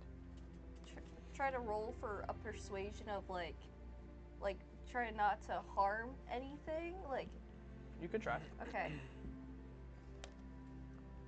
Please. 13. Okay. It steps back again. Try to explain it. Listen, you seem like you're not gonna hurt me, and maybe there's a reason why, and I don't know why, but please, my friends, I care very much about them, and I would really appreciate if you don't hurt them. And it steps close to you, and it sends you back a little bit with how fast and rapid this is. And you two are just watching this, and then, in a multitude of changing voices, like patches of audio recordings, take me to your maker.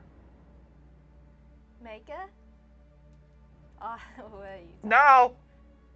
I don't know what you're talking about. I'm Your maker.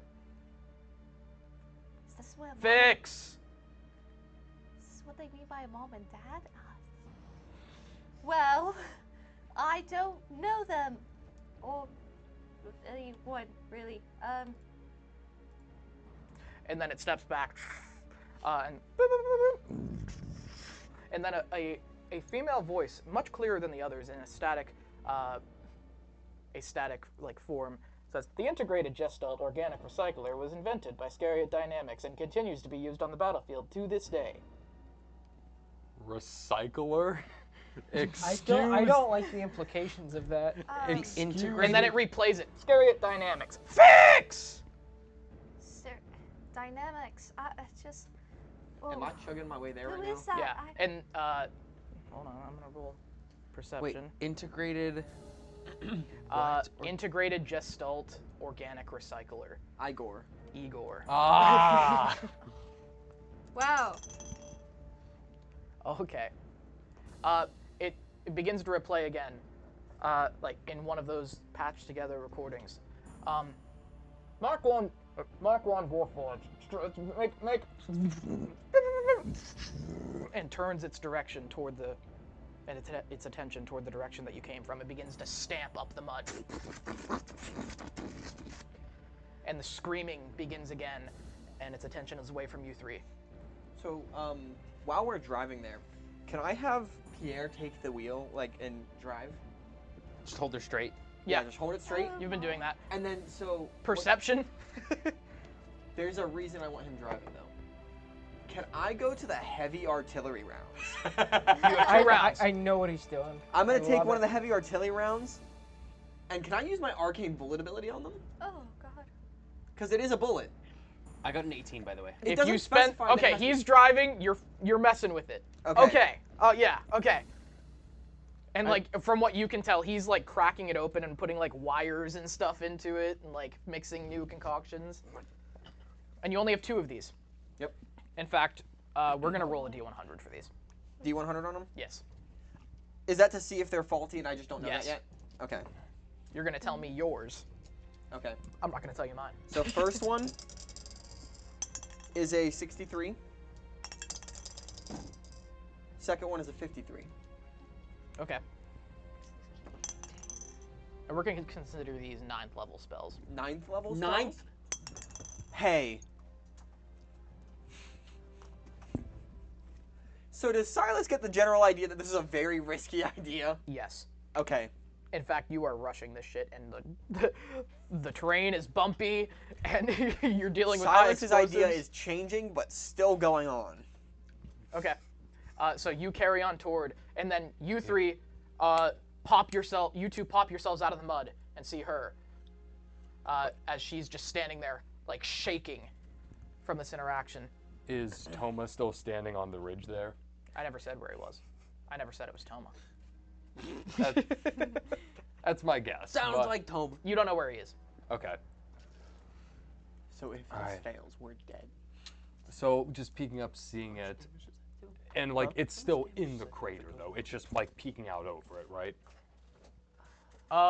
It's climbing its way out as we speak, and one of the claws in it begins to rotate, and its rotary gun begins as well. Okay. It has its attention pulled away. You can move freely in the crater.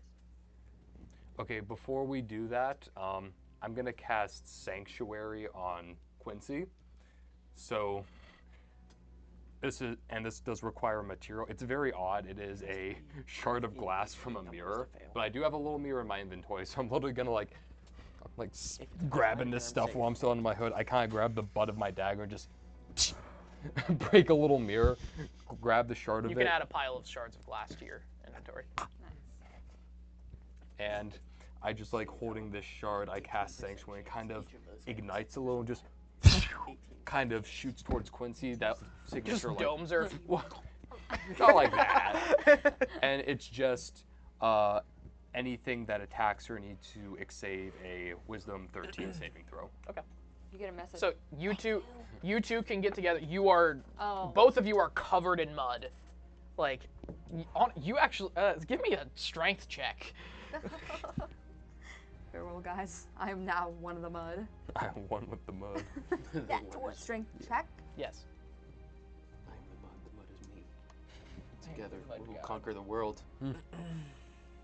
One? One. A nat 1? No, I got a Okay. 2, but I have a -1. I did one of those earlier. So you like pick your head up out of the mud and like can't get your arms and the rest of your body out. You can speak though to them. I'm stuck. It's consuming me. Okay, hold on. I'm adding shards of broken glass. I'm freaking out a little bit. All right, seeing this, I'm gonna run over to her and just kind of start getting the mud off as much as I can, just like whole armfuls. Do I have to roll anything? You can or- help her out. You are like dripping with. This is the dirtiest you've ever been in your entire life. Yeah. I'm just kind of like. Thank you. And you are underground. What is the interaction happening here? I'm just. Igor's fucked off, actually. He's gone? Yeah. I'm just blank, man. Yeah, she's standing still. You two are active. The water is now up to her waist. Are you okay? Fine. Fine. Wait, so like I can't go in that water then? 'Cause Just it's like- about. Like, if you're gonna get like a quarter of your movement if you go into it. yeah, I'm gonna kind of get the phone. I was like, Callistia, we need to go now. Come on. Come on, please, quick. Am I still chained?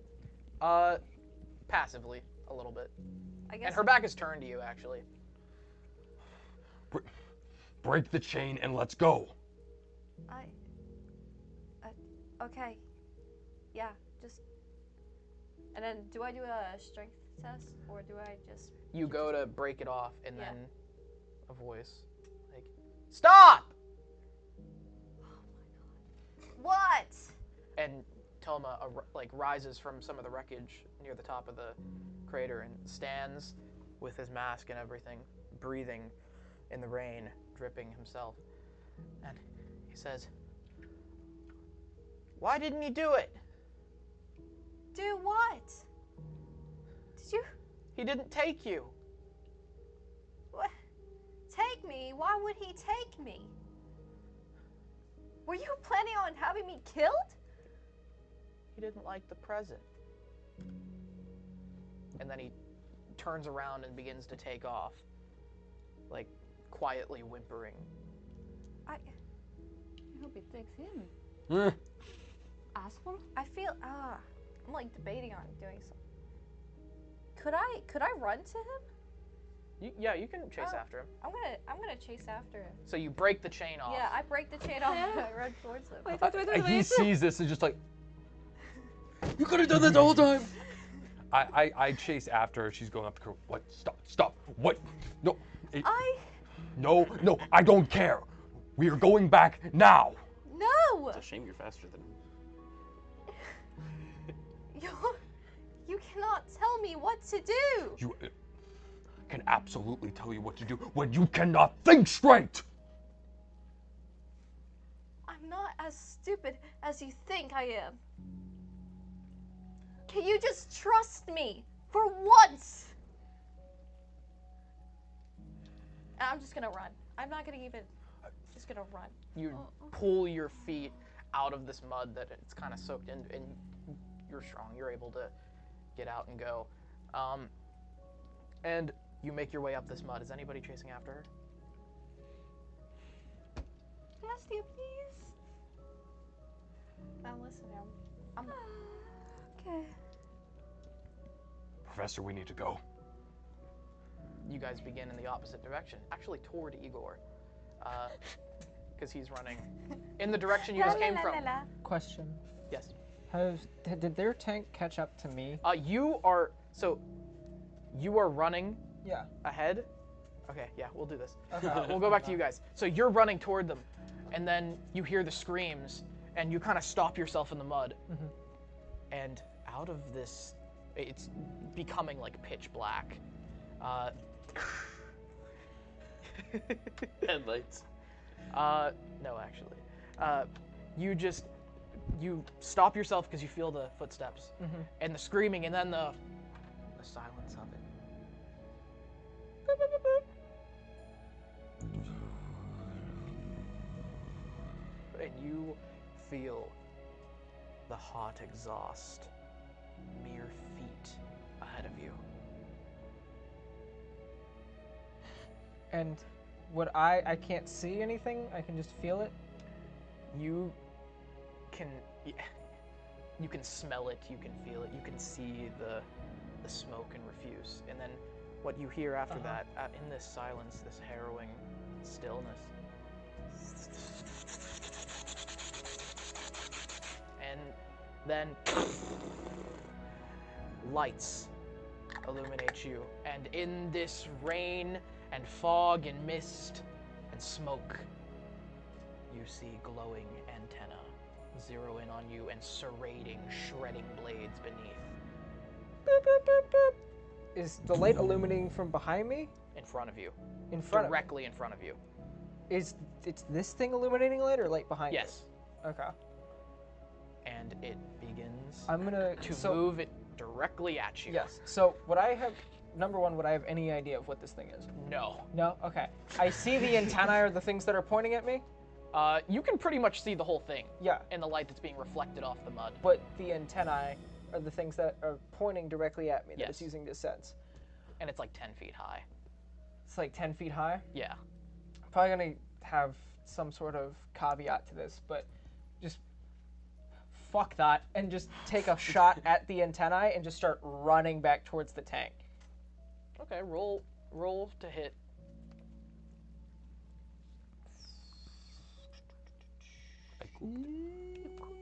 I'm as cooked as Colton right now.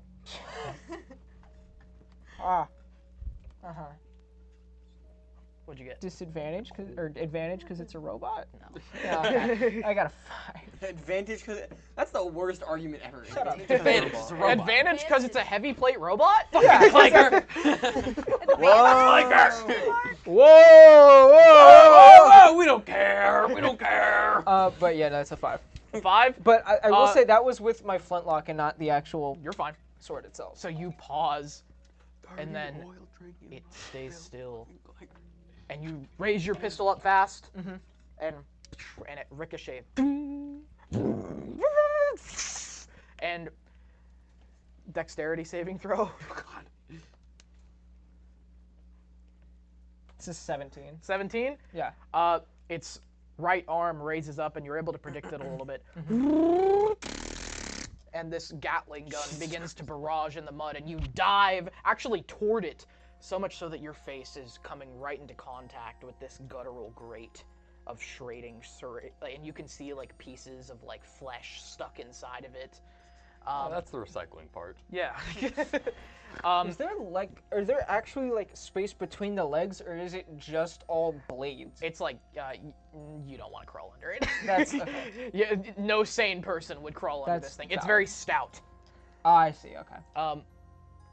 And you were able to dodge that. Now it's your turn. All right. This is like pseudo. I have an important question. You said it's considered 9th level spell? Yeah. Good to know. Okay. Okay. So I'm gonna put my weapon to good use already. Okay.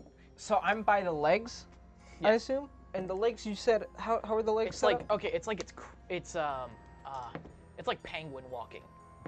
That's the best way to put it. Like it's got like heavy, stout legs that have very low knees, and like Hulk bruisers from Helldivers.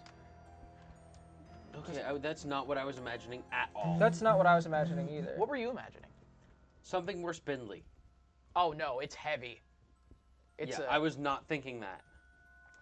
That's your fault. And I was thinking like... I have a whole description written about how it's a stout, heavy figure. Then I might change my answer if it's around the size of a Hulk bruiser. Not around the size, but yeah, about the size. But if it's that hefty, the figure. But it's not like a tank. I don't know what you mean. Yeah, it's that. Like a Hulk bruiser is the type of thing that you could shoot like rockets at it and it'll kind of shrug them off a little bit. Oh yeah. This thing is around the same. Yeah. From looking at. Okay. What I was imagining was more General Grievous-esque. That's what I was thinking of. Oh yeah, no. That's what I was imagining because that is not what I described. I'm imagining something like built to like run around in a forest type deal, like really spindly. Its body is a torso with no bust. Overlapping slabs of steel. Blade from my wrist blade. Yeah, it stands over 10 feet high upon 2 squatting pneumatic legs, hoisting a rotary gun. Yeah. Yeah. Okay. And I said earlier, hold on.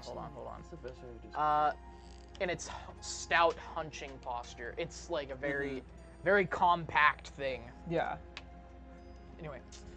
Shit. You can change your tactics if you. Yeah, I might actually do that then. You still jumped toward it and dodged its rotary gun. Yeah, but so I'm closer to it. Yeah. Okay. So it did like a spiral motion of where you were standing, and then you jumped into it, and the impacts of the mud. And you hear this, both of you. Okay. Okay. It's directly ahead. One last important question. And it's a dumb one, so if you say no, I understand. If I'm holding the round, do you think injecting my blade could set off a firing pin? No. Yeah, I didn't think so. Anyways, I'm Do you want this to be considered an 18th level spell for your D10? Depends on if I failed or passed. The way that his thing works is the more volatile and high level the spell, the larger the margin of like possibility. It's actually D12s. Say again? It's D12s against me. If it fails. Yeah. Wait. I just want to get into the cockpit of the heavy artillery. Okay. Yeah. Yeah. Also, even if you were to set it off with your wrist blade, it would literally just blow your fucking. All right. arm Let's off. continue. Let's continue. The creature missed me. That's a ranged attack. The thing it did. Yeah. A mix. Yeah. A mix. Could it be? It used it kind of like melee, but it's a ranged attack, sure. If that helps you. Well, I was gonna say since it was within melee range, and I kind of dove at it. I'm gonna use riposte, which uses one of my superiority die to expend a reaction and make a melee roll against it, and then if it hits, then I can add superiority die damage to it. Okay. So, boop, and then what is that? This is a case where it's easy to hit, hard to hurt. Easy to hit, hard to hurt. Yeah. So oh no, man. Big. Oh, it's. I'm just imagining that scene of like Havrun, this little dwarf in the mud, and then just this 10-foot robot with headlights looking down at him. That's I felt. And you guys hear this too. Well, I doubt that hits it. It's a fucking 8. An 8? Yeah. You swing your sword up at it, and it just scrapes off the armor. But it hits. It hits. It doesn't do anything though. So it's immune to slashing. Okay, cool. Well, I didn't say that. It just doesn't hit. But it hits, but It has a doesn't do damage. threshold, probably. I'm so confused if that actually hits. That's how armor class works. That's why heavy armor. Oh, I see what you mean. Like you can hit heavy armor. Yeah, but it just doesn't do anything. Yeah, Gotcha. exactly. Okay, and then yeah, so it doesn't hit. Okay, and then what I'm gonna do is use. At that point, I'm gonna expend my weapon ability, which is called Lethal Injection, to utilize the superiority die to kind of try and lunge at the enemy, like into a weak point in its armor. Okay. And so if I hit it, take a D10 of piercing, and then since I have 3 cartridges left in, each cartridge does a D6, depending on how many cartridges are left. Alright, So go for since it. I haven't used any, Go for it. so fucking pray this hits me. Or hits You're trying it. to 1v1 a machine. 17. So, the creature, first with that rotary gun attack, you dive in, spark off of its armor, it steps back, and as it steps back, it hunches over, and its antennae are in range. Oh, okay, beautiful. So, I see It that. almost rotates on its servos. So I assume there's a base to the antenna where they are? Yes. So I'm gonna see that, and I'm gonna try and just jam the sword, like thrust it into where the base is for the antenna, and then hit the trigger mechanism at the same time. Okay. So, that's shit, different day. Oh yeah. Can I hit me a D10 and a D6, poor favor? Lethal injection. It's my gun sword. A D10 and a D6? D10 is a D6. You roll 3d6. It's only sting just a bit. So that's a 6, and then do I add a +4 that I get with most melee attacks to it, I assume? So that would be a 10. And then 6, 4, 4. So 6, 4, 14 plus 10, 24 damage. With 14 of that being force. So as it bends down and it steps away to like get a better hit on you, you slice up and slash one of its antenna, and then trigger your sword directly into its antenna base, and it sends a fiery shockwave into like you assume to be like a soft spot, and then you're gonna give me a Constitution saving throw. Okay. I also have one other thing which I wanted to ask you about this. Since it is a burst of like, you know, an explosion pretty much, it also might not make sense given how big this thing is. Succeed a DC 16 Dex throw or be knocked prone. That is No. part of the. That's part of the thing This that I is put a, in. But that's why I was large asking. creatures can't be knocked prone. That's that's why I was asking. That's their own thing. Okay. Yeah. Gotcha. They're immune to things like that. Constitution save, you said? Yeah, Constitution save. That's a dirty 20. Dirty 20? Yeah. Okay. As you slice the antenna, this ear-splitting shriek. Constitution saving throw. You two. And we're in the you two. Wait. We're in a advantage because we're in a tank and the dampened sound? Nah. What? Damn. Wait, do I have to roll? That's okay, 21. It's fine, 21. 21? Oh, nice. Finally. 13. 16. Okay, you guys are farther away. You actually all succeeded. Okay. But Havrun, for a second, you flinch at this ear-splitting scream replay that it does. And you flinch for a second, but manage to maintain your stance. And you are, like, actually functionally deaf for the moment from this. We'll come back to you in a second. Okay. Celestia, you were chasing after Toma. Just like running. You can easily track his footsteps. Oh yeah.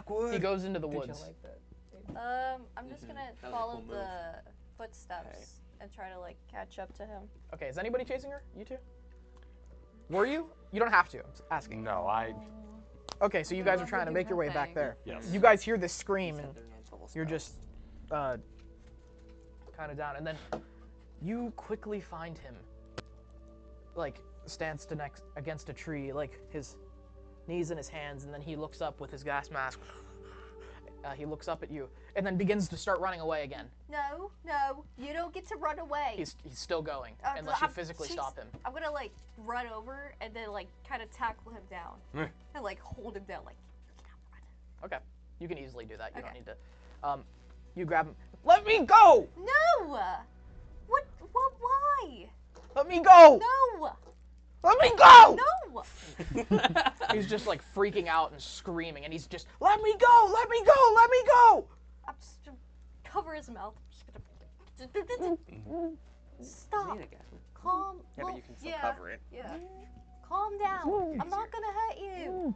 Just. I'm gonna let go.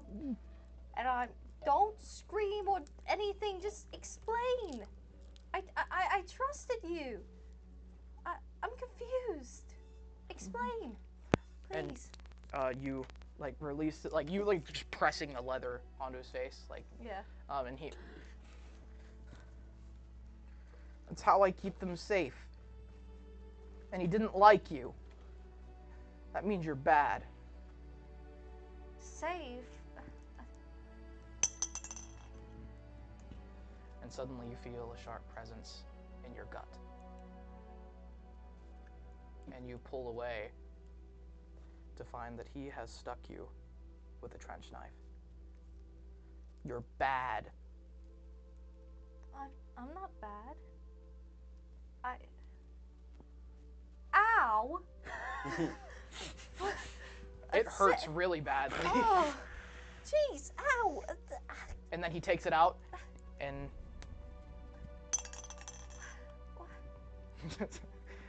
he stabs in again. Oh, jeez! And then he Can continues. I grab him? Can I grab his arm and make him stop? Can I have him not stab me? Can I like try to like hold it like when he goes over? Strength check. Okay. Advantage because you have him technically in a grapple. And you took They're both 12, so 11. 4.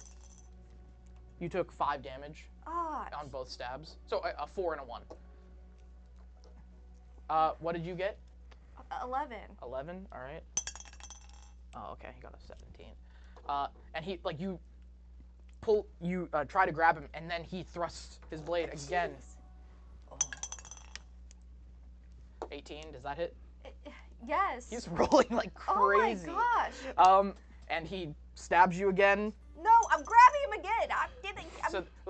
So 3 damage on that last one. And then you can try to grab him again. Yes. Strength contest. Hold on. Okay. Yes. Jeez. He's just. Oh my God. 8. 8. I'm using the dice. A 9. He manages to get another hit. She's getting stabbed. Wait. Did I have an advantage with that? Actually, okay. He rolled a nat 1. Okay. On the hit, you can get a reaction. Okay. I am grabbing his arm and yanking that knife. Disarming. Like Intelligence check. Okay. I'm sorry. He's just Or like wisdom stabbing check. her, Wisdom and check. then she Wisdom said, hey, check. stop Okay. it. Ignore that Stop one. it. Ignore that one. It's like a rabbit. 9. Stop it. Nice. You grab at his arm. Clustia goes to Manchester. Stop. Okay. Cloak and dagger. You grab at his arm and This story is so dark. Oh my God. You lose control of your strength. Oh no. And you miss his arm and accidentally press into his chest. And he instantly stops moving. Wait. I'm sorry. I didn't. I didn't mean it. I just we can fix it up. Listen, I'm not a bad person. I promise.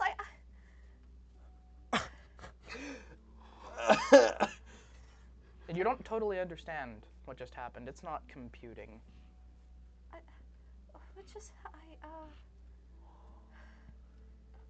I'm just gonna she's gonna stumble back, she's gonna fall, and just you're bleeding out of your belly. Okay. Well, I'm gonna have to hold it or something. Oh, okay. She's just gonna stare at this and be like, I don't know, because she doesn't know what to do. Mm-hmm. So you just sidle back to the same tree that he was sitting at. You just sit there in the mud, in the rain. So what? You two. He just got his You two. collarbone pushed. Dude, she caved his chest in. You two are making your way up, and you see the headlights in the distance and the subtle shadow of Colton's Havroon against the black backdrop of the night. The rain falling in white streaks through those lamps. I'm trying to keep an eye on where she went. Not that I can You can't see anything. You can't see anything just other look than that the direction. Yeah. See if she starts coming back or anything. A perception check, both of you.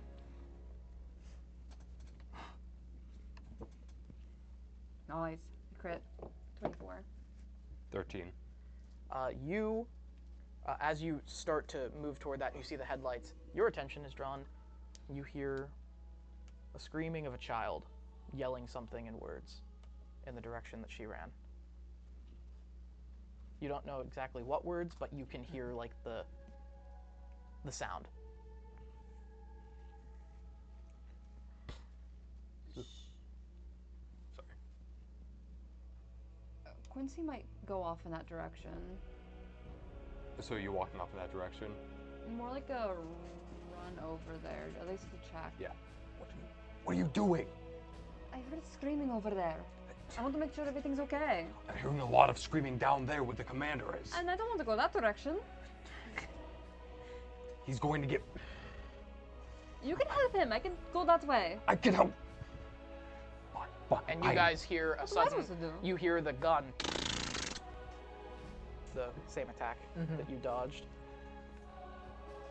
And you see, as the gun comes up, you see the yellow and orange streaks dazzling off into the night. The ones that went up into the air. Yeah, I don't want to go over there at the moment. Well, neither am I. Because he doesn't want to see what happens when the tank from hell fires.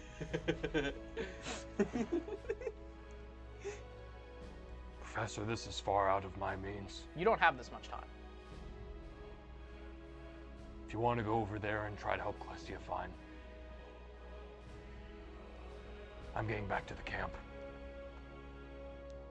Do we even have her at the moment? Try to convince him. You should... Take a staunch position, Quincy.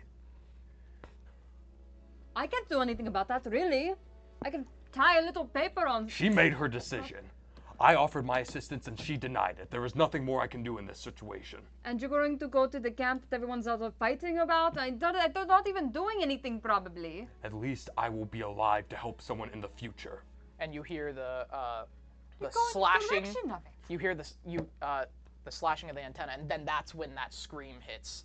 And you look in the direction, and you see flaming circuitry out the top of its head.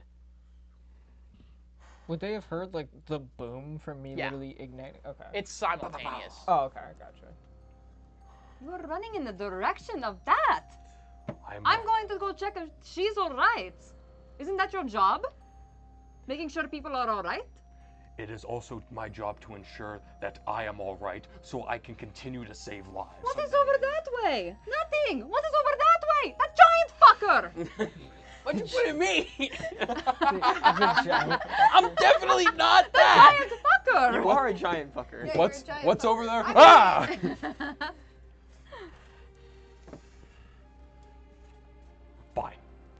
One more time, I'll try.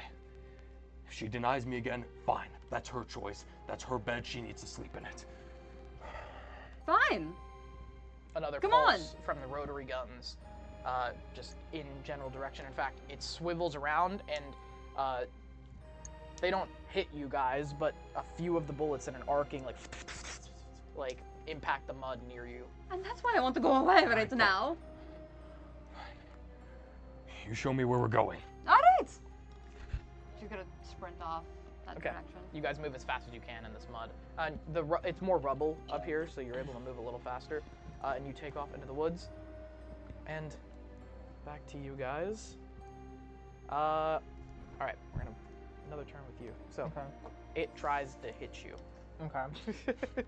It tries to. Oh, thank God. All right. What's your armor class? Right now it's a 12 because I took my armor off. Yeah. Sorry. I better not have failed either of these. What could I say? Just slow down. Okay. It makes a rotary gun attack. The same one that they just dead saw. Mhm. And you manage These are to 9th level spells. stay out of most of its way, but you catch one. That's what I did too. Right in the side. And it's a deep hole. Okay. Where is it? Where's the D12? You take 14 damage. Shit. All right. 14 piercing. Okay. So. And then it makes a melee. Actually, wait. Hold on. Okay, no, actually, the rotary gun doesn't hit.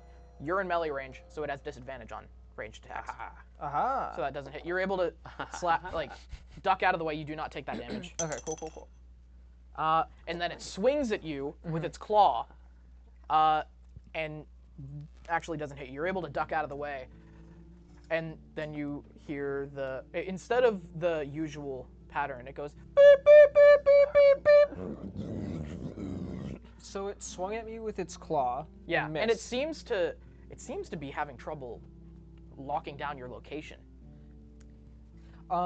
So are its antennas anywhere near me at all? You destroyed its antennas. Oh, they're all gone? Yeah. Bitchin'. Okay. Bitchin'. Do I have any rough idea where they are in the tank? You're on your own as far as you're concerned.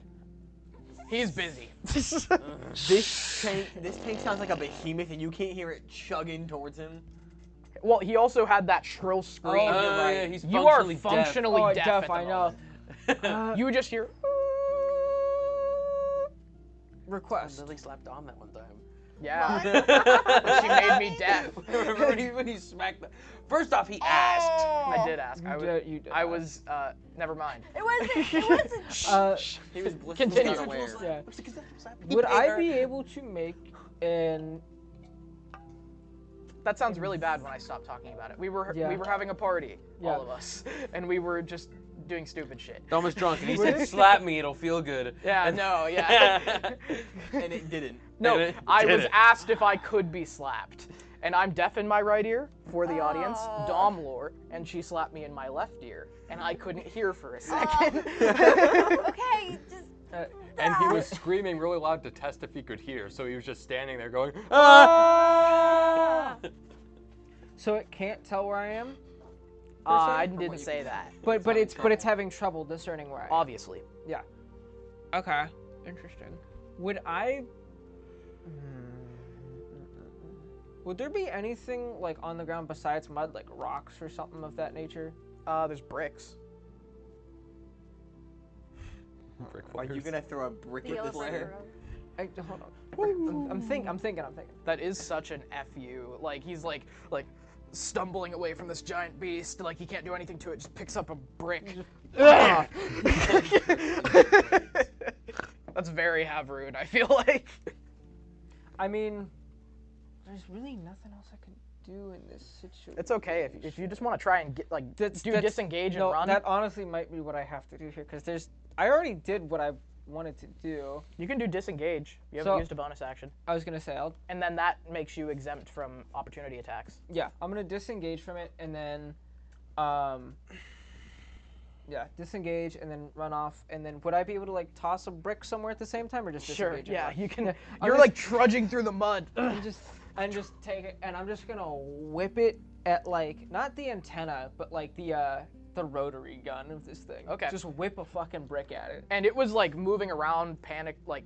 Next level pocket And then you sand. throw this brick, and it ding, and it.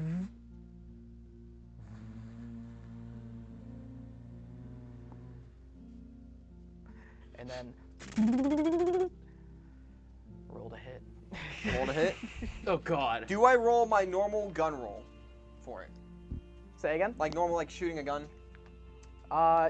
Yes. I'm gonna say. Please. That is a 21. Yes! So, you fire this round Uh-huh. out of the main chamber. You come rolling up on this, and you don't see anything except the you have the headlights on this tank, or else you wouldn't have been able to see it at all. We turned everything on. Suddenly, from a different angle, as it points toward you, the headlights in the darkness come on, illuminating this full mechanical beast. Mm-hmm. And then it's actually, you guys are a little far off. You're about like probably 50 meters away, and the headlights are high beams. Yeah.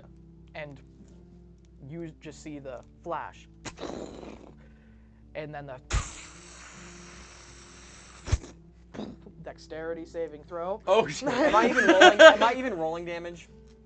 No. Okay. I got a 7. Sweet. I got Good, a 'cause 17. it was gonna on do that. like 10d10 Say again? without even knowing. 17. Or 10d8 without A knowing 17. damage. Yeah. You see this round embed itself directly into the the servo, like the shoulder of this thing's right arm, and then begin to spark off like thermite in like, and then you dive into the mud, and then, and this is so large and bright that you feel the heat where you guys are. And from your perspective, you just see this ball of fire envelop whatever this thing is. What the fuck is a geometer? And then you're gonna take half damage. Meet Silas's freedom missiles. That's fair. Freedom. Wait, do I have to roll damage then? Or does he I'm just rolling take- it for you. Okay. It's environment damage. Well, Four. dumb. Yep. That is. Never mind. That is 32. So halved is 16 There should be force damage. 10d8 after Force. that. That's fair. I like to think this was so powerful that it actually pushed you deeper into the mud. mud. I Yeah, no, used that's my fair. forceful thing on it. So I was mean, gonna say, yeah, no, he quite literally made a Moab in a tank shell. That is a And freedom then- missile if I've ever seen one. And then, you look down the barrel and find that there is the back of the shell that you left in there, or that gets pushed out, is not ejecting properly. And then the turret, you look to the tank, begins to. I'm running. I'm busting out of there. Get me out of there. Oh shit! I go and Dexterity saving throws, both of you. Oh. Grab my bag. Grab my bag. Grab my bag. Huh? Grab my bag. You have a bag in there? I have left my bag in the fucking tank. That's too bad. I don't. Anyways, 19. 19. I'm in the driver's seat. I'm stumbling over cables and shit. I rolled a 10. So this begins to smoke and flare through the turret, or the primary turret, and you make your way to the door and manage to get it just open enough, and you delay to the point that Pierre is pushing behind you, and you get out of the tank, and flame envelops the gas tank and the ammo rack, and it pushes out of every orifice of So the thing. second enchanted one is blowing up too? And your entire back is scorched. Did I tell you how much damage he's supposed to take? Yeah, sure. What? No! Tears like I'm safe in the 10d8. tank. 10d8. From the forceful round? We're not doing that. This isn't. We'll be somewhat nice. Yeah, those are literally like war crime rounds when I enchant them. That is. How many hit points do you have? 50. What? 50. 50? 50. Oh my god. Okay. I took the toughie. 58 damage. You're down. You're so lucky I'm not one of these other ones. And you are screaming as you are on fire and I'm unconscious. Yeah, you're unconscious. He gets And launched from the tank. you actually kind of used him as a shield on accident when you got out the door.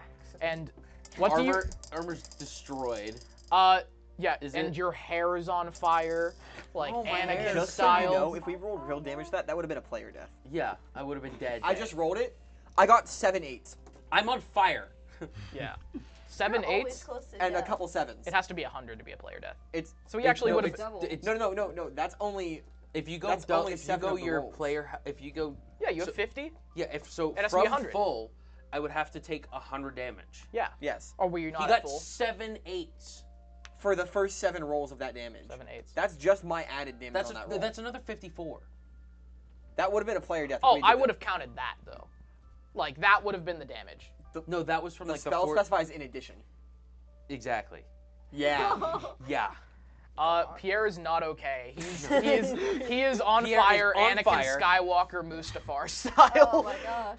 And Silas, the only recourse you have is to drag him through the mud away from this, and you I just feel start. like I would have just gotten launched through the Actually- fucking air. Yeah, actually, you guys got pushed really far away. I And just took the entire fucking blast. you like smile as you see the beast, the Igor. Yeah. Get blown apart, and then you look to the tank and you see this fiery cluster just fire off like 30 feet into the mud and then keep burning. What are you doing? Pierre's on fire. Can I use Cure Wounds? Sure. Yeah. Okay, so what was the thing Silas you has a decided healing spell, is guys. that you can... So this is a healing spell. Silas has a healing spell. Dom, what was the healing thing we decided where you can stabilize without a spell? Let's go. You can. And you you can do- stabilize and heal with a spell, right? Yeah. Isn't Yeah. that what we I decided? don't remember what You it gain was. 13 life. So he, with a combination of magic and just dousing you with mud, you are able to, like, you can't stand up or anything. You're maimed. Like, pretty much his entire head of hair has been burned off. Oh, I'm bald now too. So, Great. so I'm gonna have to draw him bald? Rewrote the whole This just drawing. makes it different for me.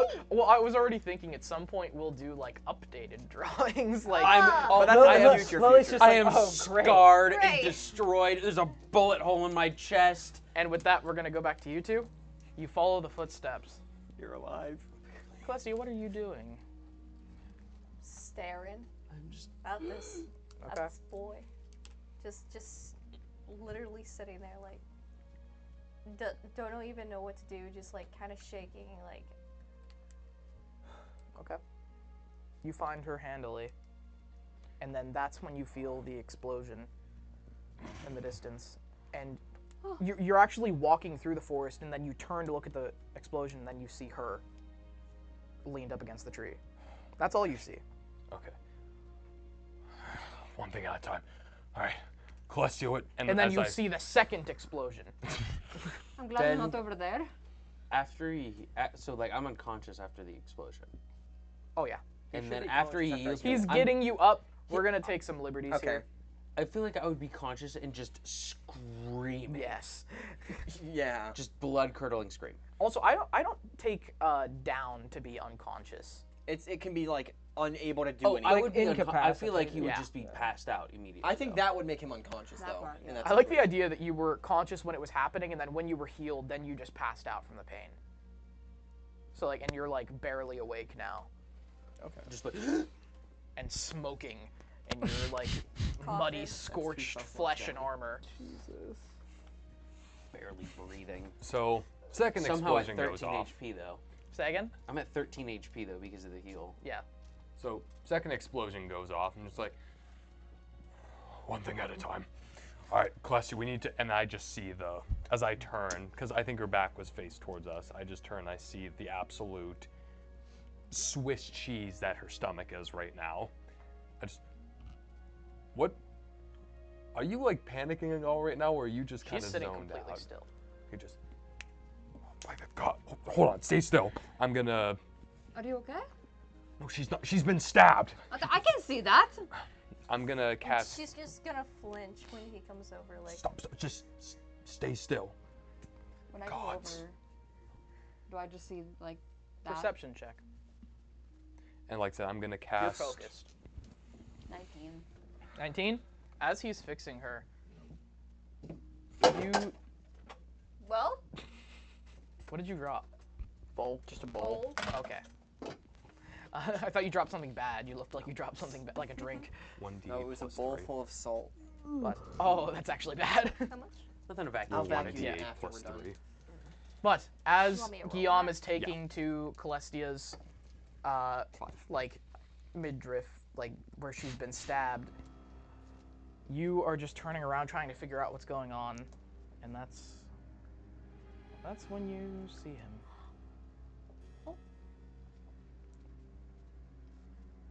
She'll kind of like do like a little kick on his leg.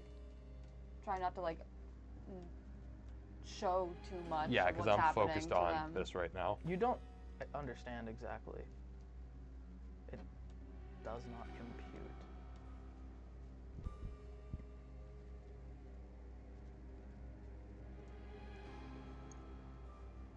Lean down. Are you still alive? There is no response. Oh. Wow. Guillaume, you have not seen this yet. Yeah. Alright. I managed to close the wound, just leave that be here. Couldn't fix all of it, I'm gonna hand her a rag, just apply pressure, okay? Why? I'm gonna kind of like, I guess I wouldn't have to crouch in front of her, because that'd be way too... Alright, question. What happened? Am I a bad person? What do you... As she says, what do you want? Oh my gods. And you just see Quincy standing over. What's the scene? I'm not going to describe that in detail. I feel like that's distasteful. You It know what? happened. You know what? Fair. It happened. That's what's important. Oh, we should head back. What happened here? Was this that Igor? Did he get to the boy? Oh.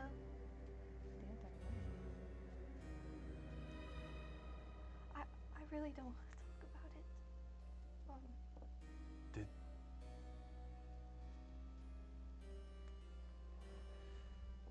I'm gonna kind of walk past and just apply pressure. Come on, we need to go. Okay. And she's still holding her guts. Yeah.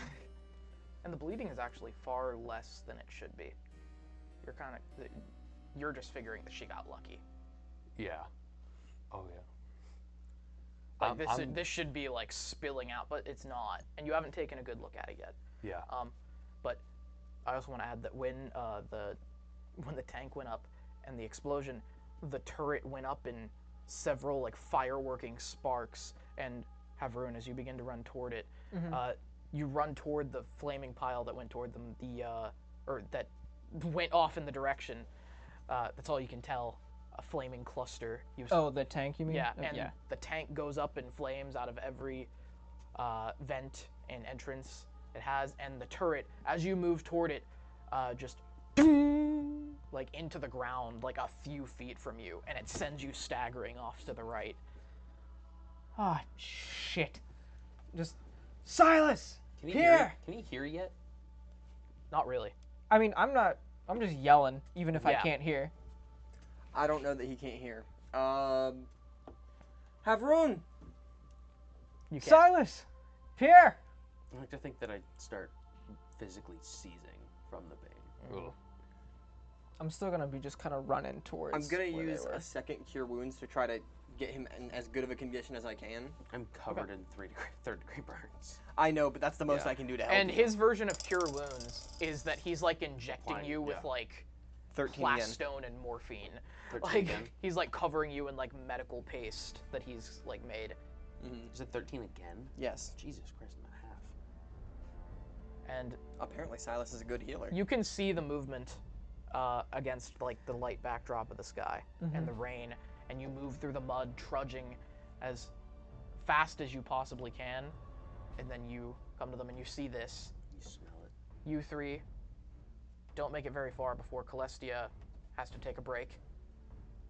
And you find the driest patch you can possibly find. You aren't super far, but you also don't know where each other are. The tank continues to burn in the background, and you, Guillaume, and Quincy see the faint outline of a stout figure moving past the tank. Can they smell it? What? Burnt flesh. No, they're pretty far away.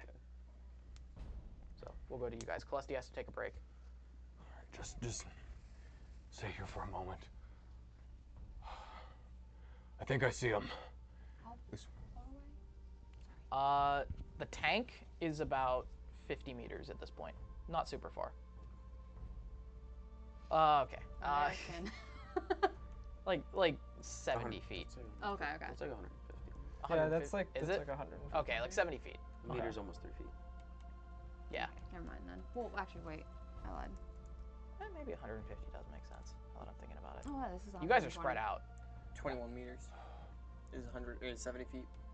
Yeah. No, it's about 150 feet.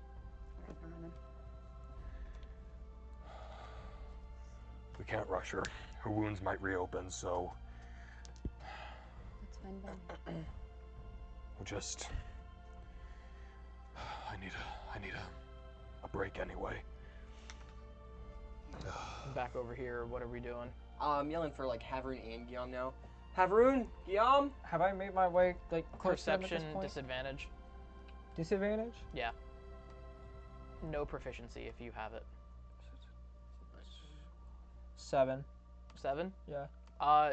You're like one. Honestly, you see the backdrop of him like in the tank's glow, and he's going off in a completely wrong direction.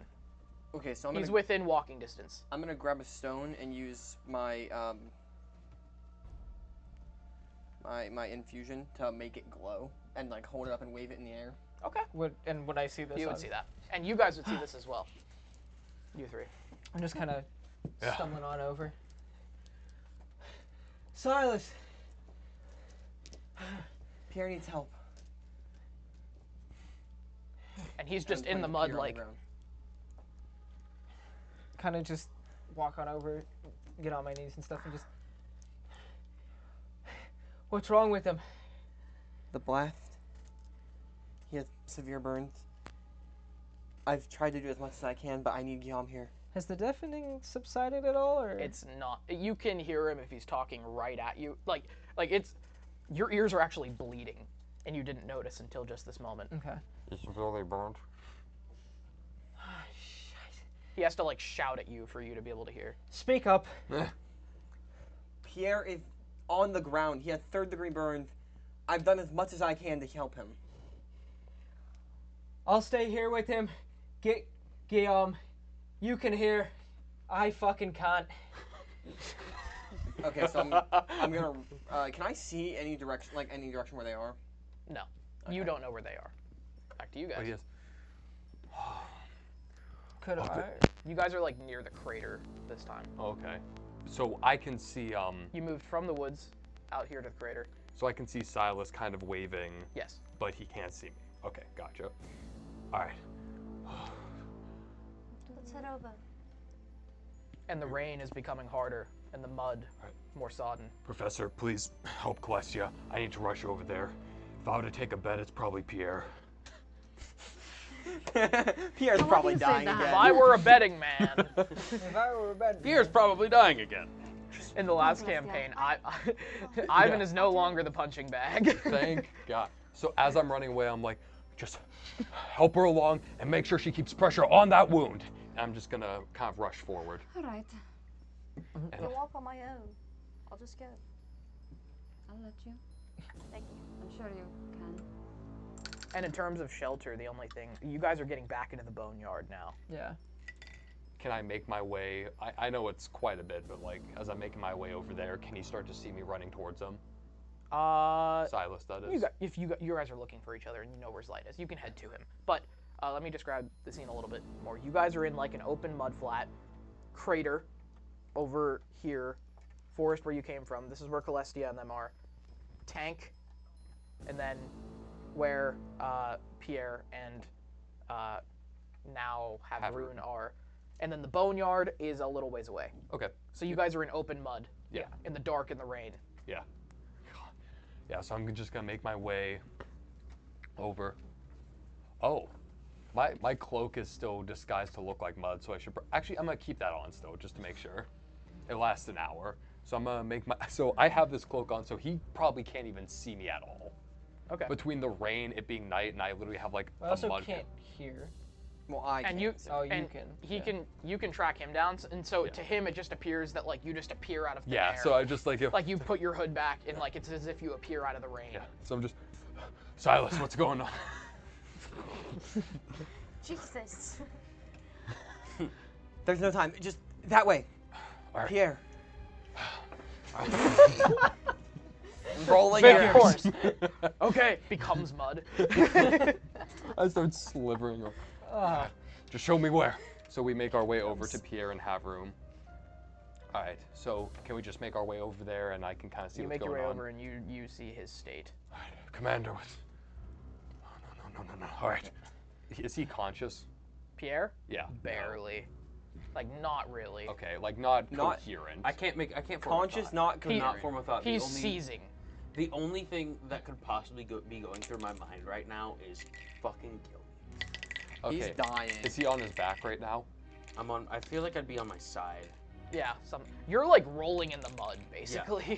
Well, I fucking flew out of this tank. I like to think literally feet went up in the air, fucking bang, landed flat, face down.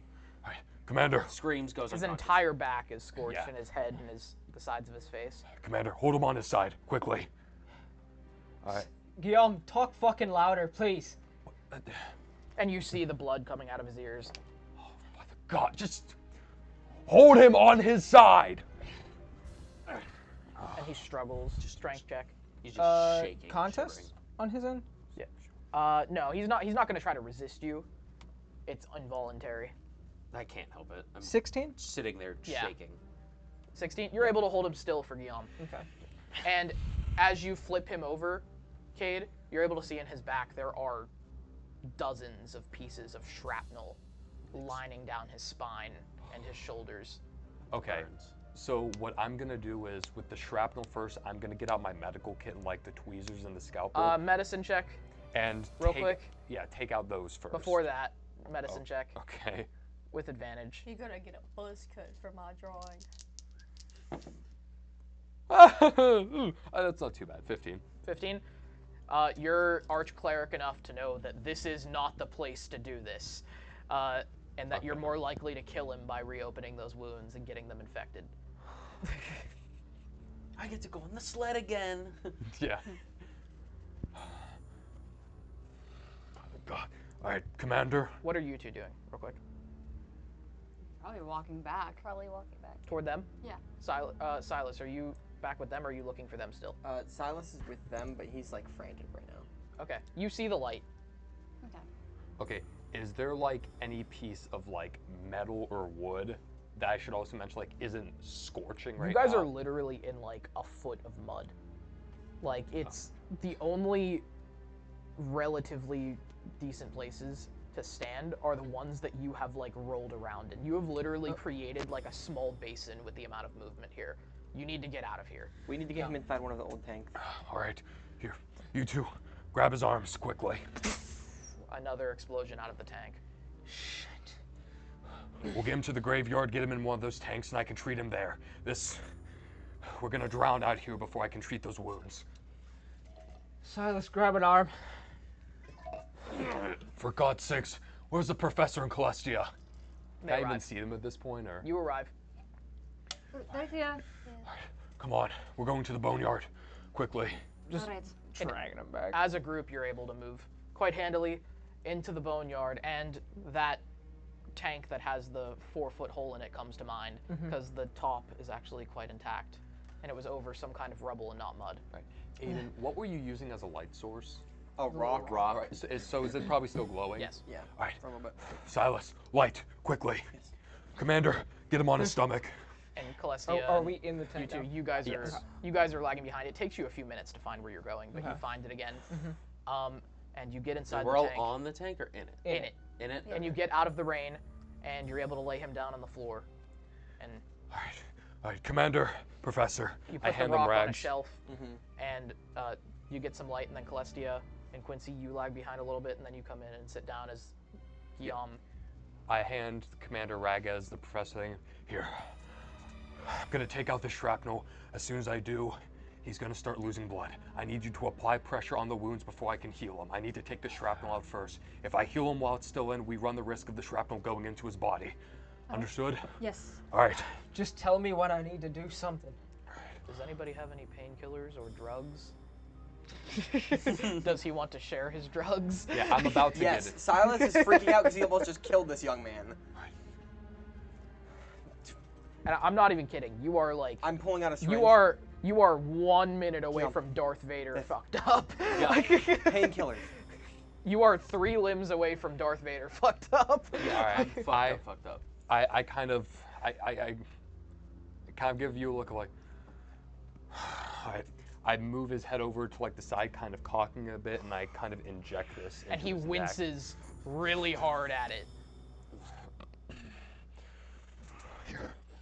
And it kind of makes you a little more numb. All right, I'm taking out. How long does it take you to It's actually instant. go? It's like Okay, morphine. and it was- All right, so. All right, keep that light close. With my Medicine like, check. All right. It wasn't a Strength joke when check. he said it was like morphine and a bunch of drugs that I was. Oh, healing who's holding him? No one's holding him at the moment. It's He's the just- pressure that he wants us to apply. Yeah. Yeah. Do you want me to make that check now or later? Go. 15. 15.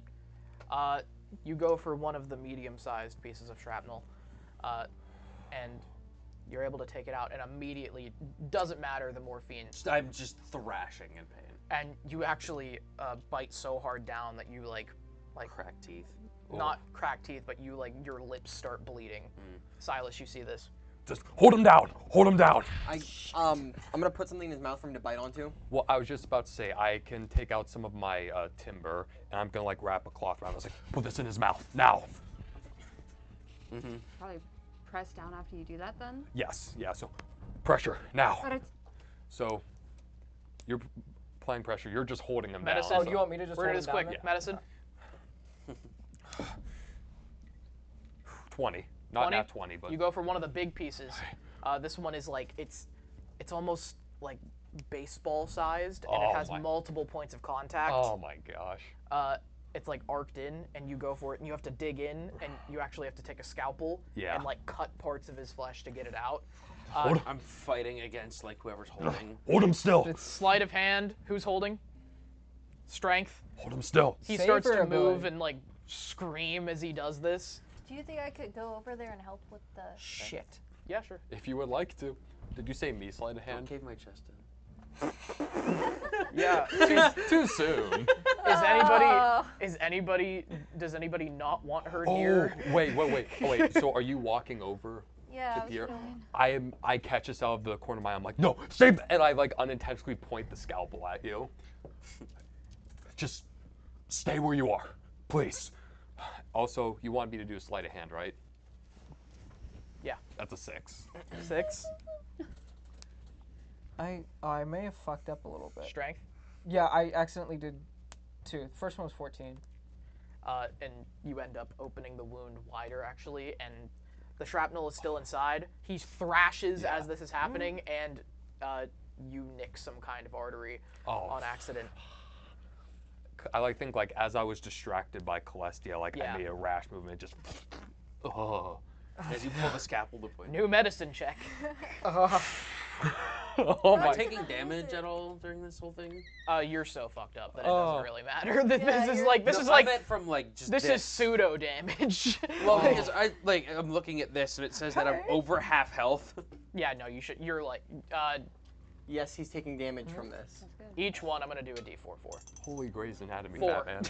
So but this is the second. 4 slashing. This is the second one.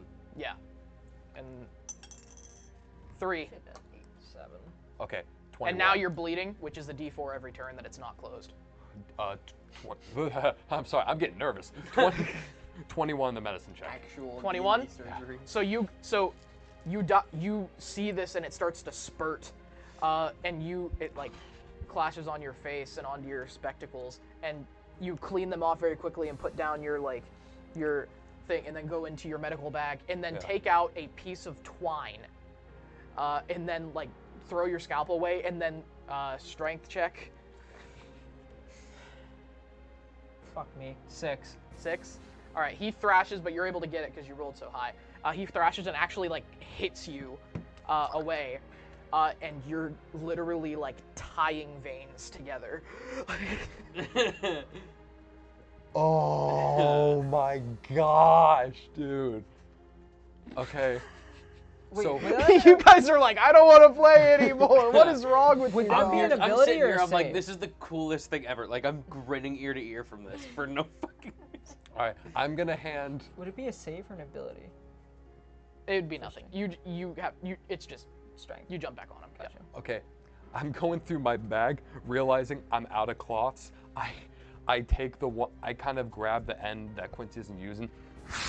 I hand half of it to her other free hand. Pressure now. Okay, this. Put it on. So she's just. Okay. There are any other like huge pieces of shrapnel that I should be attending to? Yes. You probably. Yes. Yeah. So, 1 million. you want to go back to the shrapnel? The entire that's gotta be the munition top shelf. priority. All right, give me exploded. medicine. Strength. Don't worry, we aren't going to do this forever. I've got a combo. That's a 10. That's a 10. That's a 10. That's a 10. 10. That's a 19 on strength, though. You go back to the big one to try and get it out again. 19. And he just winces again, and he's moving so badly that you can't get anything done. Your hands are getting covered up to your elbows, and so are you. You manage to hold him down, and that's when it dawns on you that this is not going to work like this. This is not the scene. This is not the time, and that you're just going to do more damage. You kind of like, and you even like sit back on your knees and you just look around, and you're like in a tank that's been like burned out, dripping with rain, covered in mud and blood, and you have 2 people in critical condition. And one of them's helping me. And the gravity of the situation really just strikes you all. And then thunder and lightning. And that is where we're going to leave off. No, you That's bastard. where you leave off?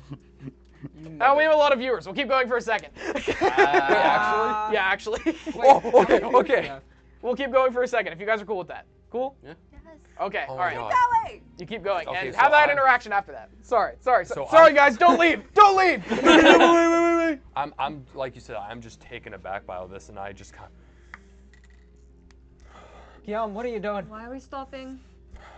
just give me a second. I need to. Hold on. I'm literally. The chat is full of thank yous. That's awesome. Where? Literally. On Twitch. Like I'm so like kind of grabbing at straws right now with what to do, just based off of the situation, the limited resource I have to work with like blood-covered hands. I'm literally going through like my medical book, trying to come across stuff that maybe is like skipping my mind, just bloody fingerprints just getting all over it. Celestia, we're gonna, you've been bleeding this entire time. Yeah. Yeah, could we do something with that real quick while I figure out something? Can we like cauterize? If any of you have some kind of spell for that, I don't. You take 21 bleed damage over this time. Is there any chance I'm almost down. I can... Crap.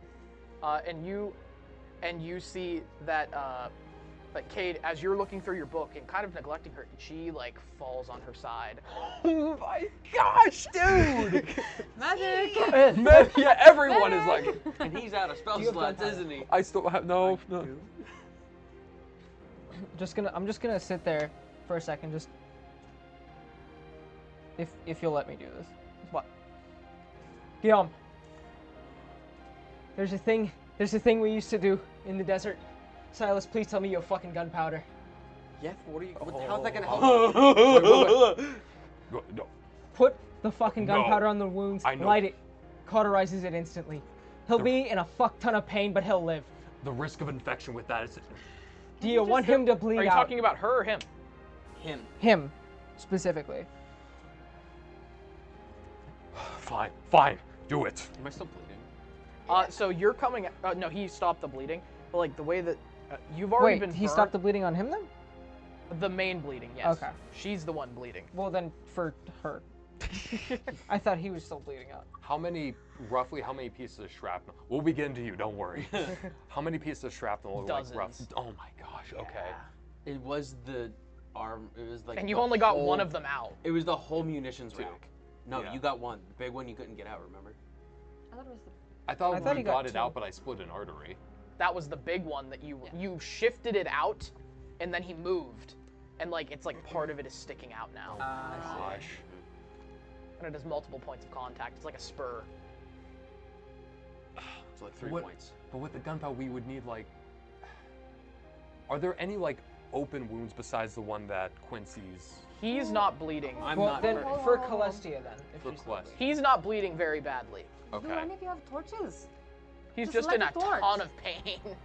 Okay, and is Her, Celestia? she's got like 4 distinct stab wounds, Okay. and then the cut across her face. All right. Get the gunpowder. I'll see what Celestia's situation is. And as I like go back to her and they're getting that ready, do I notice anything different with the wound she has? Like the amount she's bleeding or... So you finally like are able to pay a lot of attention, and you start like rummaging in, seeing if there's any like refuse or anything, and then that's when you're very confused by the amount that she's bleeding. She shouldn't be. She'd be bleeding a lot more. In fact, there's not enough. It doesn't make any sense. And so you kind of like dig past her skin a little bit. And that's when you notice a hexiform reinforcement that happens to have all kinds of little pustules of some kind of fluid. It looks like blood, but it sticks to the fingers and almost lubricates like oil.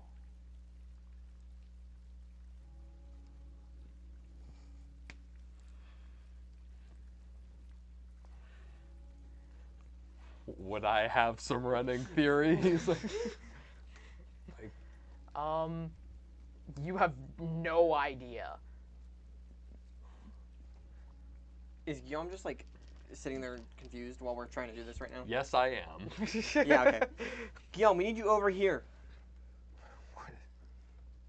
What's going on? Guillaume. I don't even know what I'm... Guillaume, stitch up the fucking wounds. I don't even... With the amount she's bleeding, I don't even know if that would be necessary. It's... And that's when you dig a little deeper and you find not a bleed, but something more like a leak. It is a severed metallic rubbery tube that spills this red fluid. I'm gonna go out. I'm gonna try something. And I put my like scalpel and like tweezers aside, and I'm going to cast mending on it. Okay. Because mending is for like items, not people. Like, Ooh! Whoa! Whoa! Whoa! Not referring to her, referring to like the object inside of her. Whoa! right Whoa! now. Whoa! Whoa! Whoa! Whoa! Whoa! You can't say that. Go out and collar it already. So I'm referring to the tube. You take to this tube and you cast this spell, and over its like metallic, like imagine it's a rubber tube that's surrounded by like a metallic like twine Right. that holds it together. It and then holds together. You regain 12 hit points, and you like are suddenly very conscious. Jeez. Guillaume, get back over here. Right. You got the gunpowder? Yes. All right. There's a tinder box too. All right. To ignite it. All right, Professor, take those rags off quickly. All right. All right. Yay, burn me more. All right. Who has a light source? Did anybody else figure this out except him? What? No. The gunpowder thing? None of us saw it. No. Okay. The fact that I'm Oh no! I'm putting like the gunpowder in the wounds, like kind of just like poking them in a little bit. All right. He's in the tinder box. Right. Yeah. So like, wait, did someone light it already? He or handed you a tinder box. The with the little striking. Okay. Yeah. All three of you, hold him down. Okay. Sorry, boy. With all three of you, he can hold him down handily. Right. This is gonna fucking sting. I'm sorry, boy. You take the powders and you stick them in. Yeah. To like strategic locations. pop. Right. And the most blood-curdling scream you can imagine. It rivals Igor's. And then, like... You guys can... I feel like they would barely be able to hold me down. An immediate rolling of the eyes, and then he passes out. How much damage do I take from that?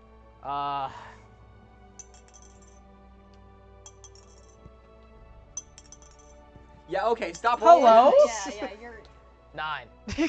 Oh, okay. I was rolling a d4. Yeah, that was, you know a sound of a d4. Yeah. It has a very distinct clink. Yeah, to but it. I thought he was gonna just keep rolling. Yes, and now roll a d6. Yeah, it's very light. It does have a different sound. It's very light. Okay, nerd. Yeah? No, I'm just autistic. Okay. Real. And you are unconscious. Oh yeah, I passed out. This is not a long rest. Everyone's stable. Not okay. Am I None of us are okay. Am I still like part deaf? You're still recovering, but every time you move your jaw, A little. I have tinnitus. Okay. extreme tinnitus. I'm gonna go out into the rain real quick and clean my arms just in the mud. I'm gonna follow him out. I was gonna say I'm gonna do the same and kind of rinse off all the mud and stuff off like. Guillaume, what happened? Be more specific, Silas. A lot happened in there. You stopped and you were just sitting there. Chamber.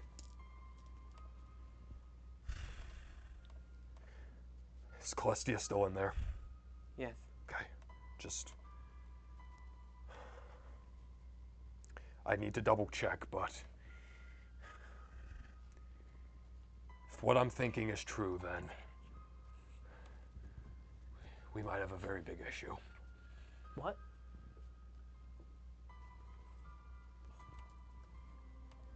Are you posting more memes? No. No. Okay. Did you see what I sent you? What do you mean by an issue?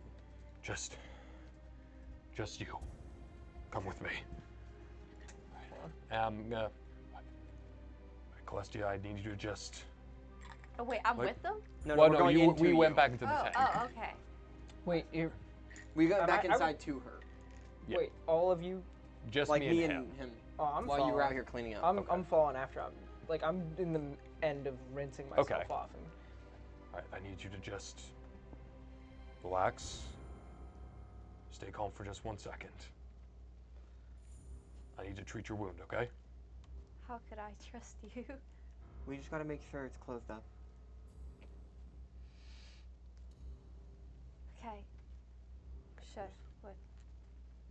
And I'm gonna kind of like open up the wound a bit, like not like cutting anything, but kind of like. To see it. It hurts. Yeah. Oh, jeez. You stop, wince. stop, no. You wince away and actually run away. Don't let them. Nope, I'm not late. No. I'm So resist. so you kind of are you still in the tank? Like you kind of just scurry to like a corner of it. Yeah.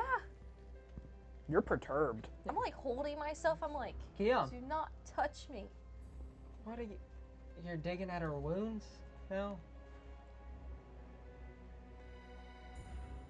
If I saw what I think I saw, we're not dealing with The cut down her face is still bleeding. some average injury. She should have been bleeding over the floor of the entire tank with those kind of wounds. Yet, Nothing. Hardly a drop. Did he ever explain what happened? Like how she got the wounds? No. Just that. No one knows. Only she knows. Well, in fact, these two, they haven't said a word about it yet. Look, just. There's multiple stab. Well, how did she get hurt then? She's supposed to be bleeding so heavily. Okay, Glestia, just. What happened?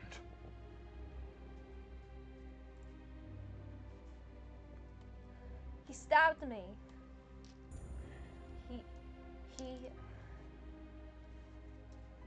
I went to hold him down to ask him why, and he stabbed me, okay? And he said I was a bad person. Who are the you? boy! Toma. Yes. He was. Where is he? Dead! I killed him, okay? Is that what you want to hear? I killed him! He kept stabbing me, and I meant to stop him, and I killed him. What else do you want from me? I do not want to speak about it anymore, and I do not want you near me. That's all. Very well. I Dom, need some air. Check your.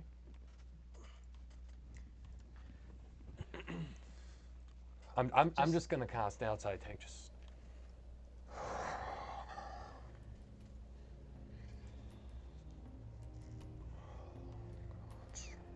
Celestia, you were just protecting yourself.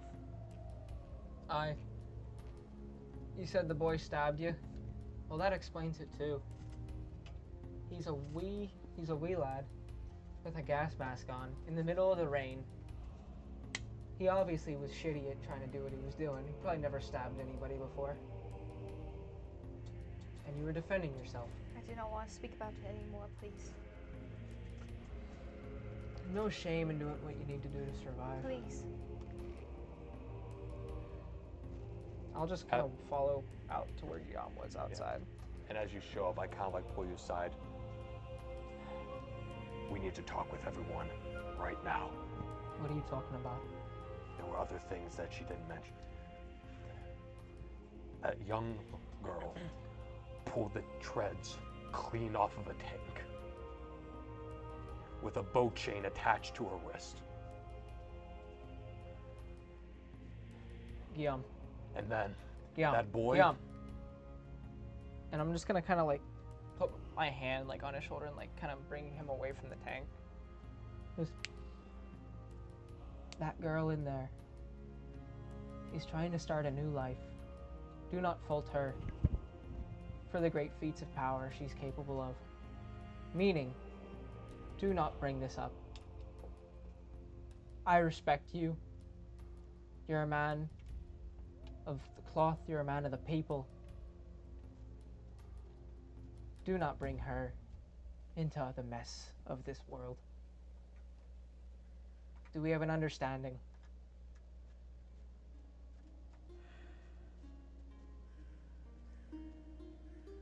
What you saw, you didn't see. Commander, you know how I feel about being left in the dark on these matters, especially if it jeopardizes the safety of me and this group. It does nothing of the sort. I watched the remains of that boy. Did the boy look as if he had tried to stab her? I am not questioning. Was she defending herself? I'm not questioning her defending herself. I am saying simply her defending herself, the amount of destruction that caused. What happens when that's left untamed, uncontrolled? It's not uncontrolled. Believe me. Well, who's it controlled by? You? The commander, Havroom Flintguard, the Jackal of Broom. You speak so high and mighty to me, grand and mighty priest. What were you doing when that thing attacked? The same thing I always do when tragedy strikes. Hiding. Do you know what I did? I fought it. Look at me. The clothes on my back, no armor. I ran to save you three. Now, I may not care too much for titles. The Jackal of Broom and all that nonsense they gave me because I did my duty to save my men and kill some thrashing fucking insectoids in the desert. Because that's what was asked of me. And it was my duty to make sure you three got back safe, and I did that. Do not downplay the fact that I almost got killed protecting you. I won't tolerate that kind of disrespect. Now say what you were saying, High Priest. Whatever she is, you keep it under control. And you have my word on that. I'm gonna tend to the boy. Good. The lad doesn't deserve to live with injuries of that accord. Do what you can. I will help where I can. I'm gonna go back to the tank. Okay.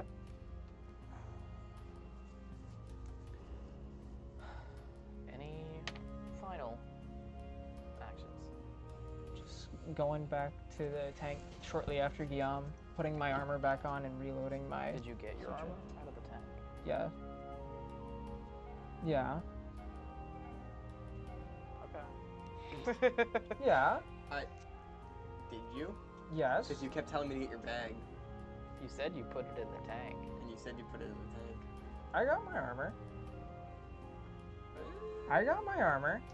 I would imagine him ripping it off as he's running out of the tank. Yeah, I was gonna say I don't. No, think... because because he stepped in when he was in full plate. Exactly. And then he threw it. He was throwing it off as he was running. Yeah.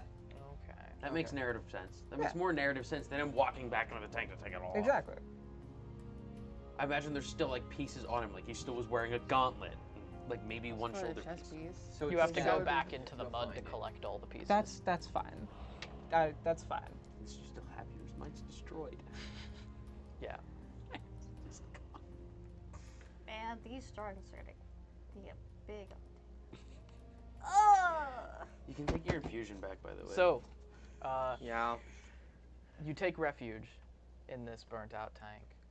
The rain falls hard, the thunder and the lightning only intensify, as does the darkness on the horizon of Mortisgard. Session 4 of the Rubian Strife. There we go. There we go. That's better. That's better. There we go. Yep. Thank you all for watching. We actually have a lot of viewers. We encourage you to go back and watch the earlier episodes. We did have some technical issues. Oh yeah. But we plan on doing this campaign for a very long time. So we encourage you to stick with us and check out other things on our channel. And with that, thank you for watching Gildstone Gazette. Have a nice day. Bye. Oh, Would we